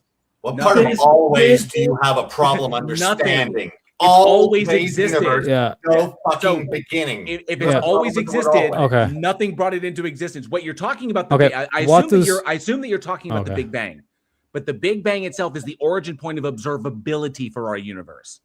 Okay, so what does word mean? Are we done now? Is this where- is this where you crashed out completely? You asked me. You asked me what does always mean. I'm just asking what does word mean. I asked you, do you understand what the word always means? Yeah. No, So my we're mom took asking how Tylenol. it I'm begins. kind of retarded. When I'm does asking you. Do you know always- what when does word always mean? begin? Words What does and word meaning mean? signifies, yes. So we're done. You're not tracking the word always? I'm hoping this isn't you flipping the table, Tare. Yeah, he sounds like he's stepping but- out. I'm just This sounds returning. like- I mean, I'm this matching sound- no. energy. When sound- did no, And you're always getting- begin? We are annoying. trying. I'm That's trying to energy. convey something to Yeah. you. You're I'm not trying to giving convey content. something to you Okay. that is logically consistent. If the universe has always existed and will always exist, it is not created. Okay? Yes. There shouldn't be Which any would still difficulty be there. which would still be supreme being. No, it just No. means that the universe itself. Is supreme being. No, It has it's always not- no, existed and no. always will exist. It doesn't make Yeah. it a supreme So being. even if the universe is eternal, there would still be supreme being. There would still be God. I asked a No, it Welcome would. to Okay, no, hold up. pantheism. Hold up. No, hold up. That could Hold be- up. Wait a minute. That could be described using pantheism, yes, but that wouldn't give but pantheism ascribes the notion of agency to the thing. Well, It's not just that supreme the being universe. It's not just that the universe Would still and God are- exist. it's not just that the universe and the God concept are interchangeable, that they're one and the same, but also that there is an agency to it, that there was a mind that goes behind that. There is a reason for why things are the way they are. Okay, but that is an unfalsifiable concept. Well, you're you just said- taking universe and adding baggage to it, which you can't justify doing in any rational sense. I'm granting your case where it's like, well, what if the universe was like eternal? Well, then the universe itself would be supreme being. No, No, it isn't. Yes. It isn't No, an it's entity. not. It doesn't have consciousness. The universe doesn't have agency. The universe doesn't have consciousness. The universe is not a being in any meaningful sense. So of the universe term. is not a thing. I asked you. No, It's no, not the a universe- I asked being. at the very It's start not of it. a- I'm trying to pin this down. Give me a shot at this. I asked you at the very start when an entity. We said mind, and you said yes. No, you said supreme being. I asked if it had a mind, and you went yeah. I'm saying supreme asked being. You can use Google. You can just use Google I what know, God I means, asked and it you a means question. I supreme don't need being. Google. I asked you a question, and you said yes. Yeah, supreme being. Has a mind. I asked you if it had a mind. You said Why are you yes. getting so angry? You're like, Because you're not Tare, yes or no. he's getting agitated because you're not answering the question because you're not Fucking actively dodging. listening. You're not actively listening. Does a supreme being There have you a go. mind? Does a supreme being have a mind?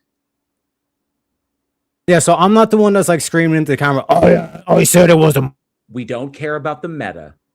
The question is, does a supreme being, by your lights, does a supreme being have a mind? And before you answer that, thank you, Primordial Puggles, for the $100 super chat, $100 Australian super chat. Thank you so much, Primordial. That is amazing. You rock. You just made my day or made my night. So the question to you, Tara, by your lights, does a supreme being have a mind? Yeah, sure. Intelligibility, Okay. yeah. Go ahead, Andrew. Did this eternal universe? Yeah. take So place? can I ask the question now? No, not yet. Okay, so I'm just gonna get grilled here. No, he's going down. Even a though line I'm of- small, I still. There, he's Killing going time. down. He's going down a line of inquiry. That's all it is. He's going down a line of inquiry. So I'm not allowed to ask questions. And it's In a 3v1. moment, you can. In a moment, you Yeah. can. Once Okay. he's reached, once he's Mhm. reached his terminus, you can. He's just screaming at me saying, "I said a You mine." won't have to if you stop over talking. So go ahead, Andrew.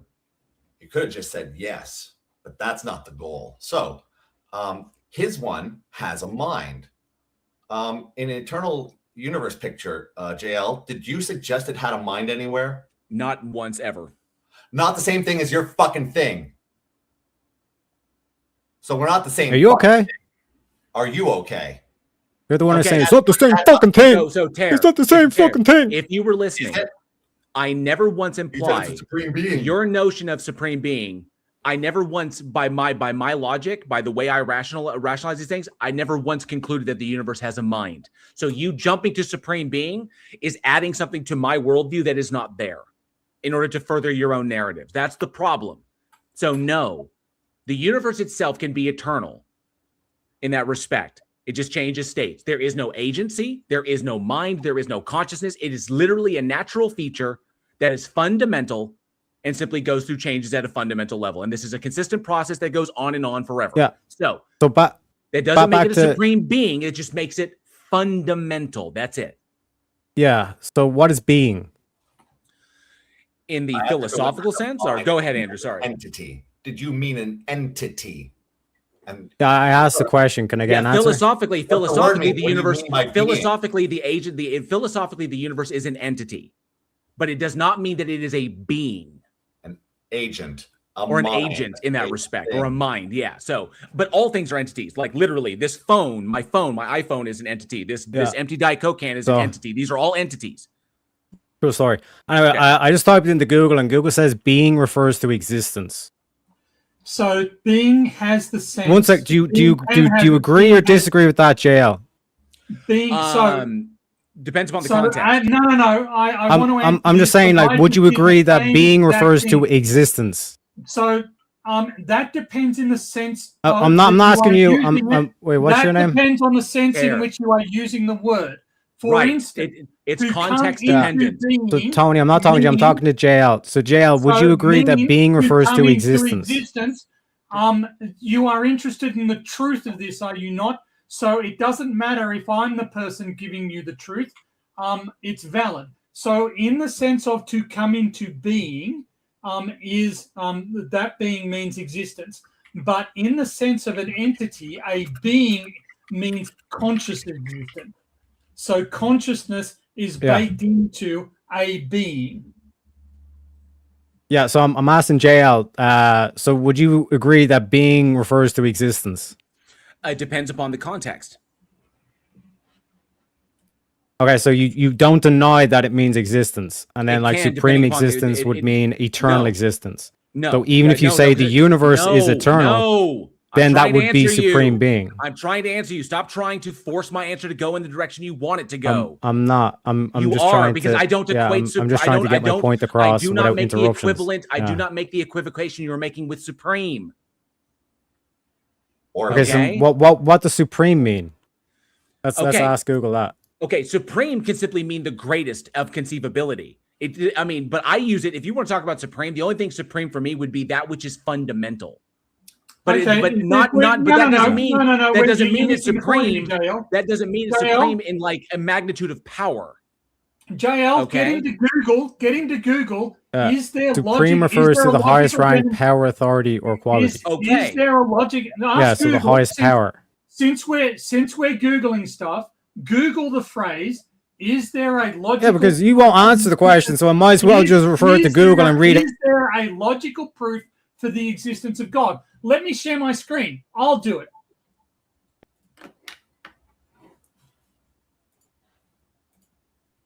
I need to blow it up so that it's visible to everybody. Okay, is Jared Reed, there- I have your back on that. Supreme pizza, or maybe even a burrito supreme.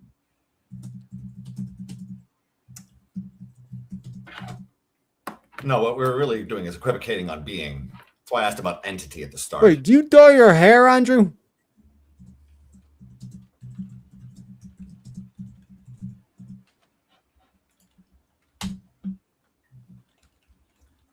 You know, a non sequitur a day's worth two in the bush.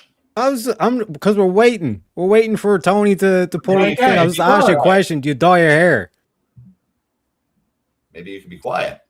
Okay, So so that's a yes. Executive function. the answer is there is no universal consensus that such a proof has been conceived. Has been that's your achieved. email. Screen. Just throw up Therefore, your emails, bro. What's going on here? That's your email screen, Tony. oh, sorry, Missed Yeah. it by that much. that much. Okay, let me try again. Yeah, I'm going to stop. I did Google it and I read it out to you. So regardless. Can you read it again? We might have talked over you. There is no consensus that a valid and sound logical proof for God has been achieved. Okay, I think Andrew was the one that brought up non sequiturs. What's a non sequitur, Andrew? You're trying to claim, based on Google, that by the definition of supreme being, the universe constitutes a supreme being and therefore is God. So, but if that were true, if your argument were valid, then that would be a valid and sound argument for the existence of God. But no such argument has been produced. Yeah, no, because remember when I talked about the simulation, and then JL was the one that said, "Oh no, but the universe could be eternal," and then I grant that says, "Okay, even if a conditional, if the universe was proven to be eternal, then that itself would be supreme being, which would be pantheism." Which it wouldn't be. Which it would not in the context you're talking about. Not it would simply mean we defined what supreme was and what being was. It would simply because there's no. It would simply mean Do that you the universe. realize how It would old are simply you? mean that How the old- universe how is old is this guy? fundamental. It would simply mean that the universe itself is fundamental. That's all it would How mean. old is this guy? Okay, Do non you sequitur again. understand- do you understand just I'll tell you how old I am if Andrew answers whether or not he dyes his hair. How about that? Because, well, the thing is that just how infantile your arguments are, just how idiotic. So Heraclitus is infantile. Your ancient Greeks are infantile. argumentation is, if you were like 16 or 18, you would have an excuse. But if you're 25 or 28, then you're just stupid. So I'm 12. The issue being is that you can go the ancient Greeks, ancient philosophy, okay, going all the way back to the pre-Socratic, were essentially questions about reality and about how we interpret them. These fundamental fields, these fields of philosophy change over time as our understanding of reality progresses. And this is why we see everything going from the entire chain of it, going from pre-Socratic all the way to postmodernism. Okay?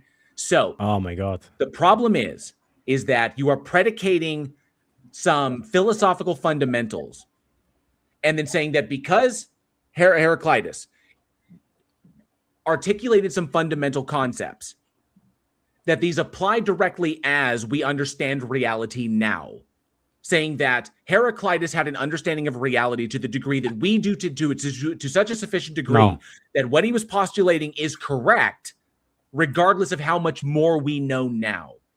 No, I'm not using an argument authority. I'm not saying that. I'm not saying that. Heraclitus and stop invoking that. Yeah, I'm using that as a reference to say, that it's not just me, that there's this. I am still speaking here.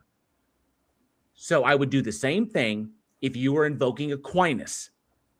Because Aquinas did not have a full understanding of the universe itself, and he made some assumptions about the ontological nature of it, which we know now, per the evidence, are false. So, moving forward, we are not accepting your conflation of supreme being to mean something that it does not. Okay? You want to say that this argument goes towards pantheism. We say that it doesn't, because in terms of supreme being, it doesn't hold water. Okay? Yeah, so I'm simply point. There is no agency. There is no mind behind the universe. The universe itself doesn't have one. So, what is the I'm trying to move forward with this. What exactly is the problem here? Yeah, because change is unchanging, it means that change is caused by an unchanging principle, which would be supreme being. If it's unchanging, how can it be caused? Go fractal and fuck yourself some more. Yeah. Okay, so change is the cause. It's not caused by cause. How can an unchanged thing... Is the box inside the box? The same way the law of gravity does not change. How can a fundamentally unchanging thing change anything? Okay, does the law of gravity change? Okay, Jose, passing off to... Actually, we don't know. So the law we don't know. The law of gravity is a law that applies in very limited circumstances. It actually doesn't apply universally. you need to go to general relativity in order to get the correct answers. For instance, for the precession of the perihelion of Mercury's orbit around the sun, that isn't given by the law of gravity. You need to go to general relativity. So which would be a law. We know that the law of gravitation is not true on a cosmological sense, nor outside of our everyday experience. So the law of gravity may not have been the same in the past. It does seem to have been, as far as we can tell, but we don't have access to all of the data. So it's an interesting question. We don't know. Yeah, so would you agree that everything in the universe can be described by a law? No. Okay, so there's motion in the universe that cannot be described by a law. I beg your pardon? There's motion in the universe that cannot be described by a law. Yes. Okay, what? What's your evidence for that? General relativity. General relativity. What is general relativity? Explain general relativity. So the theory of general relativity is a structure for explaining a law. How things happening. Pardon? Yeah. Sorry, you got bored with my answer. Please go ahead. Yeah, so you're saying in general relativity it's a structure, meaning it's a law. No. Laws and theories are different. It said structure. Structure is ordered. Laws and theories are different in science. And if laws describe what happens, theories describe how it happens. I'm talking about structure. When he mentioned structure, it is a structure, which means there's order to it, which means it can be described with law. And laws, and we are discussing scientific topics here. So we are going to use the scientific meaning of words. Does that seem reasonable to you? Yep. Mm-hmm. So when you invoke a scientific law, I am going to be very literal with what law means. There is a difference between a scientific law and a scientific theory. So you saying that it's structured, therefore it's a law, is not true when talking about scientific laws. Yeah, so when you evoke the word structure, you're denoting order. And my whole thing is that changes order. I don't care for your attempts to try and recast what a scientific law is. A scientific theory is not a scientific law. They are different things. And you also used order. Explain the difference. No, wait, Tara, you also used order incorrectly there, because order is just that refers to the amount of available work, order and disorder. So the amount of available work. Right. What? Okay, one sec. The amount of available work in a system is the more ordered it is. The lack of available work is the more disordered the system is. Order. So in science, order generally refers to the structured arrangement. So again, like I said, when you evoke the word structure, you're evoking order, intelligibility. Wait. What did you look up? Which means it follows a pattern. What did you look up? The scientific meaning for order. In science, order generally refers to the structured arrangement, pattern, or mode of operation within a system. What does the word generally mean there? Okay, so then so it does not mean ordered. It means because of the usages. It means so in the definition that you just read out, it contained the word generally, which means that there can be circumstances in which the term order adopts a different meaning, right, than the one you just read out. That's okay. What's the other meaning then? Yeah, so like for example, the different context would be the context that you're applying in it would be in something like biological taxonomy, The context that I'm talking about is like in the physical and natural sciences. Complexity implies a low entropy state where components are arranged in a specific pattern, often resulting from natural laws or biological information. Systems behavior, it refers to the predictable, consistent mode in which a natural or sometimes a constructed system operates. So when I'm talking about like order versus disorder, the problem I think that is happening here is you are inserting intentionality behind the order, when that's not necessarily the case. A system can be ordered as a result of natural process with no intention behind it through causal determinism. What do you mean by natural process?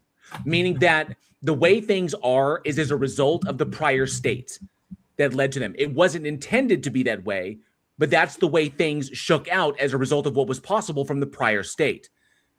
Yeah. So there is order there, but it is not intended to be that way specifically. It's called causal determinism. But if it follows from the previous state and that is always said to be true, then that's order. We don't make that statement. We say that it is logically possible for this to be a state, and this is one of many logical possibilities. That's what we call brutally contingent. Oh, we're doing brute facts?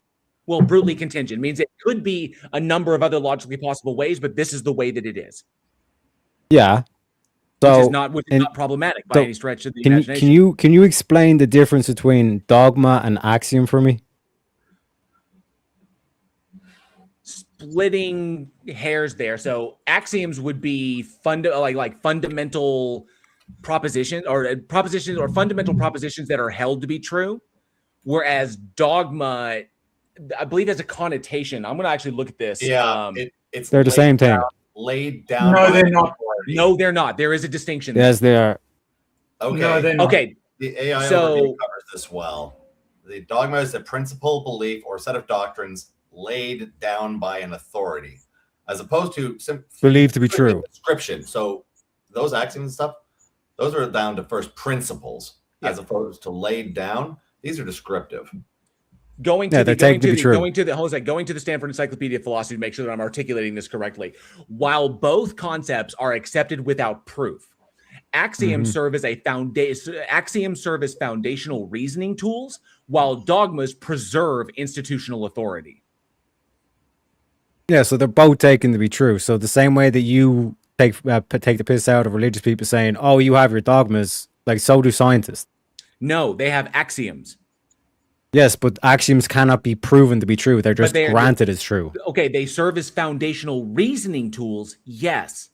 But they are not there. You're missing the central distinction here in that dogma is laid down and accepted because of the authority that puts it down. Bingo. Whereas axioms are not. Axioms can be analyzed. Except by whom? Reject. I'm sorry. Was I not talking? Is there something wrong with your audio? Yeah, I do apologize. I got autism. My mom took Tylenol. Yes, I have autism too, and I really don't like being interrupted. So please don't do it. I can't with that. With the that shit. He did that on purpose. So I that kind of nonsense I can't brook on the stage because that can bounce back. I gotta kick him. So not a loss. Yeah, that's not a loss there. I really did want to ask him the ultimate question in the end because I wanted to get quantity one. I wanted him to name one thing that he can confirm began to exist. No problem, J-Verse. Good luck. Trippy Cat. Apologies, Trippy Cat. You're more than welcome to come back up. I saw you in the back earlier, so I apologize that we didn't get to you. Again,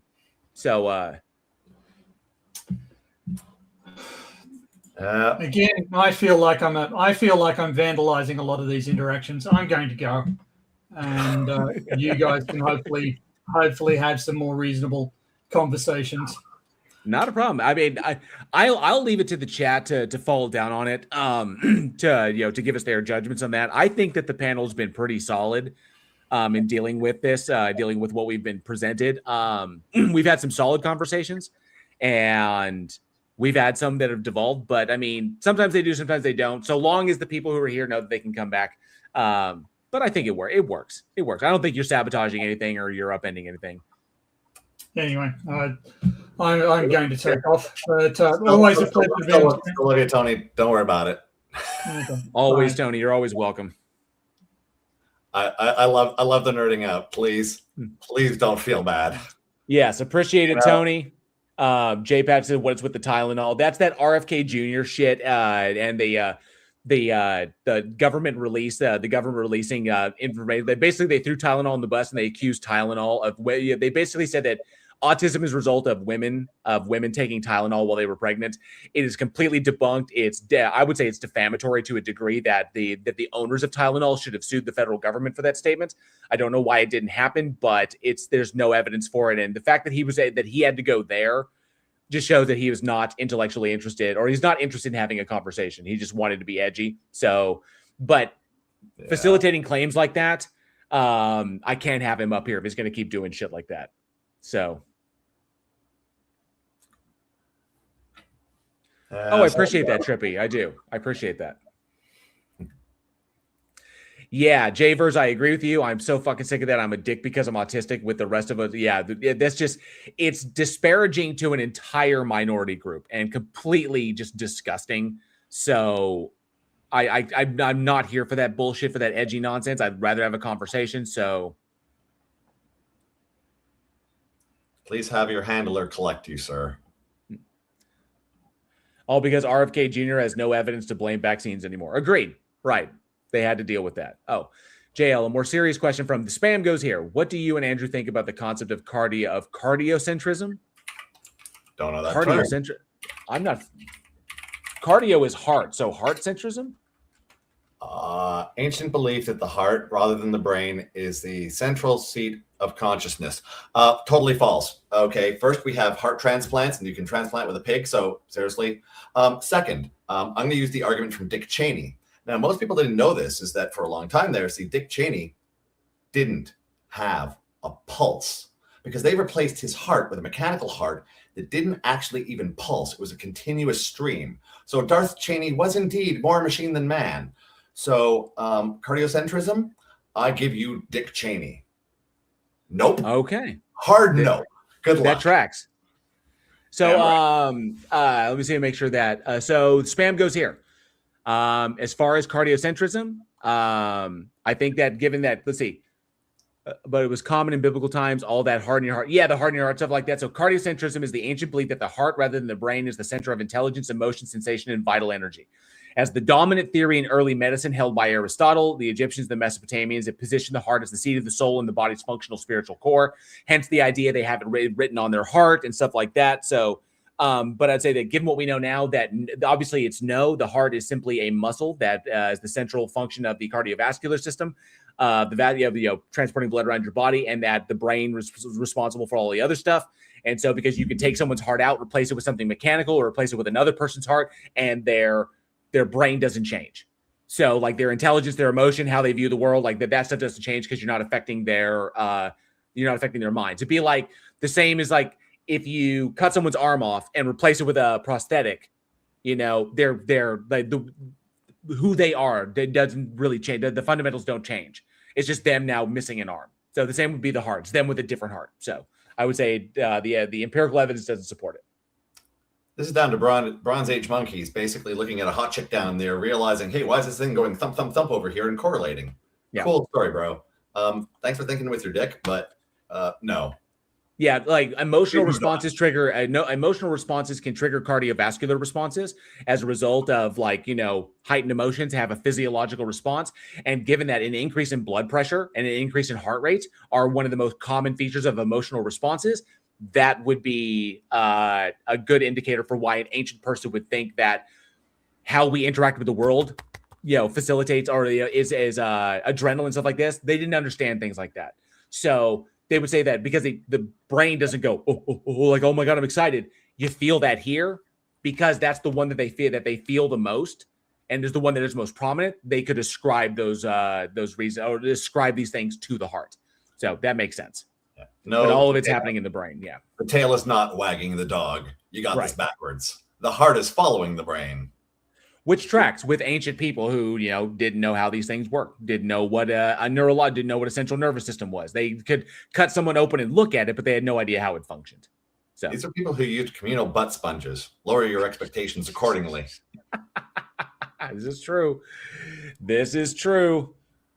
I do love the fact that the ancients were as obsessed with sex as like humans are today. When you find out that there was dick graffiti on the Colosseum, it's nice to know how little things have changed over time. It's a fun bit of knowledge. If I'm not mistaken, they had one of the Mars rovers draw one, didn't they? Of course they did. If it wasn't done sarcastically, it'd have to be done just out of spite. Oh, so that's true spam. Aristotle also thought the brain was an organ for cooling the blood. Yeah. It's pretty huge thanks to PhD Tony for being here. You rock, dude. And giant thank you again. I just got to thank you again, Primordial Puggles, for the super chat. That is awesome. Don't forget, if you're a member, throw me those milestone chats. If you got a free milestone chat for this month, you get a free one every single month. Throw me a milestone chat, because I love seeing how long people have been members here. I like to thank them for that, for supporting the channel for as long as they do. Love seeing those milestone chats. Those rock. And they're free. Like I said, you get a free one every single month. So check and see. Let's see. We are 4.5 hours in. Had some interesting conversations. This one's going a lot better than the Sunday one did. I'll say that. A little busier, at the very least. Yeah. I'm hoping Trippy Cat will be able to make it up. They were in the back earlier. But Trippy Cat is more than welcome to come up. No one leaves Kid Rock behind. No one puts Kid Rock in a corner. I put Baby in the corner. Oh, Colorado Biker, you're more than welcome. Thank you for being here. Have a great day. Be safe. Happy riding, dude. Happy riding. Yep. What is your take we were on that the other time after he came up? What is your take on Gnosticism?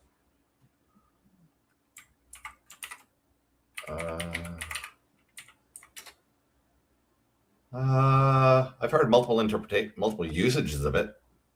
I've heard that. Mm-hmm.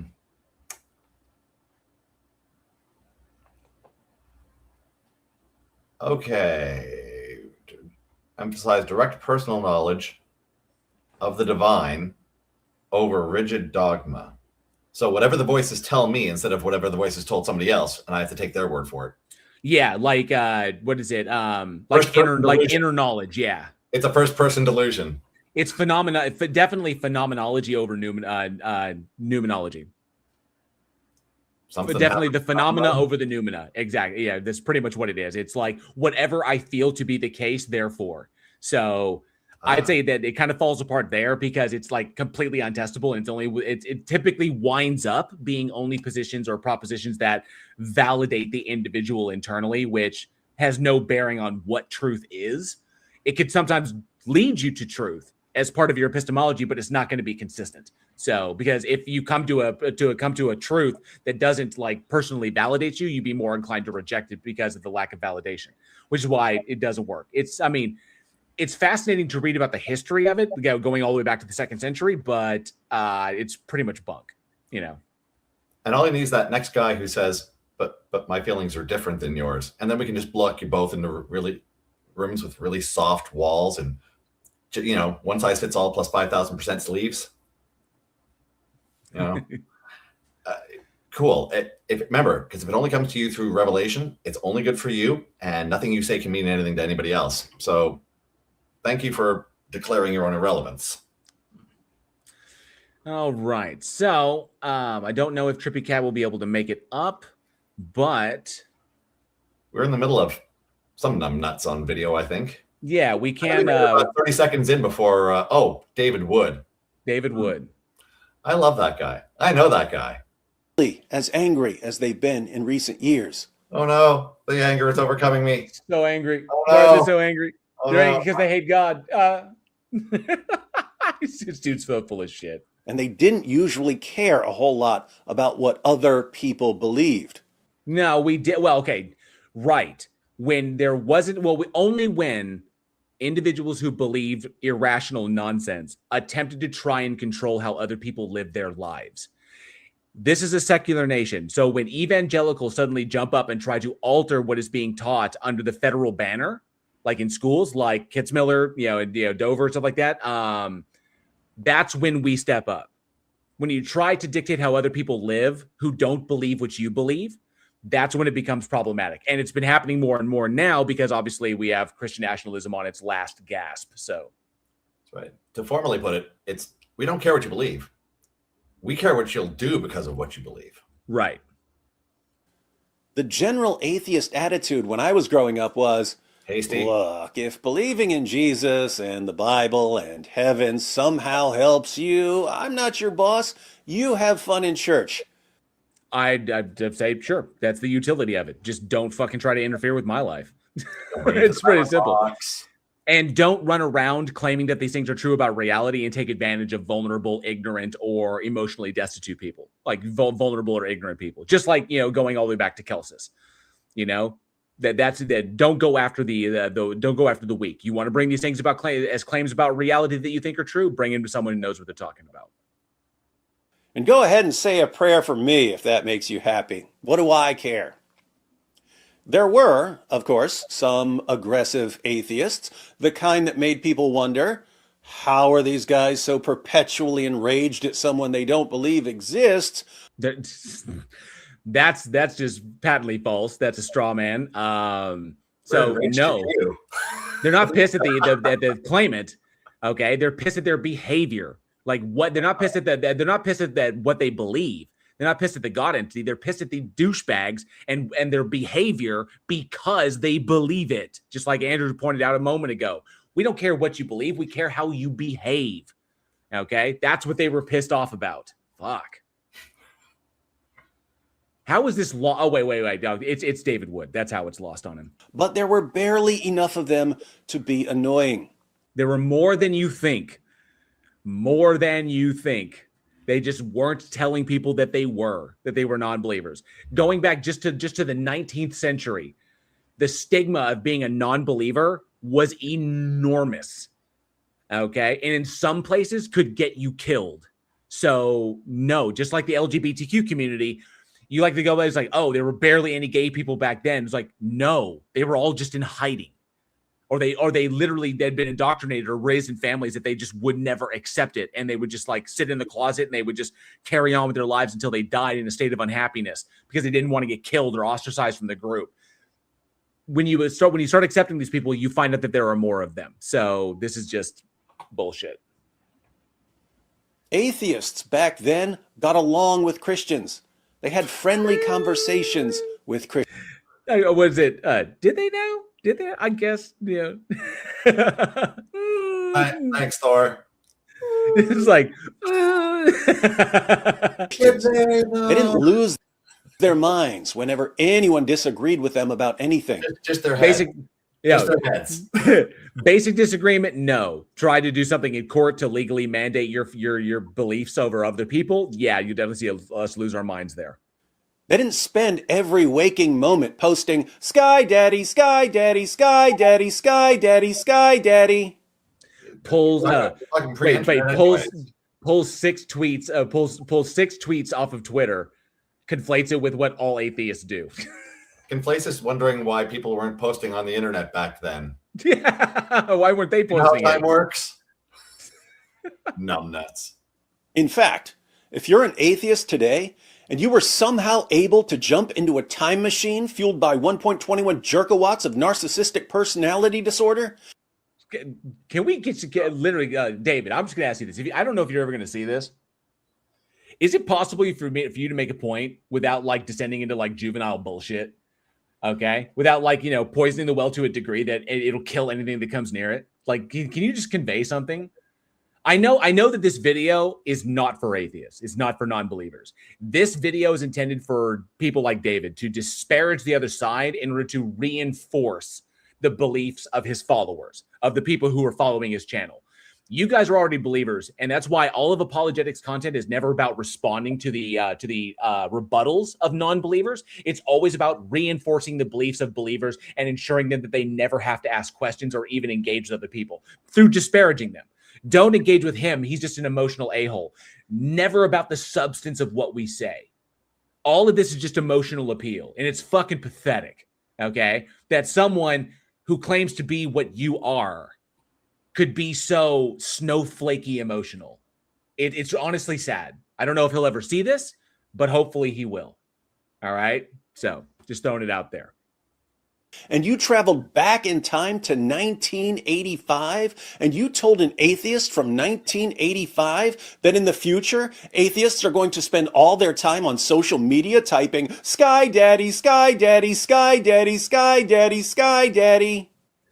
I would tell them that the future, I mean, if I was able to do this, I would definitely say that the future is going to look pretty weird. And there's going to be a lot of conversations about, atheism is going to go through a turn, and it's going to the internet's going to be a thing, and it's going to global worldwide communication. And atheism, theism conversations are going to make up about less than 1/100th of 1% of all the traffic on the internet. Now, that's what I'm going to tell them.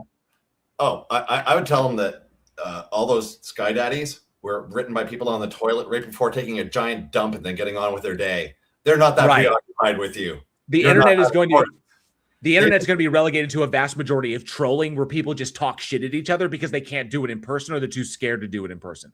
That's what the vast majority of it is is basically how it's going to happen. So, and I doubt that atheists would care, depending upon who I talk to. I mean, this is pointless. That 1985 atheist is going to ask you what social media is, and then he's going to throw his Dungeons and Dragons dice right in your face and tell you to get a life. This guy thinks this motherfucker votes. This fucker votes. Yeah, little bit of history. I was BBSing before the internet. I ran some back in the end of the 80s into the early 90s, pre-internet as you all know it. I was doing that stuff online. So I ran a bulletin board message system as of like 89. And there was stuff out there. There was stuff out there before that. Oh, there was Tactical Strategy Rules, which became TSR. Oh, we could go old school. Solar Realms Elite. Well, let's see. But TSR, Tactical. Yeah, that sounds familiar. Like Solar Realms Elite was a big one. TSR, back when it went by Tactical Strategy Rules, the original modules came out in 1971 or early 70s. Yeah. Rocking OGs, baby. Rocking the OGs. Tactics came out in 71, and then there was it was 1971, and then there was Cavaliers and Roundheads, Warriors of Mars, Strategic Attack, and then D&D. So it was like 1975, I think. I can't remember when they switched to the TSR, but yeah. I mean, TSR is like old as shit, starting with like miniature rules and stuff like that. Trade Wars 2002 bulletin board system game. I hosted a server with that. That came out in 84. Nice. Been there, done that. So zip it. Yeah, I mean, this is just all emotional bullshit so far. Yeah. He's not presented anything. So, what happened to atheism? Who fed that cute little mugwai after midnight and then poured Miracle Grow and Red Bull all over the gremlin? That would be the evangelicals, who are beginning to try and influence legitimate society to a fundamental degree by influencing legislation. And so it was the constant barrage of their bullshit. And then there were a handful of individuals that stood up and decided not to take it anymore. That's what new atheism was. I'll tell you exactly what happened. And once you understand the rise of the new atheism, you'll see why its run is coming to an end and why Christians are about to have not one, but two fun new arguments against atheism. This is fucking hilarious. Number one, I have to double check something here. Hang on a sec. You passed butter. Oh my God. What's this asshole's name again? David Wood. Yeah. I gotta see when this this came out a year ago, and New atheism was I mean, it's been a couple of decades. So new atheism is still around. It's just that the proponents are not as vocal as they used to be because the internet is a double-edged sword. So, but it has nothing to do whether or not I agree that new atheism was not focused on having conversations like we have here. Like I try to have on this channel. It was not focused on that. It was about hitting evangelicals in the fucking teeth as hard as they've been hitting us in the teeth for fucking centuries. That's what new atheism was about. And it's not necessarily like a happy thing. And they often interpret people that like the extremity of how we present this stuff as being angry. Okay. The problem is that it doesn't address the substance of what they were saying. If you want to debunk an argument, you can't go to the interlocutor conveying something in an agitated or an emotional or an angry way. That's irrelevant. Attack the substance. So if you want to unseat new atheism, you have to attack the arguments that new atheists were making. Just saying that they were emotional or whatever, or just like assholes, does not defeat shit. That's the key here. So I have no idea what he's talking about here. So let's discuss the new atheism's explosive growth since the early 2000s, its failed predictions, our fun new arguments. Failed predictions? It didn't. What? The fuck is he smoking? And the future of atheism.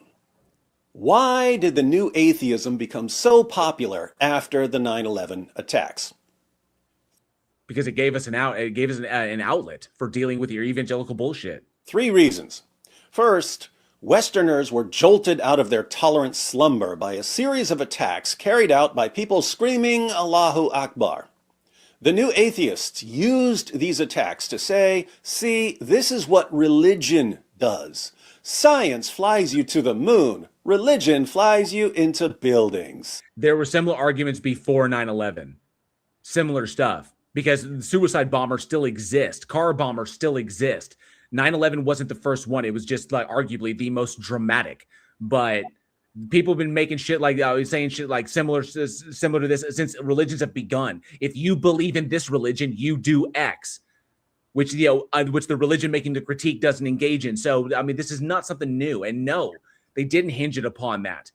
Obviously, the door opened for conversations regarding Islam.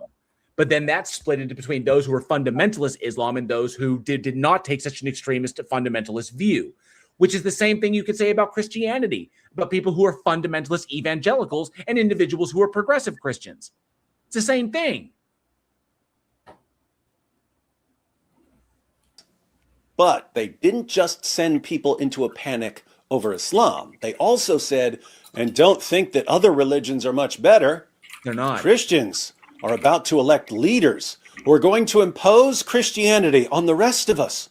Christians are about to use democracy to end science and to establish a Christian theocracy.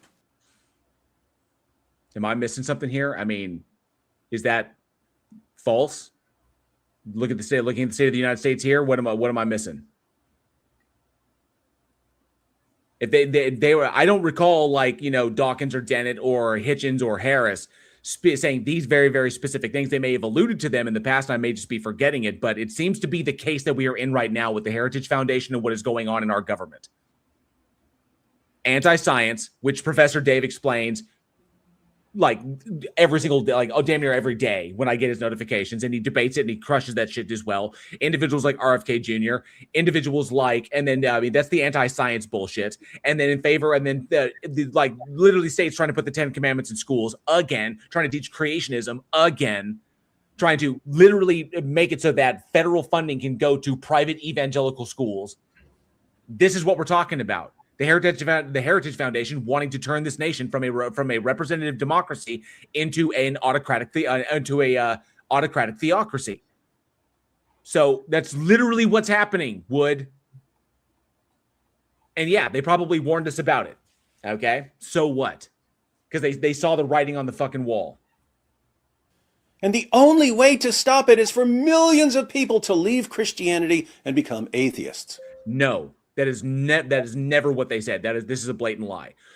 The objective was to provide, very similar to what I do, was to provide people with the tools they needed to ask the questions that they were too afraid to answer, and to dissuade them to dissuade them of that fear, that there was nothing wrong with asking questions. And if that individuals were expecting them to believe things for like no justifiable reason, that they needed to question that and not take things just like at face value or on blind faith, or just to simply accept it as being true because someone else told them to, and that person's an authority.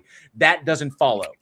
They were giving people the ability to challenge the institutions that have been sitting above them their entire lives. That was the point. They took advantage of a time when there was great upheaval and people were willing to ask questions. So sure, that's just marketing. So when it comes down to it, they never said, don't be a Christian and be an atheist. No, none of them ever said that. They wanted people to question why they were Christians. Okay? To apply the same rigorous epistemic standard, to ensure that to ask questions of themselves and of others. All right? Logical consistency, evidence-backed. That's the whole point. They wanted people to think rationally and consistently. If it results in them leaving Christianity, well, that's because Christianity fails as a system.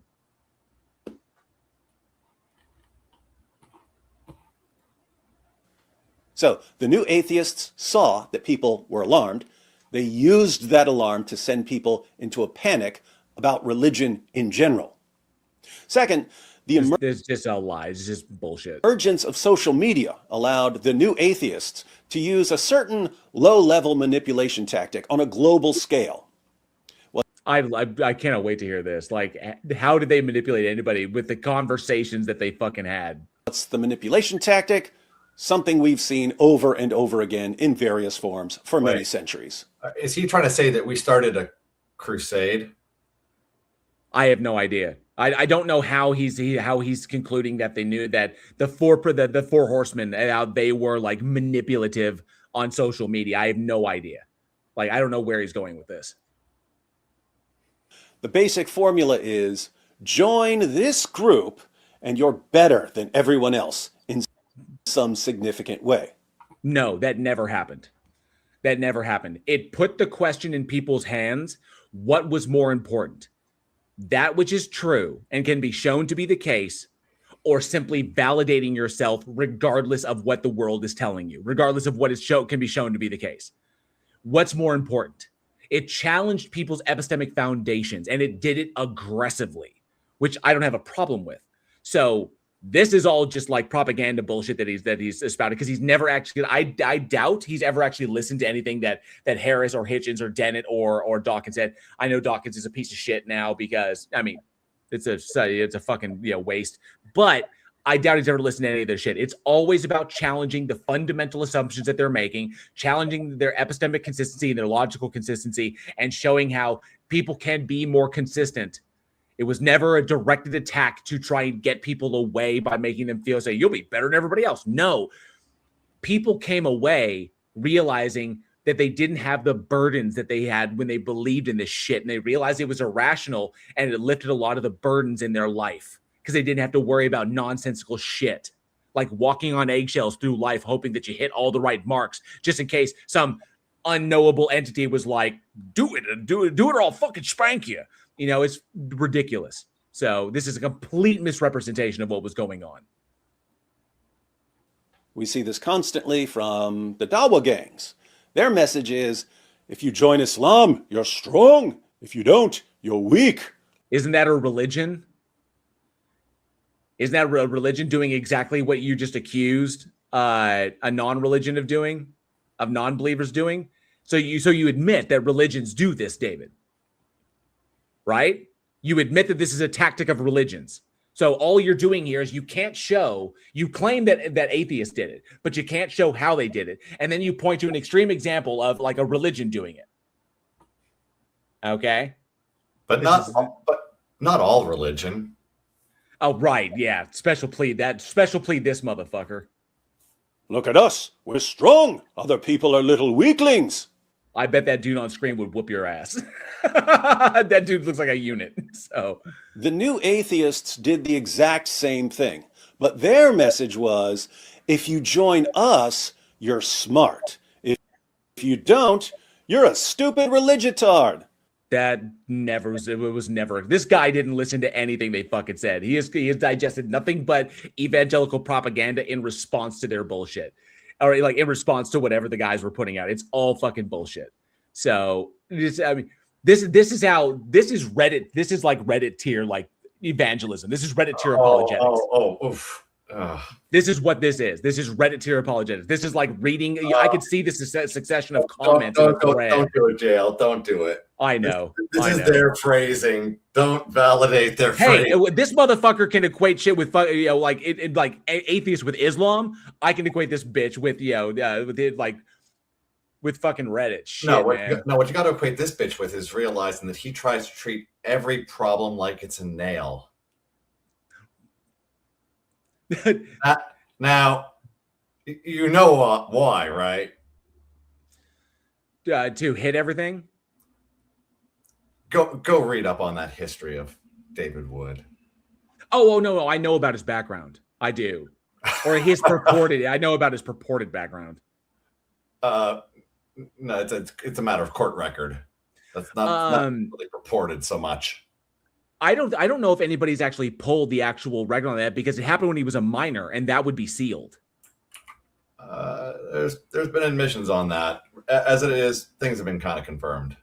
I believe from the horse's mouth. Still a douchebag. So, and a douchebag. He's not wrong because he's a douchebag. He's wrong. That's true. And he's a douchebag. You're wrong, and you're a douchebag, David. So, and a smug one at that. It's very unbecoming. Very unbecoming. Very naughty. What do you want to be? A super smart atheist or a super dumb religitard? No, I'm an atheist because I'm super smart. Because I recognize that believing in irrational bullshit is fucking irrational. And I don't want to be an irrational person, you know?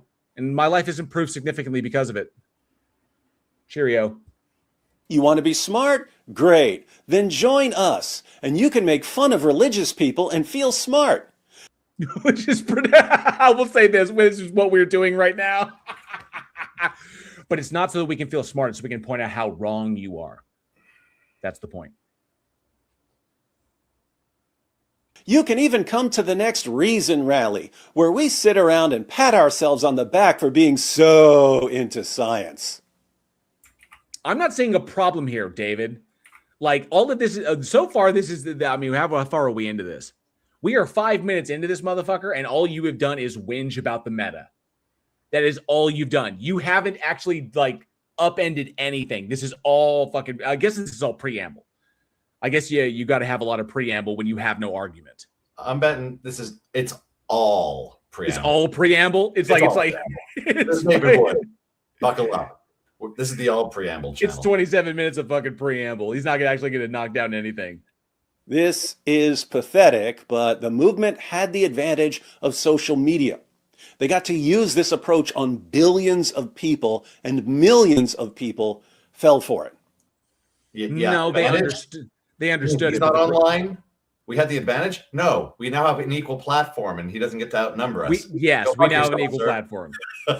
So, goodness, they can use it to say their message too. This is some fucking Trump thinking right now. This is some goddamn Trump reasoning right now. Like the shit that he's going on. The shit that's going on over with Iran and the math deal.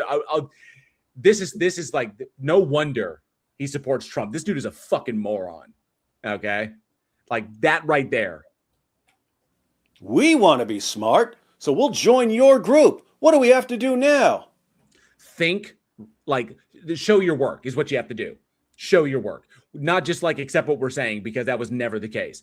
Dawkins, for all of his failures, Dennett, Harris, Hitchens, any other name that was involved in that, never said accept what we're saying without checking into it. They set the table and they allowed people to come and engage and then go. Okay? They never said accept it. They said do your own fucking work. They say do your work. Get your hands dirty and do the fucking work. Unlike priests or religions that say, trust me, bro, because your soul that I can't demonstrate exists is on the line. Shit like that. Oh, just spend every waking moment making fun of people with sky daddy, sky daddy, sky daddy. This guy's taking the shit really personally. I wonder why he's so upset at the idea of daddy. He's so Yes, I went there. oh. You want to go there? He would not last 10 fucking seconds with me. Not 10 fucking seconds. Oh. You want what like remember when Dillahunty walked off of what's his face? Wow, Wilson. Oh. He ain't making it to round 2. Yeah. This guy seems really triggered by Sky Daddy. Shiver me, trigger me timbers. Sky Daddy, Sky Daddy. And that makes us smart? Yeah. Well, it depends upon how we're doing it. We may use that term as a kind of like tongue-in-cheek way to reference the shit that you believe in, but it's not like Sky Daddy is the argument. So if you want to be intellectually honest here, David, which I don't think you can be in this particular subject, you have to address the substance of the argument, not just the things you don't like about it. Okay? That makes you smart. Sure does, doesn't it? Yes, it does. That's why I own you every day. Third, because of the first two factors, panic and manipulation, the new atheism became what we might call evangelical atheism.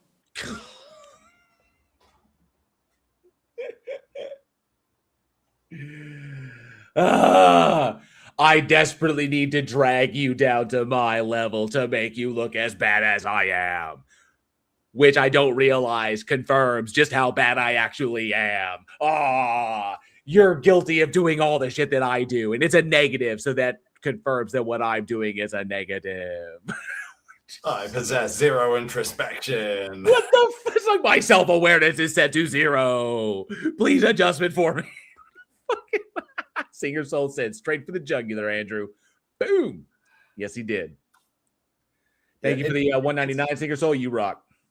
It's a new kind of therapy. Nemesis, that's not going to happen. That's not. I'm sorry, dude.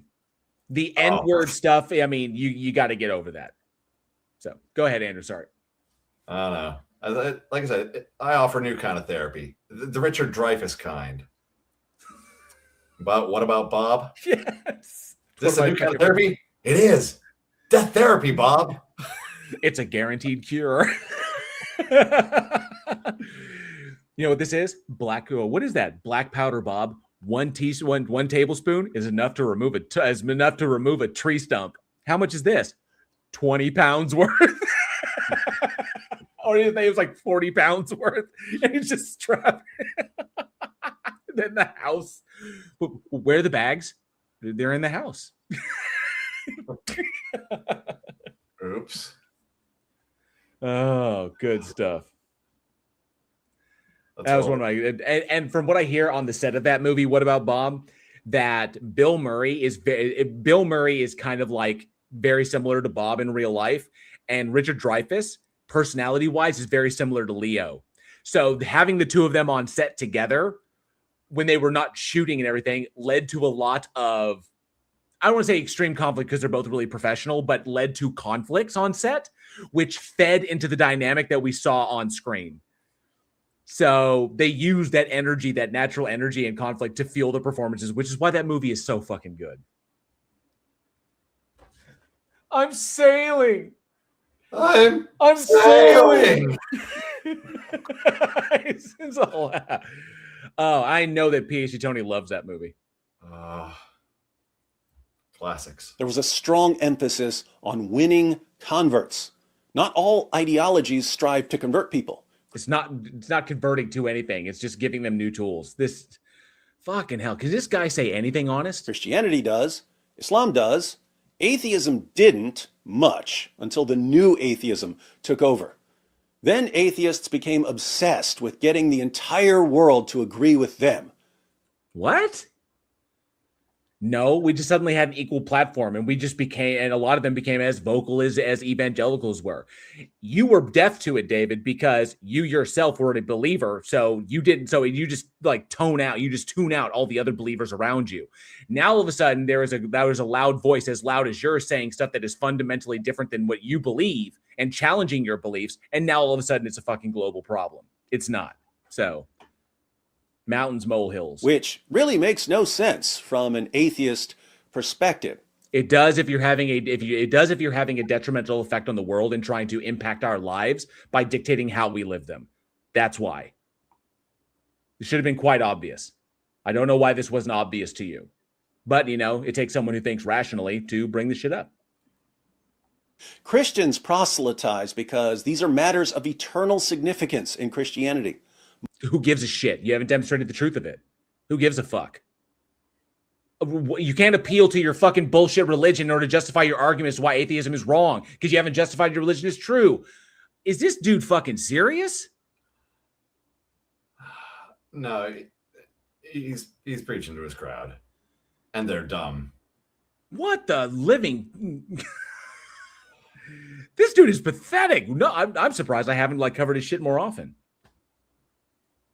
Muslims proselytize because these are matters of eternal significance in Islam. Why would atheists suddenly care so much about convincing everyone to agree with their worldview? Not asking everyone to agree with it or asking anyone to deconvert. We're bringing up these arguments in response to the shit that evangelicals say and trying to counteract and develop a base in which we are trying to counteract the message and develop a base to fight against the efforts to evangelize the nation, to basically turn it into a theocracy. That's the whole point. I've repeated that multiple times now. So, because he keeps basically asking the same fucking question. It's because of the negative effect that you were having, that the evangelicals were having on the foundational principles of this nation, that it is a secular nation. Done. That's the whole point. Well, if atheism is the only thing that can save the world from religion, then salvation is found only in atheism. What is he talking about salvation? Salvation from what? The hardware aisle. It's like, well, if atheism is true, then salvation isn't. I was like, that assumes we need to be. Oh, well, I mean, to be fair, he was just talking about people flying planes into buildings. So, I mean, I'll give you Exhibit A. This is my first real taste of just how bad this asshole is. Oh, it gets so much preach, worse. Brother Dawkins. Preach, Brother Hitchens. Preach, Brother Harris. Rip Daniel Dennett. Rip Daniel Dennett. Atheism became evangelical.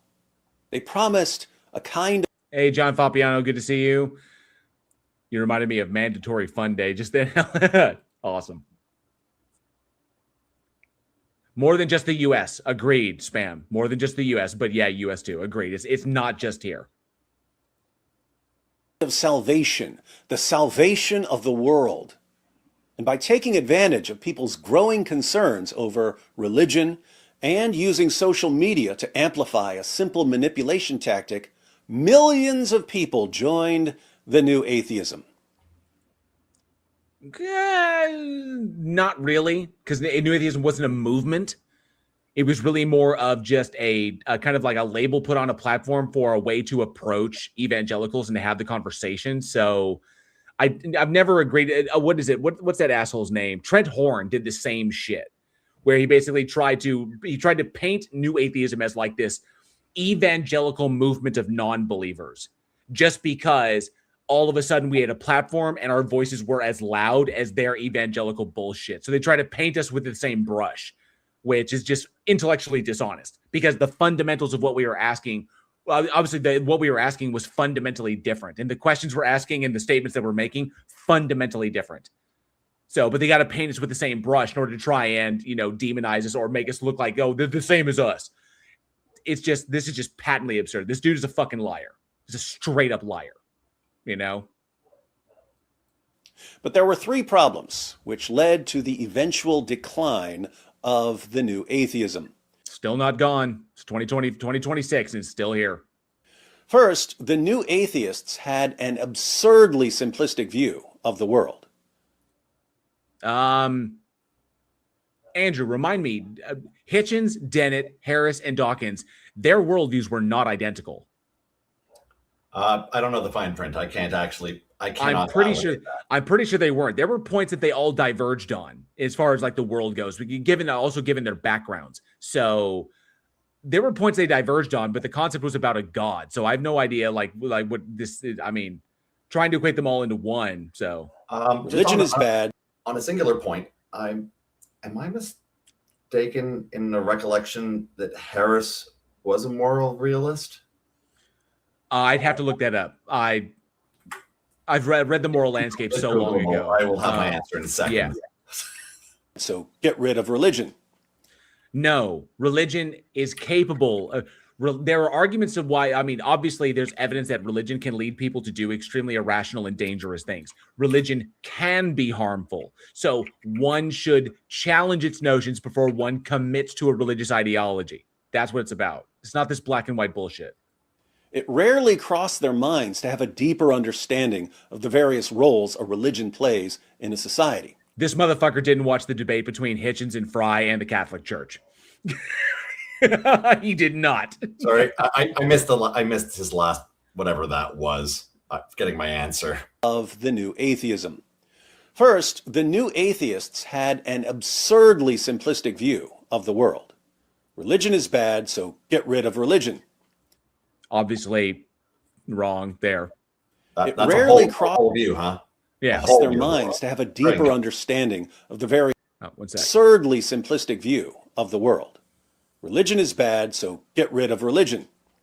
It rarely crossed their minds to have a deeper understanding of the various roles a religion plays in a society.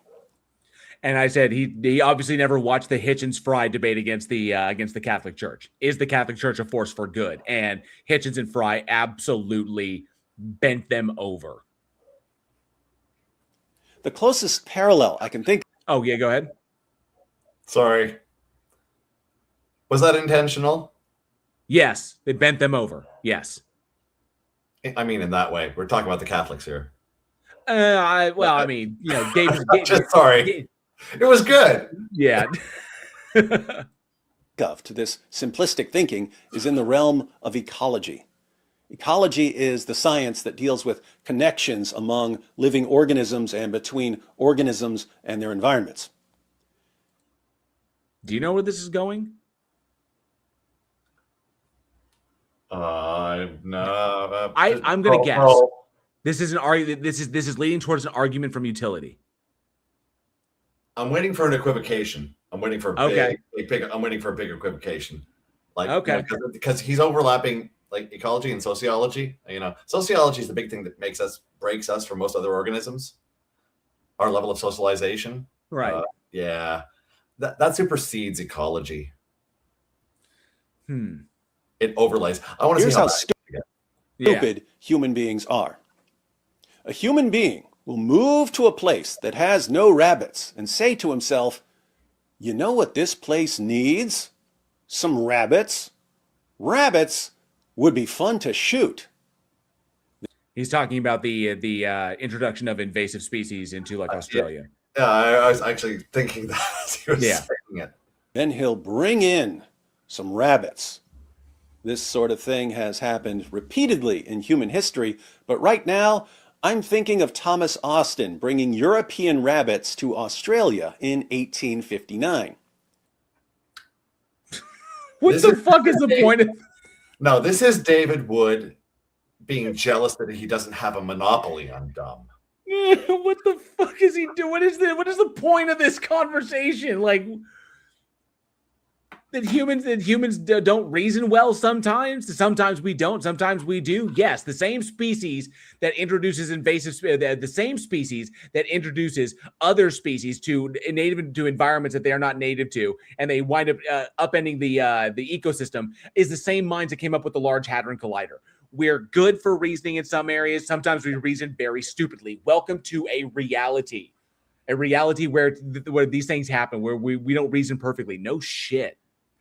Like, what is the point of this? He thought rabbits would be fun for him and his friends to hunt in Australia. And they were. So what's the problem? Well, rabbits... They didn't take into account their effect on the surrounding environment because they didn't give a shit. Because they were fucking rich people. Had no natural predators in Australia. Rabbits reproduce very rapidly.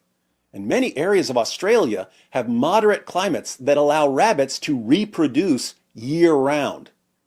The rabbit population exploded so quickly that within 10 years, Hunters could kill millions of them every year without noticing any effect.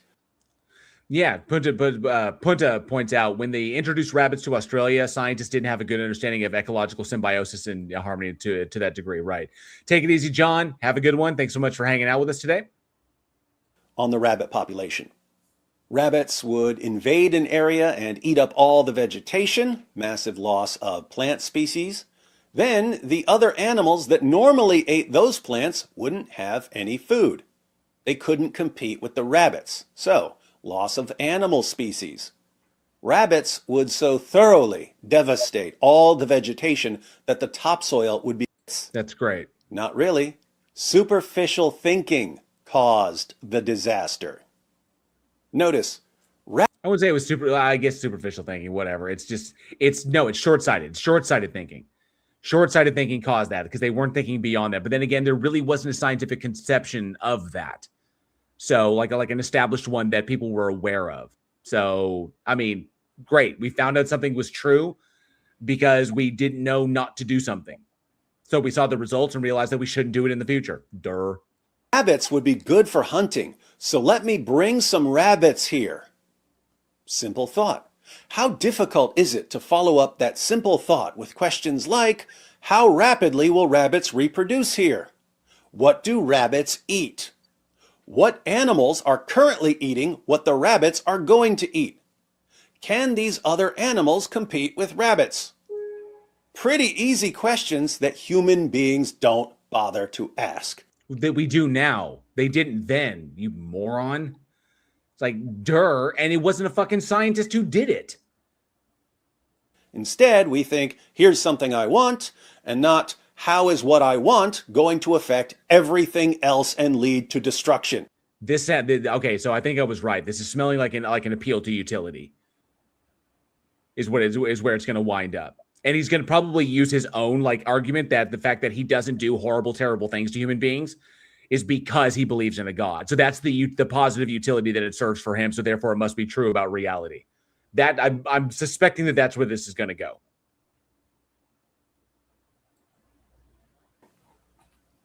What does this have to do with the new atheists? Absolutely nothing, because unless you're making it an appeal to utility, which would be technically an argument for motion. Easy. The new atheists aren't deeper thinkers than Thomas Austin. They think, I don't like religion, so let's get rid of it. No, that's absolutely not the case. We ask the questions about the effects it has on society, and we've seen them to be wildly detrimental. We wouldn't introduce a new religion into anywhere. We wouldn't introduce rabbits into an unknown ecosystem. We wouldn't do that. We are the ones who are asking the questions. This fucking, what is the term for this? This is beyond snowflake.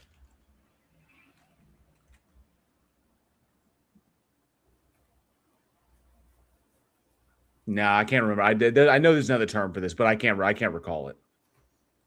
I like atheism, so let's get more of it. And they pay no attention whatsoever to the extremely complex web of connections that they have just forever altered. No, it's a proposition. It's literally a position regarding one proposition. So I'm waiting for this dumbass to actually present something instead of just whinging about the meta. The way ideas are connected in a society is very similar to the way organisms are connected in an ecosystem.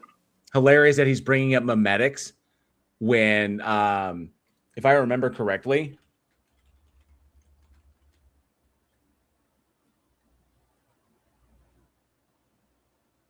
yeah, which is a concept coined by Dawkins. And what's been happening in Western society over the past several decades, as every long-standing tradition or value is attacked, is the ecological equivalent of a forest fire. No, it's not. It just results in a world that you don't like, but it doesn't make anything inhospitable. And I mean, sorry if we're sorry if atheists and the ability to have these conversations intellectually are reducing the victim pool of evangelicals. And so essentially we're the rabbits and you're the idiots who are being outgained. in your own habitat, because rationality and reason holds far more water and is far more consistent, illogically consistent, and far more reasonable and rational than theism ever will be. So sorry, that's on you. That's a failure of your system. So destroying the religious and moral framework is like a forest fire. A forest has trees and other plants, birds, mammals, insects, and so on. So this is the effect that this is essentially the effect of not allowing Christian nationalism or Christian ideologies to influence legislation. And so when they try to pass laws, there are laws that we agree on, the believers and non-believers, and certain laws that we don't. So because they don't represent everybody, and there needs to be, it needs to be secular across the board. So this is what he's talking about. It's not like don't steal, don't kill, stuff like that. He's talking about like abortion and, a number of others that are like, the fringe evangelicals are going to talk about or are going to point out. So that's what he's talking about. We don't, obviously your religious beliefs concerning that are irrelevant as to whether the moral thing is. So it shouldn't apply in the system. He's talking about a progressively more secular world, which is more representative of more people, more equally representative of more people. And so forest burns. The trees, which had been there for decades or centuries and provided stability to the ecosystem, burn. Yeah, we just replace it with a better one. One that is more judicious, and one that is I'm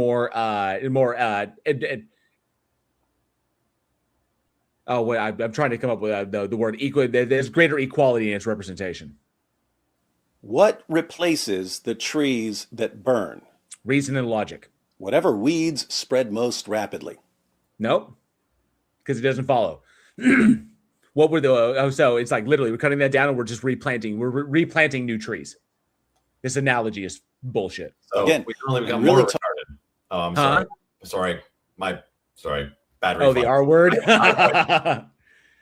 It's hard not to use it in response to this guy. It's the David. It's hard. Terrible. Talking about ideas. When the ideas and values that have been the bedrock of your society for centuries are suddenly destroyed, what replaces them? New ideas, better ideas, ones that are more representative of the people, one that allow for better progress, that make more people happy. That's how societies change. Sometimes they change for the negative, but then you can always like drop those negative things and then replace them with other stuff if people aren't happy. That's how societies work. So what? This is all. I mean, this is completely flat. It's an appeal to utility. He doesn't like that the world is that the society is in doesn't reflect his current values. So go to one that does. Quit your fucking bitching. Stop being a snowflake about it. Just deal. Accept it. Whatever weeds spread most rapidly. So the new atheists really thought that by setting their own forest on fire, some sort of utopia. That is incorrect, because he said setting their own forest, meaning that the ideas of Christianity are the foundations of what atheism is built on, and it's not. So that there was some poisoning the well there. Singer Soul for $4.99 said, did he forget the last 2,000 years of human history with Christianity? Look at the lives the medieval people lived in Europe. Agreed. Fucktard is acceptable, BV. Fucktard is certainly acceptable. Was going to magically emerge. Now they're staring at a bunch of weeds they can't control, wondering what went wrong. I'm wondering if he still hasn't addressed any argument whatsoever. I mean, we're now 12 minutes in. 1 second. 12 minutes in of a 26-minute video. Damn near halfway through, and he has yet to pose an argument. This has all been, if I'm wrong, am I wrong about this? He's just whinging about the meta, right? And nobody on fire is correct. For $2, this is a slippery slope fallacy. But ultimately, it's not even really that. It means the society would become one that he fundamentally disagrees with, which is irrelevant. I mean, right? Well, yeah. This is slippery slope because he's assuming things are going to burn. Now, apparently, letting go of one thing is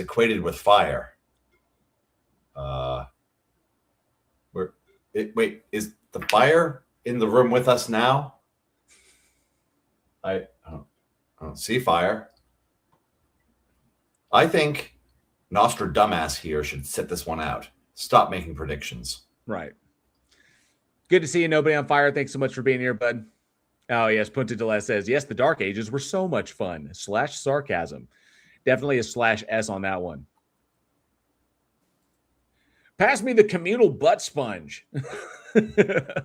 Second, although it was rare, some of the new atheists did occasionally think beyond the superficial, me no like Christianity, so me get rid of it, to consider the possible ramifications of getting rid of Christianity. He's probably going to talk about Dawkins and being a cultural Christian. Nobody on fire for two says, correction, make believe slippery slope. Thank you very much, bud. That was what I was looking for. I'm thinking he's going to go to, like, he's probably going to cite Dawkins' comments about being a cultural Christian. Richard Dawkins.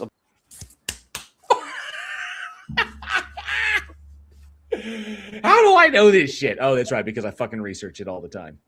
Of all people, for many years, has been saying things like, I have mixed feelings about the decline of Christianity, insofar as Christianity might be a bulwark against something worse. He said that in 2010. In 2018, he warned in a tweet, before we rejoice at the death throes of the relatively benign Christian religion, let's not forget Hilaire Belloc's menacing rhyme, always keep a hold of nurse for fear of finding something worse.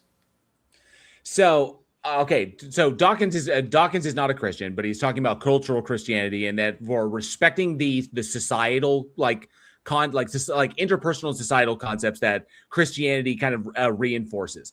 And so he saw positive utility in some of these things, which I don't disagree with. There is some positive utility to some of the stuff behind what Jesus said for society and for individuals as far as living one's life. But overall, as a religious ideology, it's predicated on nonsense that God doesn't exist. But so it's no different than really like Aesop's fables. Dawkins is equating it to that. He's basically saying there is some positive utility within the beliefs.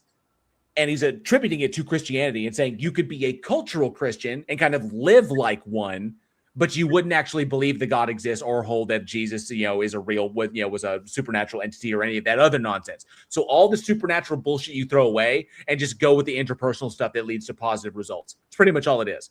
That's what Dawkins was referring to. He wasn't giving any validity to Christianity itself, just to behaving a certain way or in a way that Dawkins himself subjectively saw as positive. But that now we know that includes anti-LGBTQ and anti-trans position, so obviously not that great. So Dawkins recognized that Christianity may be doing something in society that's protecting people, even atheists, from something even worse than that terrible thing called Christianity. Well, okay, so what Andrew, what was there was somebody who made the comment, I can't remember who it was, that made the comment about Christianity being a force against Islam. Oh, that's Ilan Omar, I believe. Ilan, I thought it was Omar. Yeah.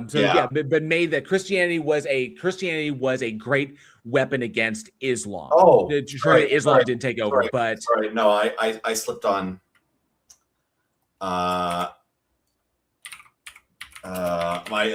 slipped on names. Not Omar. No, she's the one. She's the card. It was the chick who did the conversion. She converted, right? Ayan Hersey Ali. Ali. That's right. I slipped on names. That's right. Wow.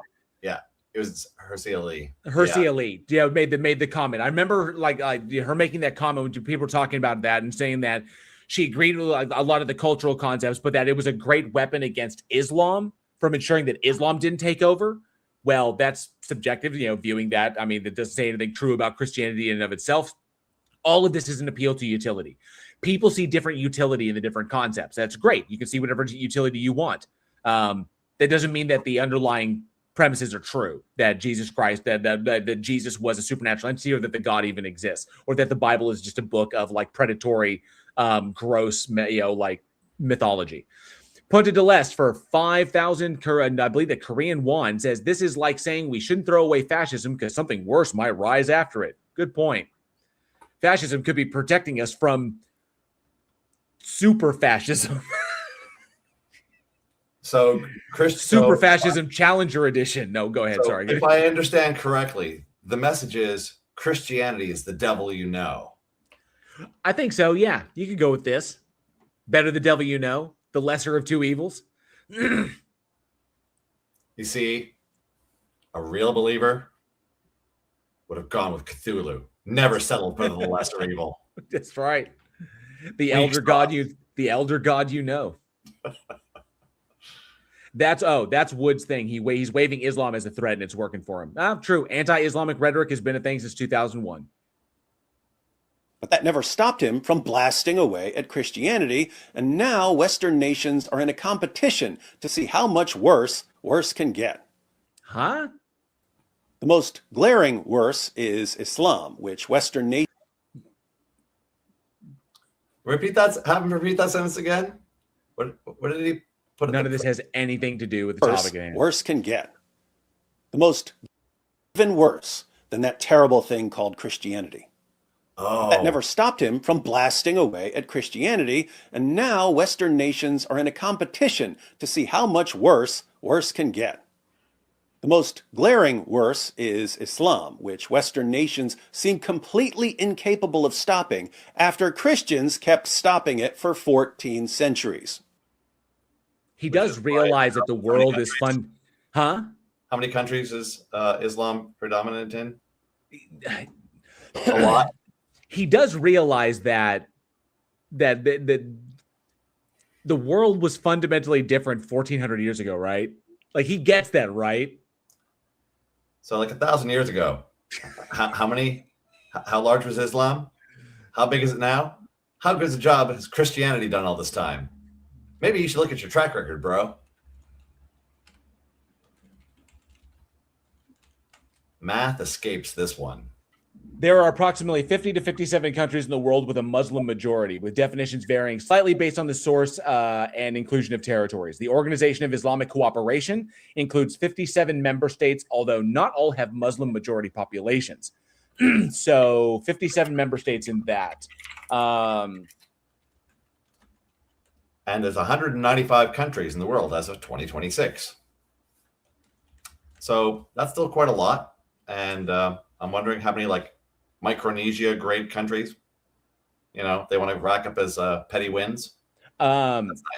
Around the year 1026, the Islamic world was dominated by several major competing caliphates and emirates.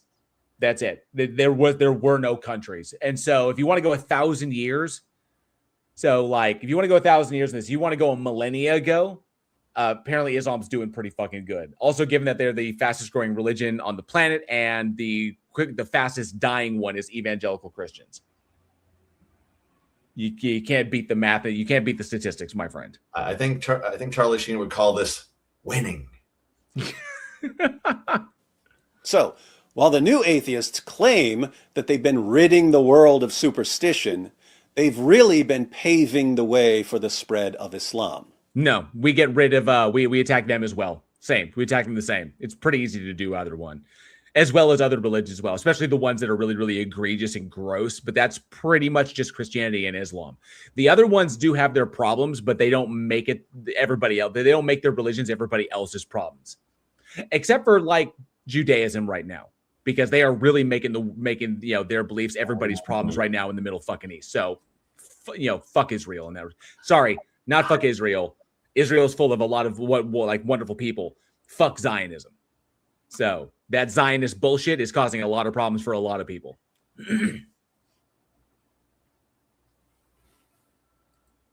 And people are starting to notice.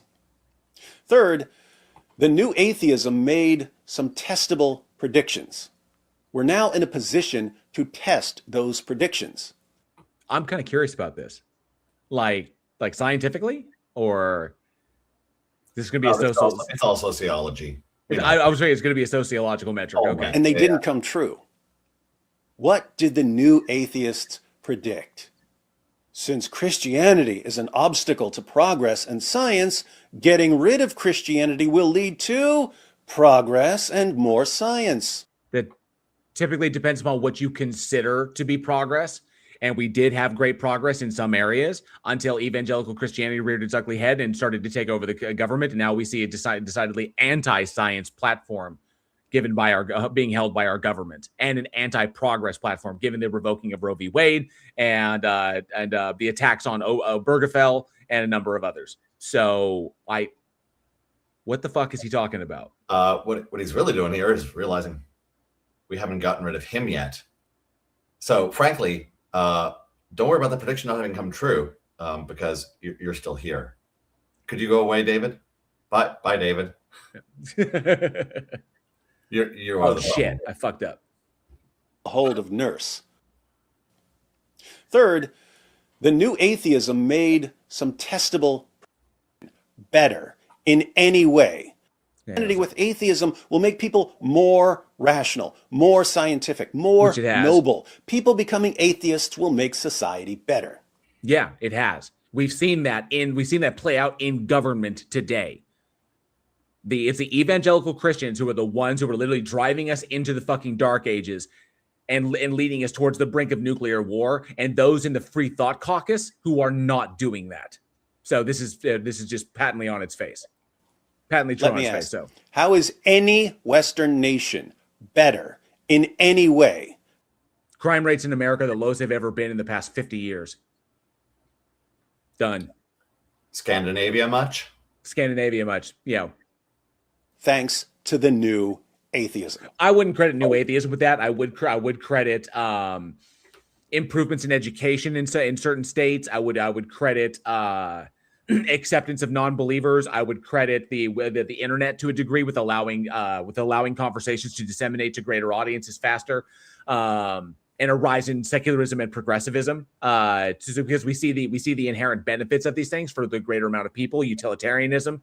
So there's a number of things that go into it. It wouldn't just be new atheists, but everything I just mentioned were a number of talking points that all of them touched on. So I wouldn't give them all the credit, because there are plenty of theists and Christians and Christians and and Muslims that agree with all the shit that I just said. So have Western nations become more rational, more? Yes, by virtue of our crime rates being by virtue of our crime rates being the lowest they've ever, our violent crime rates being the lowest they've ever been in 50 years, that means that the desperation, the ignorance and desperation that lead to most of that shit has not been taking place.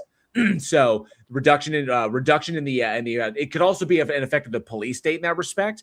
But if you don't care about getting caught, then you go and do it anyway. But if people are thinking about this shit, then that's a good thing. So his credit is going too far. See, it's been a downward trend for decades before there. Oh yeah.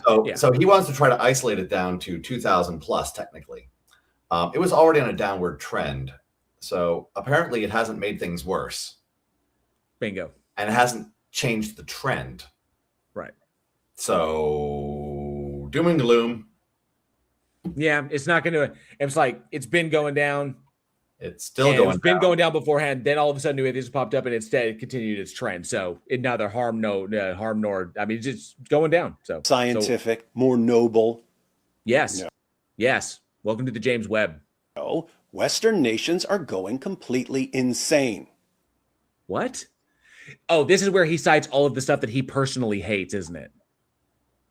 All the things that he disagrees with subjectively. Oh, wait. Okay, hold on. Wait a second. Let's see who he slanders first. Is he going to go for the, LGBTQ? My money's on trans people. Yeah. Let's just go for the thing that feels most alien. My money's on trans people. That'll be the first group he disparages. Millions of people becoming atheists didn't get us one step closer to a scientific utopia, but it got us 487 steps closer to a psychotic dystopia.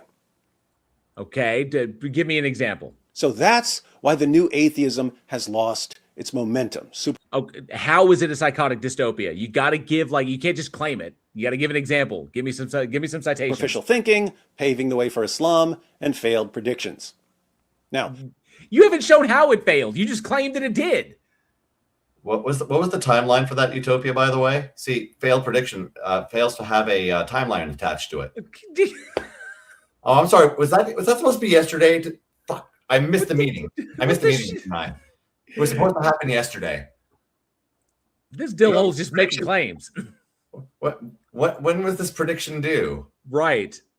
I seem to recall Sam Harris going, "Oh, we'll bring the scientific utopia. It's going to be some fucking rapture Quarter shit up in century this. tops, man. Sorry, we got to call a cap on this. Going to be some Bioshock shit up in this motherfucker. We're all going to be at like, it's like and we're all going to get our robot maids out of Jetsons. We're going to hook into our plasmids and be able to shoot lightning."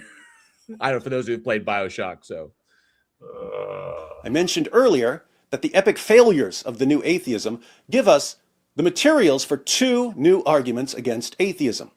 We might call one the argument from inadequacy, or the argument from ineptitude, or the argument from incompetence. So far, he's bitched about the meta. He's made a bunch of claims, but he has not backed any of it up. It's all been an appeal to emotion, an appeal to consequence, which are both fallacies, or essentially appeal to emotion. It's appeal to emotion, appeal to consequence specifically.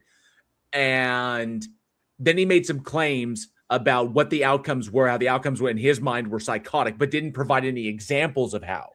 But then again, also said that new atheism made predictions that it was going to be this, and no one ever said that. There's no one ever like made a like scientific predictions in that respect. So he's literally pulling shit out of his ass.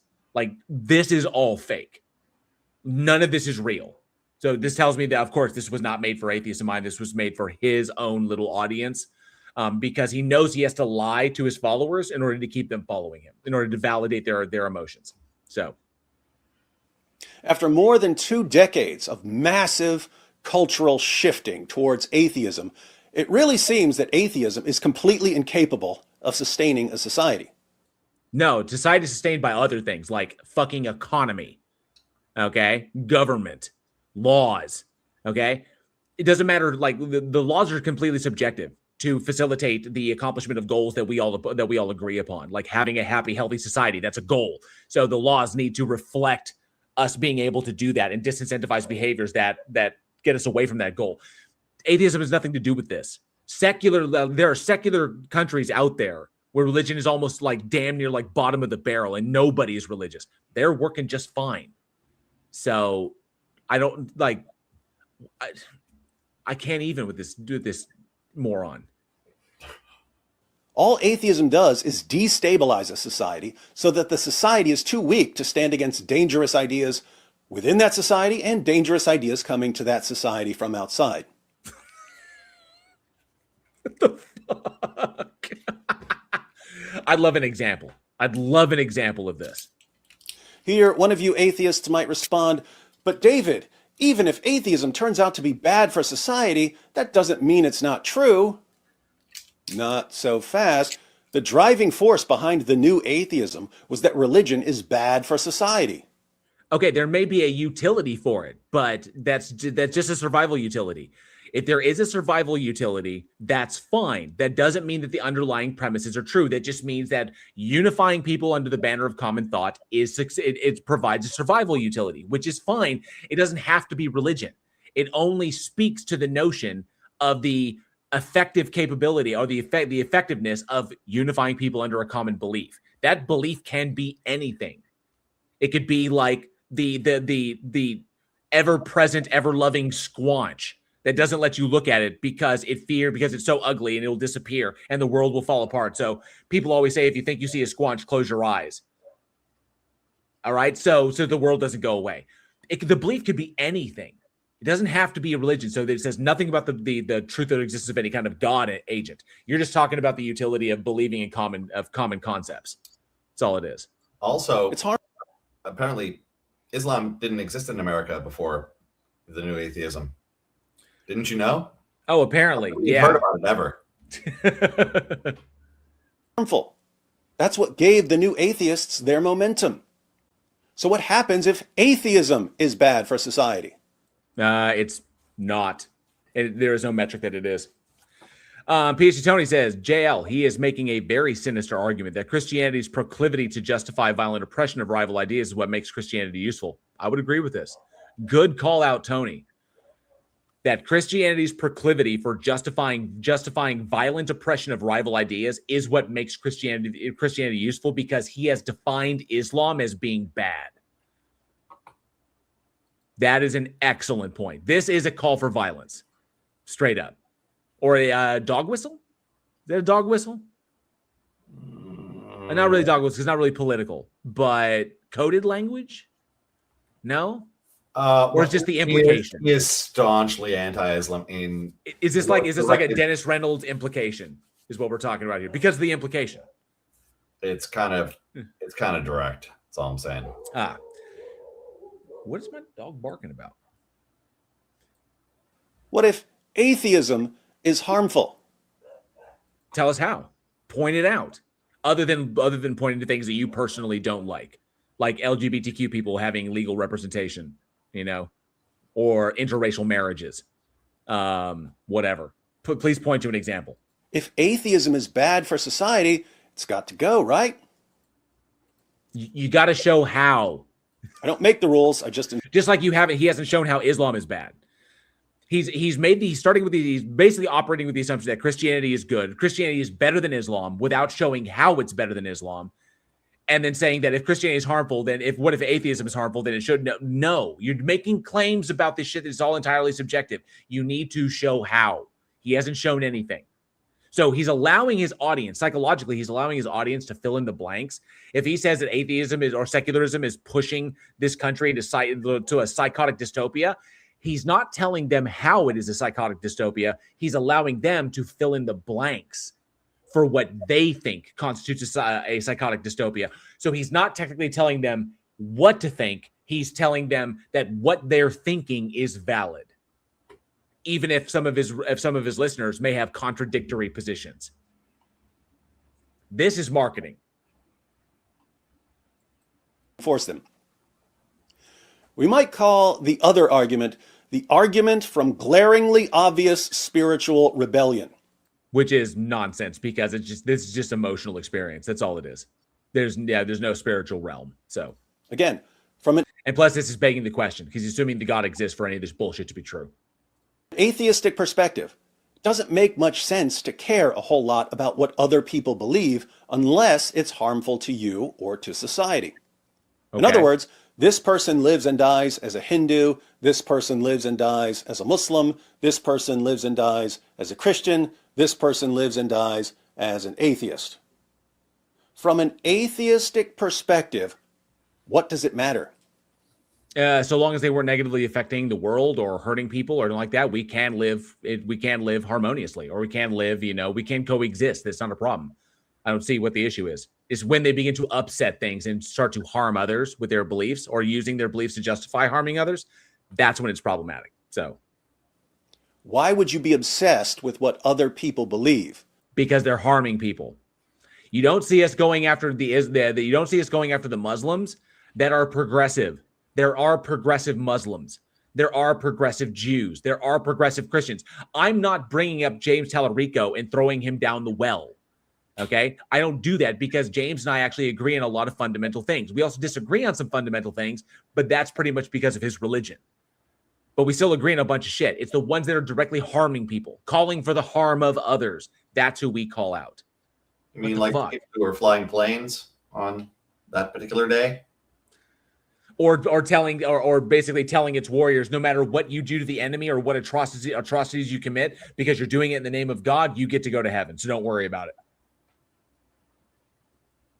Unless it's harming you or it's harming society. It makes no sense. No, because society is how we sustain ourselves. Durr. So what happens when you find out that something is actually good for you? That it's actually protecting you, that it's actually protecting your society, and you attack it anyway. Because it's not doing any of those things. Sorry. Because Christianity is not doing any of those things. No matter, you can assert it however much you want, David. Christianity as a system is not doing any of that shit. It stole from stuff that existed before it. It is fan fiction of Judaism. It is trying to co-op. It basically exists as kind of like a co-op. It's kind of like America in that respect, where we're a conglomeration of all the people, of all the cultures and all the concepts and thinking that made us. Okay, all the people that came here to develop it, the melting pot. That's kind of what Christianity, is. It stole from a whole bunch of other people. Even Christ himself ripped off Hellenistic philosophers. So what do you want? Okay, it's not protecting shit. Take Richard Dawkins, for instance. Dawkins does not like Christianity. But Dawkins has understood for a very long time that Christianity possesses some sort of ability to protect a society from worse things. And what does Dawkins do? He attacks Christianity, removing the bulwark until he's overwhelmed by the worst things. It might be. He may say that Christianity may be more useful, or maybe more. It may lead towards a society that he would accept beyond Islam if he's taking a certain style or a certain form of Islam. So yeah, there are aggressive and dangerous forms of Islam. There are aggressive and dangerous forms of Christianity. So he's saying a particular version of Christianity fighting against a particular version of Islam, and then kind of like generalizing them all together is what he's going for. Tony says the issue is that religious people see it as valid to use the apparatus of the state to oppress rival ideologies or arbitrary sins. Agreed. Does that make any sense whatsoever? It depends. This does come down to subjective interpretations. Like what kind of society you want, what do you want to see for the future, shit like that. Progressive Muslims and progressive Christians can live together just fine with progressive atheists. Let's get more specific.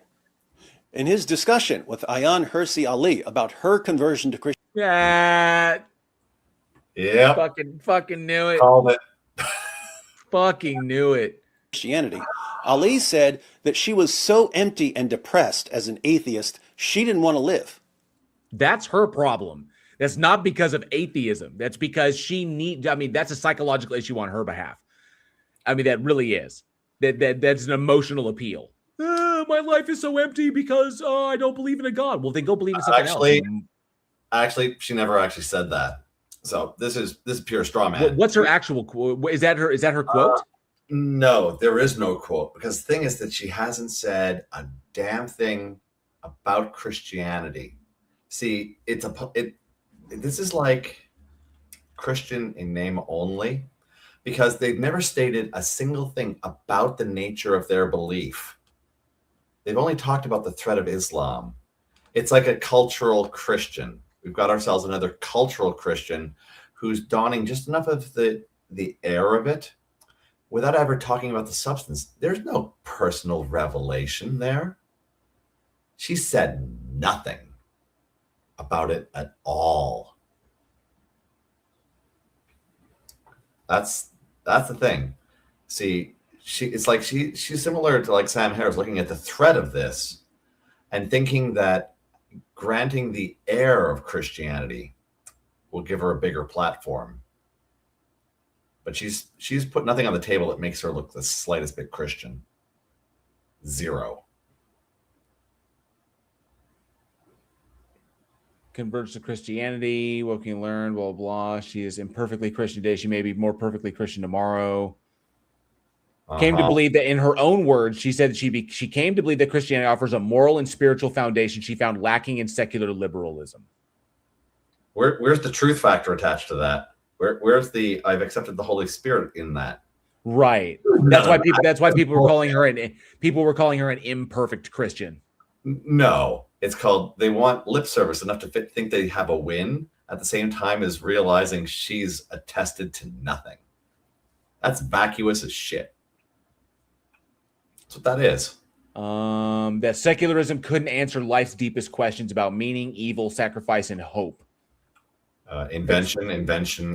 Yeah. Okay, fine, sure. Then, so it's about emotional. So it's like we pointed out before with Otangelo. It's about emotional satisfaction, about finding emotionally satisfactory answers. I'm not even buying that. See, that's cover other people are granting on this. Like, she talks about it in like the Vegas sense, but she'll never talk about it on her own. It's only the response given when she's actually interviewed on the topic. That's the thing. She has nothing to say on her own.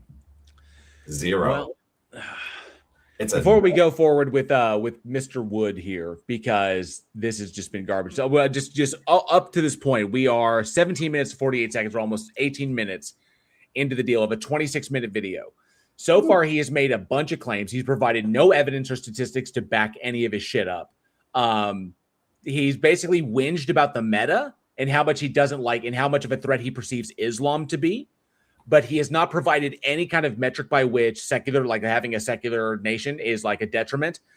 We predicted that he might go after trans people, or like the legitimizing, like acknowledging that trans people exist that are legitimate people, and that these people deserve legal representation, LGBTQ across the board, stuff like that. That this is a secular nation, that's no rules for any religion. So like, we thought he might, we predicted that, but he actually didn't do anything to defend it. 7 minutes left. And he didn't actually do anything with it. But the reason he's got 7 minutes left. That's true. That's true. The reason I'm bringing this up is because we're about 4 minutes away from the 6 hour mark. We haven't had anybody want to come up on stage just yet, even though we have a fair amount of people in the chat. I'm hoping that we can get another believer before we get through. I'd love to be able to talk to one more person, but I'm getting to the point where I'm getting kind of hungry, and I know my wife needs me to get off because she's going to be sleeping because she needs to get up in the morning. Do you think we can speed run a chunk of this? We could probably save it because I can just keep it on my desktop and we can come back to it. 1748. Pretty much he hasn't said anything. It's just been, he hasn't made it. He hasn't done anything yet. So we could skip right ahead to like 1748 and it, wouldn't do anything. Power through it. Let's dump this video in the trash. Let me see here. We got three. Okay, said we got that becoming a Christian made her want to live again. I lived for about a decade with intense depression and anxiety, self-loathing. I hit rock bottom. I went to a place where I actually didn't want to live anymore, but wasn't brave enough to take my own life. And so I was self-medicating. Having reached a place where I had absolutely nothing to lose, I prayed, and I prayed desperately. And for me, that was a turning point. And what happened after that is a miracle in its own right. I feel connected to something higher and greater than myself. I feel my zest for life is back. Dawkins heard his friend explain how Christianity gave her back her zest for life. Doesn't say anything true about it. This is just doesn't say anything true about the tenets of Christianity. That the concept has utility says nothing as to its truth, the truth of it in like external reality. Sorry, she could have gone to Hinduism, so it said Buddha, and it would have been the same thing, Naturally, he responded by telling her how stupid Christianity is. This is all obvious nonsense. This is all theological bull. Now think of. Yes, he's not wrong. I wish we could have heard more of what he said so that he could put it in context that he wasn't directly attacking her, but he was setting it up to understand why it's bullshit and why it's nonsense. Because I will say this, for all of his failings, he does explain himself. So. About this. They're friends. Ayaan Hirsi Ali is friends with Richard Dawkins. Right. So it's what is it? Taylor's not going to be honest with her all of a sudden? Is that what he thinks being a friend is?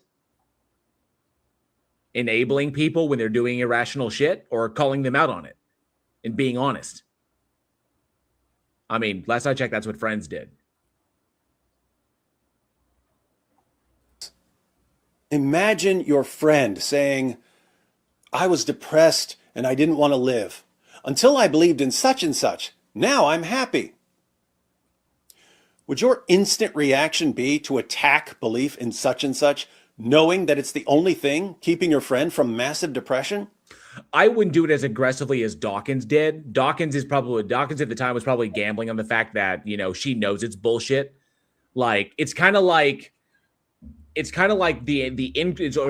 skepticism that I had when King Xerxes spent so many years arguing against Catholicism, and then he disappears for 4 months, and then he comes back claiming to be a Catholic, and then justifying it with the same arguments that I have personally heard him argue against for years.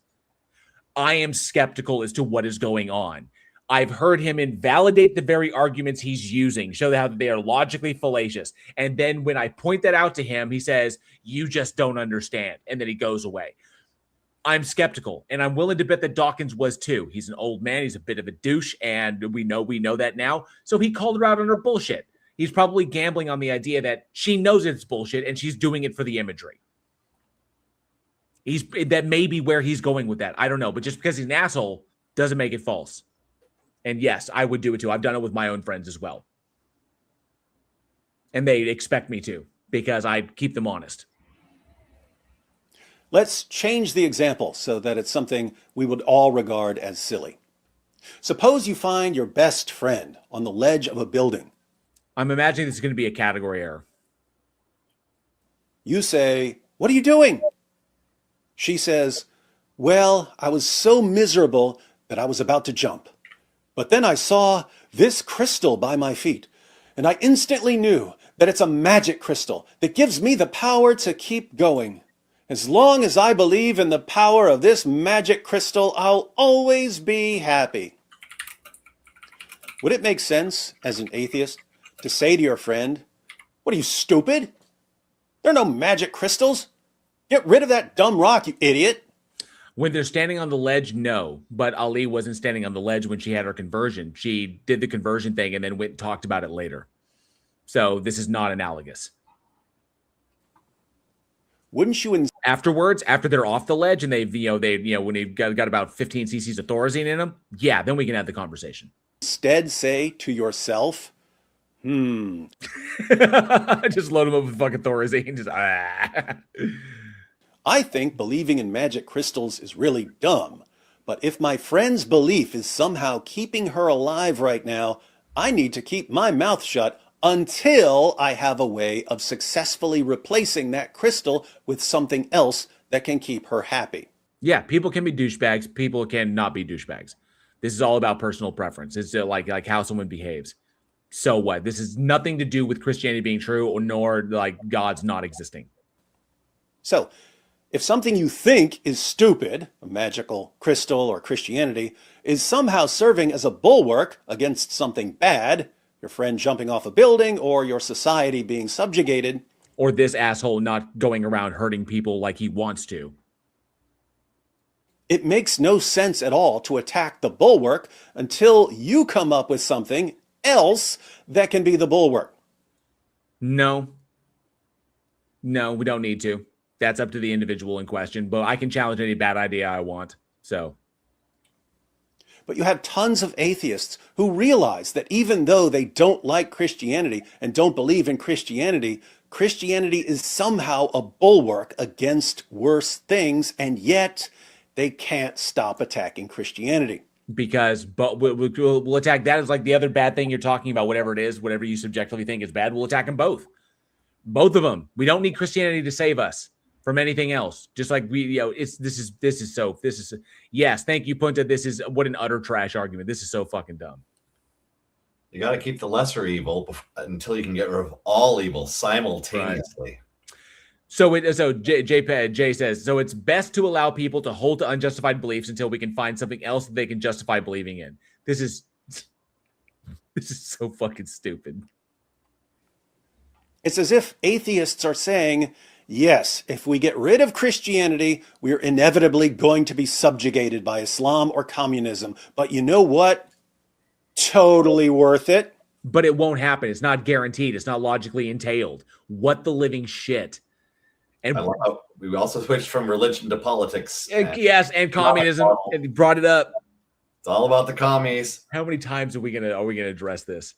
And the George said, "Good to see you." He says, "If shooting myself in the head doesn't make me $1 million, don't stop me unless you have a better way to make $1 million." How can the guy with an affinity for hammers have problems with sickles too? I mean, seriously.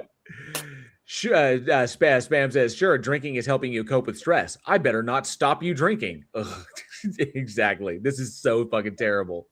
We would rather be violently subjugated than be surrounded by Christians. No, because we'll knock them down just as easily as we knock you down. Thank you at least, David, for copping to how weak your fucking God is. If your God is like so weak that it could be like your whole religious system could be upended by like literally like an application of logic and reason. Thank you for doing that. Just because we use logic and reason doesn't mean we can't defend ourselves. We'll knock down Islam as well. It ain't hard.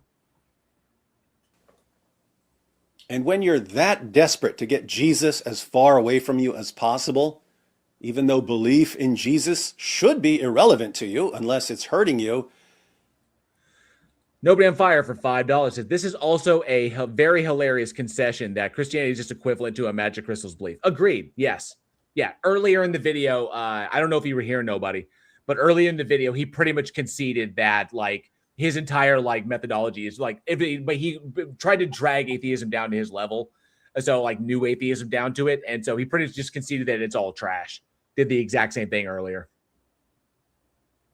Kind of seems like a real problem is with Jesus rather than with religion or ideas you reject. No, it's with the religion. It's not with Jesus in particular. Although some people do have a problem with some of his teachings. I don't really know a lot of people who like point out, like, oh, I fucking hate Jesus. Christianity's okay, but I hate Jesus. That doesn't make any sense because, you know, it's Christianity. So the takeaway here is that some of you atheists, the ones who would gladly watch your society burn to the ground if it meant you'd never have to hear about Jesus, it really looks like you're in a kind of spiritual rebellion against Jesus, which is what Christians have been saying all along. Yeah, anybody that's this doesn't follow. Yeah, Christianity is a cult, and it claims anybody who like rejects it is in rebellion against it. And of course, when people start like actively promoting the idea of logic and reason and showing how your arguments fail and your historical assertions are false because the evidences back you up, then more people begin to realize that you're foolish, that Christians are full of shit by and large and do not have their best interest in mind and just want to take their money. Yeah. That's going to look to them, to the people in the cult, like more people are in rebellion. But this is just confirmation bias. Oh, and Morton's fork, technically. Heads I win, tails you lose. Thanks for the cosign. So, that's where atheism is at right now. What's the future of atheism? Well, the new atheists made a bunch of promises they couldn't keep. They didn't make any promises. Did Christopher Hitchens promise me anything? I don't remember him promising shit. You didn't get your checks? I didn't get any checks. Shit. I didn't even get a good bottle of scotch. That's probably because he drank it. They made a bunch of predictions that didn't come true. That's a lie. Both of these are lies. Western society may never fully recover from the damage done over the past 2 decades by atheists whose ideas spread like rabbits. Right, because we're kicking your shit out. So that society will not look the way you want it to look, David, is entirely subjective. It's not our problem. We're worried about making statements that comport with reality and logic and reason, not like propping up shit that makes you feel better because it tickles you in your tiny little wee-wee. So we don't give a shit about that. We're going with like evidence here. So that the society doesn't look the way you want, completely irrelevant to the topic at hand. You still have a defeated shit. Or like a forest fire. Choose your analogy. Future generations will look back on the new atheism as a catastrophic failure. That's a prediction. Hasn't come true yet. From now on, when atheists say, you know what would make the world a better place if we all became atheists, the response is going to be, my goodness, just shut up. No, that's you saying that because you can't defeat any of their arguments. I'll say this straight up, David. You only say shut up because you cannot defeat anything that they bring up, which is why you failed to address any of their arguments in this video. You have no responses beyond your fifis. Okay? Appeals to your fifis, which do not tell you what is true.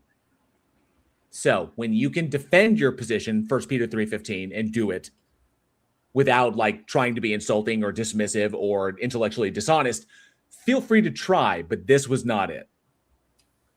Yeah. By the way, the analogy clowns the analogy completely fails because see, if atheism, for one thing, by comparing it to this, he's implying we're going to win. The second thing is we're not going to look at all these rabbits and think, what have we done? We are the rabbits. Yeah, that's what I was. Yeah, that we are the rabbits.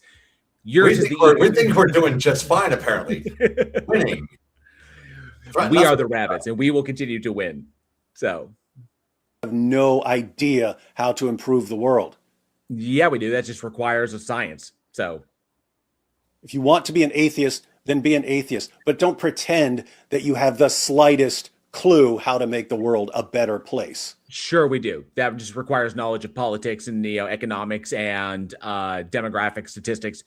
Anybody can do this. You don't have to be a religious person to understand how to make the world better, but you also have to, determine what you think is better. So, obviously, I don't want people in America to be starving to death. So we need to do something about our food infrastructure. Seems pretty simple. I didn't need to believe in God to understand that. This guy, if this asshole had an original thought, his fucking head would cave in. I swear. We gave you the chance, and you did irreparable harm. No, just doesn't look the way you like it. It's just your preferences are irrelevant, David. Sorry. Atheists will never. He gave us a chance. Thanks. Yeah. Thanks for that, buddy. Thanks for opening the door. Never again be taken seriously when they start babbling about their scientific utopia. I don't know where he's getting this shit. Not a citation to be found. As for people who are atheists now, there are three main paths they can take. First, really, teach me. Oh, teach me, oh Jedi Master. Teach your Padawan. Padawan non-believer. I'd like to hear what you have to say. Some atheists are going to leave atheism. They're going to say, I tried atheism. Once the brief feeling of superiority wore off, it left me empty, and it did nothing to improve the world. So that doesn't say anything about the truth of atheism. That says something about their psychological state, which atheism is not concerned with. So if they're embracing a God belief because of an emotional state, that doesn't say anything about the falsity of atheism. That says the ineffectiveness of atheism, because they put atheism is not meant to do that nor fill that gap. If someone is relying upon atheism or even religion to fill that gap, that is not the purpose of it. If you're talking about making statements, trying to determine what is true about reality, and you need something like a concept to make you feel better, that's not a problem with the atheism itself. That's a problem with what the person is using it for. That's the person using a tool for a wrong reason, is what that is. So if they do that, that's on them. That's not the fault of atheism. That's the fault of the individual. I'm out of here. Second, there will be atheists who remain atheists, but they're going to calm down. No, it depends on the situation. I'm pretty calm on my own channel, as long as people aren't trying to destabilize shit. They're not going to be evangelical about their atheism. They're going to return to the way atheists were before the new atheism. Oh no. Not anytime soon. This is Christian nationalism bullshit starts keeps rearing its ugly head. That Heritage Foundation shit. No, we're gonna stay loud. We're gonna stay angry, and it's gonna get worse. The harder you push, the harder we're gonna push back at you. The benefit of it is that we have reality on our side because your God doesn't exist. They won't care much what other people believe as long as it's not hurting them. Third, there will be atheists who try to bring back the glory days of the new atheism. Never left, dude. They just got quieter because of the internet. It felt good going around saying, we're smart. We love science. Everyone else is a religitard. No. Many of us are smart. Not all of us. Many of us love science. Not all of us. They're not universals. And a lot of people who believe in religions or who have religious belief are religitards because they've never once been critical or critically examined their own belief systems, and they're operating within literally like going back to Plato's The Cave. They're literally operating in the cave. So it's our job to try and help them, to give them the tools to get out of the cave. They're the ones that have to do it themselves. It's not us to force them to do it. We just got to give them the tools. So yeah, that is nice. When I hand someone the tools to be able to critically examine their own worldview and to do it successfully and to come to logically consistent conclusions, that makes me feel good. You can teach any moron on the planet how to play skeptic and run around screaming, that's no evidence. You can't prove that to me. You can't prove that. Right, you can't. Don't bitch about the fact that you can't. Acknowledge the fact that you can't. And it makes people feel good. It makes people feel smart. It makes people feel like they're better than others. You mean just like you running around claiming that your God exists and having your faith validated when people reject it because you can't defend it appropriately or logically with logical consistency? How that validates your faith and makes you feel better about it? Really? Mirror? Pot? Kettle? There are atheists who don't want to lose those feelings. So they'll keep trying to revive the movement. It won't work, but we're about to see some amazing cries for attention and some amazing displays of desperation. I mean, from Christian nationalism, yes, is what we are currently seeing in society. For anybody paying attention to the news, we are seeing that from Christian nationalism, the last gasp to try and keep itself relevant. What does that mean for the future of atheism? Well, if some bright. atheists are going to leave atheism, and the atheists who try to revive the glory days are going to sound as sad as a 50-year-old who can't stop talking about what a great quarterback he was when he peaked in high school, the only respectable form of atheism will be the non-aggressive atheism we remember from the 1980s. None of this is relevant to the truth of it. This is like I said, he's still okay. So here we are, Andrew, 25 minutes and 20 seconds in. He hasn't said anything. Be quiet. That was it. Yeah, Go basically. back to quiet. I wish you were just quiet. Shut up, stupid atheist. Stop talking. Why don't you want us to talk, David? Why don't you want us to talk? You got a problem with what we say? You do, because you know you can't defend yourself against it. That's what happens when you have an indefensible worldview. That's my prediction. The gremlin is going to turn back into a mogwai. That's not how that works. Gremlins don't turn back into mogwais. He's never seen the movie. Either one, or read the comics. Gremlins don't turn back into mogwais. Gremlins are gremlins. What are your predictions for the future of atheism? That one day you will wind up back in jail and we will all be safer for it. Because you are not only a moron, but there's something society like socially, like interpersonally wrong with your ass. But no doubt. But here's my prediction. Time will solve the problem that is you eventually. Okay? I like to go with Charlie Chaplin's Great Dictator on that. Humans are mortal, man. And so long as men die, the idea of liberty will never perish. So. Share them now in the comments section so we can test them in the future. Jay says, from the 80s? I remember as a Christian back in the 80s being told Christians are angry because they are really angry at God because they actually believe in God. Ah, fascinating. Hey, Spin, good to see you. Thanks so much for being here. Cat down the road says, so I'm in a position to mock your God as much as I'd like, nanny, nanny, boo-boo. Then they realize the burden of proof actually does require them to evidence that God doesn't exist, which we can do, depending upon the God, yes. And then that's what Spin was saying, depending upon the God. We can, it depends upon the God. Because there are some gods, I can tell you, Kat, right now, there are some God concepts I can tell you that I know for a fact do not exist because of how they're defined. If they entail a logical contradiction, that God doesn't exist. But there are some that are unfalsifiable. Can't prove that they are true or false either way because we don't have enough data to actually conclude that. And so it's logically possible they could exist, but it's highly improbable that they do. So we have to judge these all piece by piece. We have to take them piecemeal. So just like one at a time. We can't just lump them all together because they're not all equal. Not all God concepts are equal. So we have to handle them individually. But I can tell you the Abrahamic Christian biblical God, that God does not exist. Neither does Allah from Islam. That one does not exist either. Just like we tested the predictions of the new atheists. Hopefully, they didn't make any predictions, dumbass. Our predictions, unlike the predictions of the new atheists, won't leave us looking shallow, sloppy, and gullible. Have you seen Donald Trump? He's like the head of your religion right now. That motherfucker selling Bibles with his name on them. And that is exactly what he looks like. Sloppy and gullible. Fucking trash.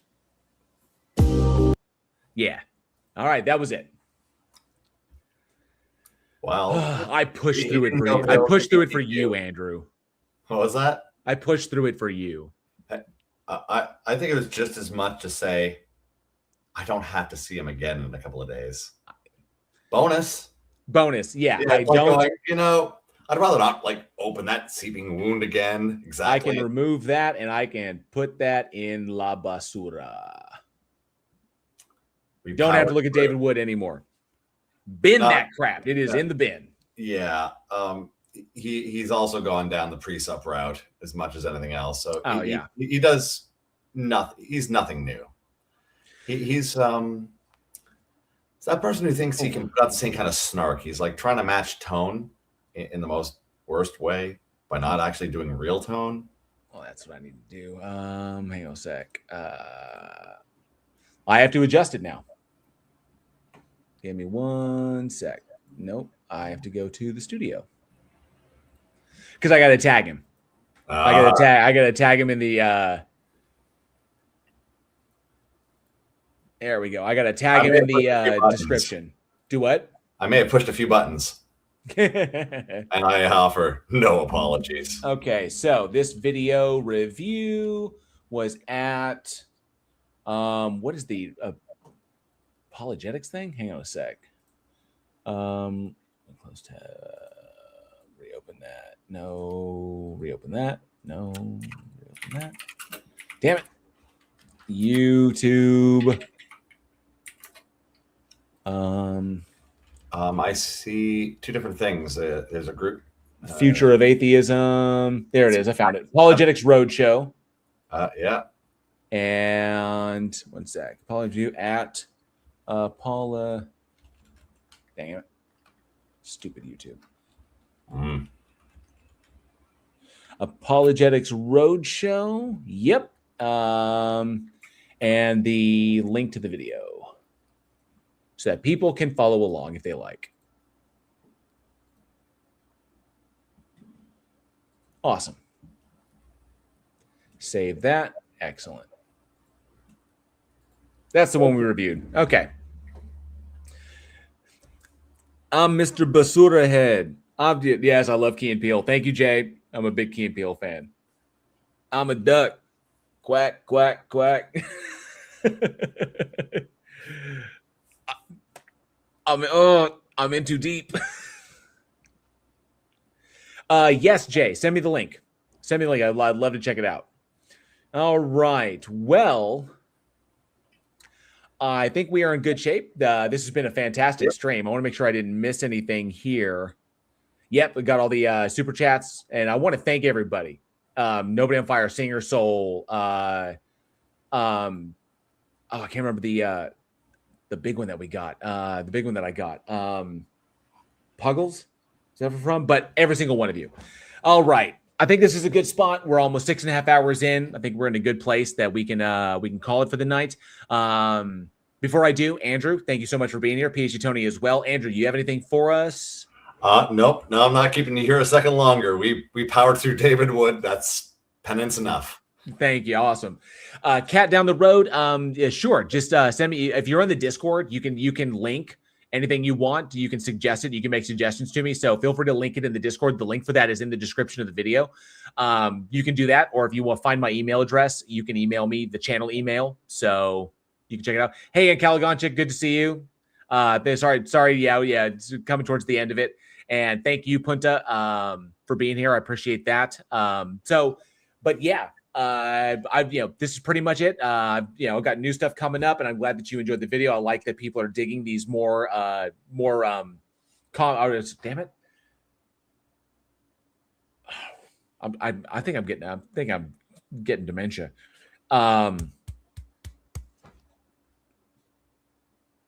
Streams happening more often. More regular streams. I don't like that. I don't know. I think I'm getting tired.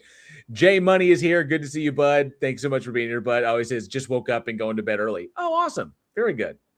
And here we are about to call it. So there's new content coming out, more regular content. And of course, I hope you enjoy these more regular streams. I think we had some good conversations today. Some that ended a little iffy, but I think all of them were good and we're pretty solid. And we try to keep it as civil as possible here, not farming for clips. So if you are a believer and would like to talk about what you believe in, why, you're always welcome to come up on the stage. We're going to be doing this again next Sunday, and we're going to have a lot of fun doing it because these have been great.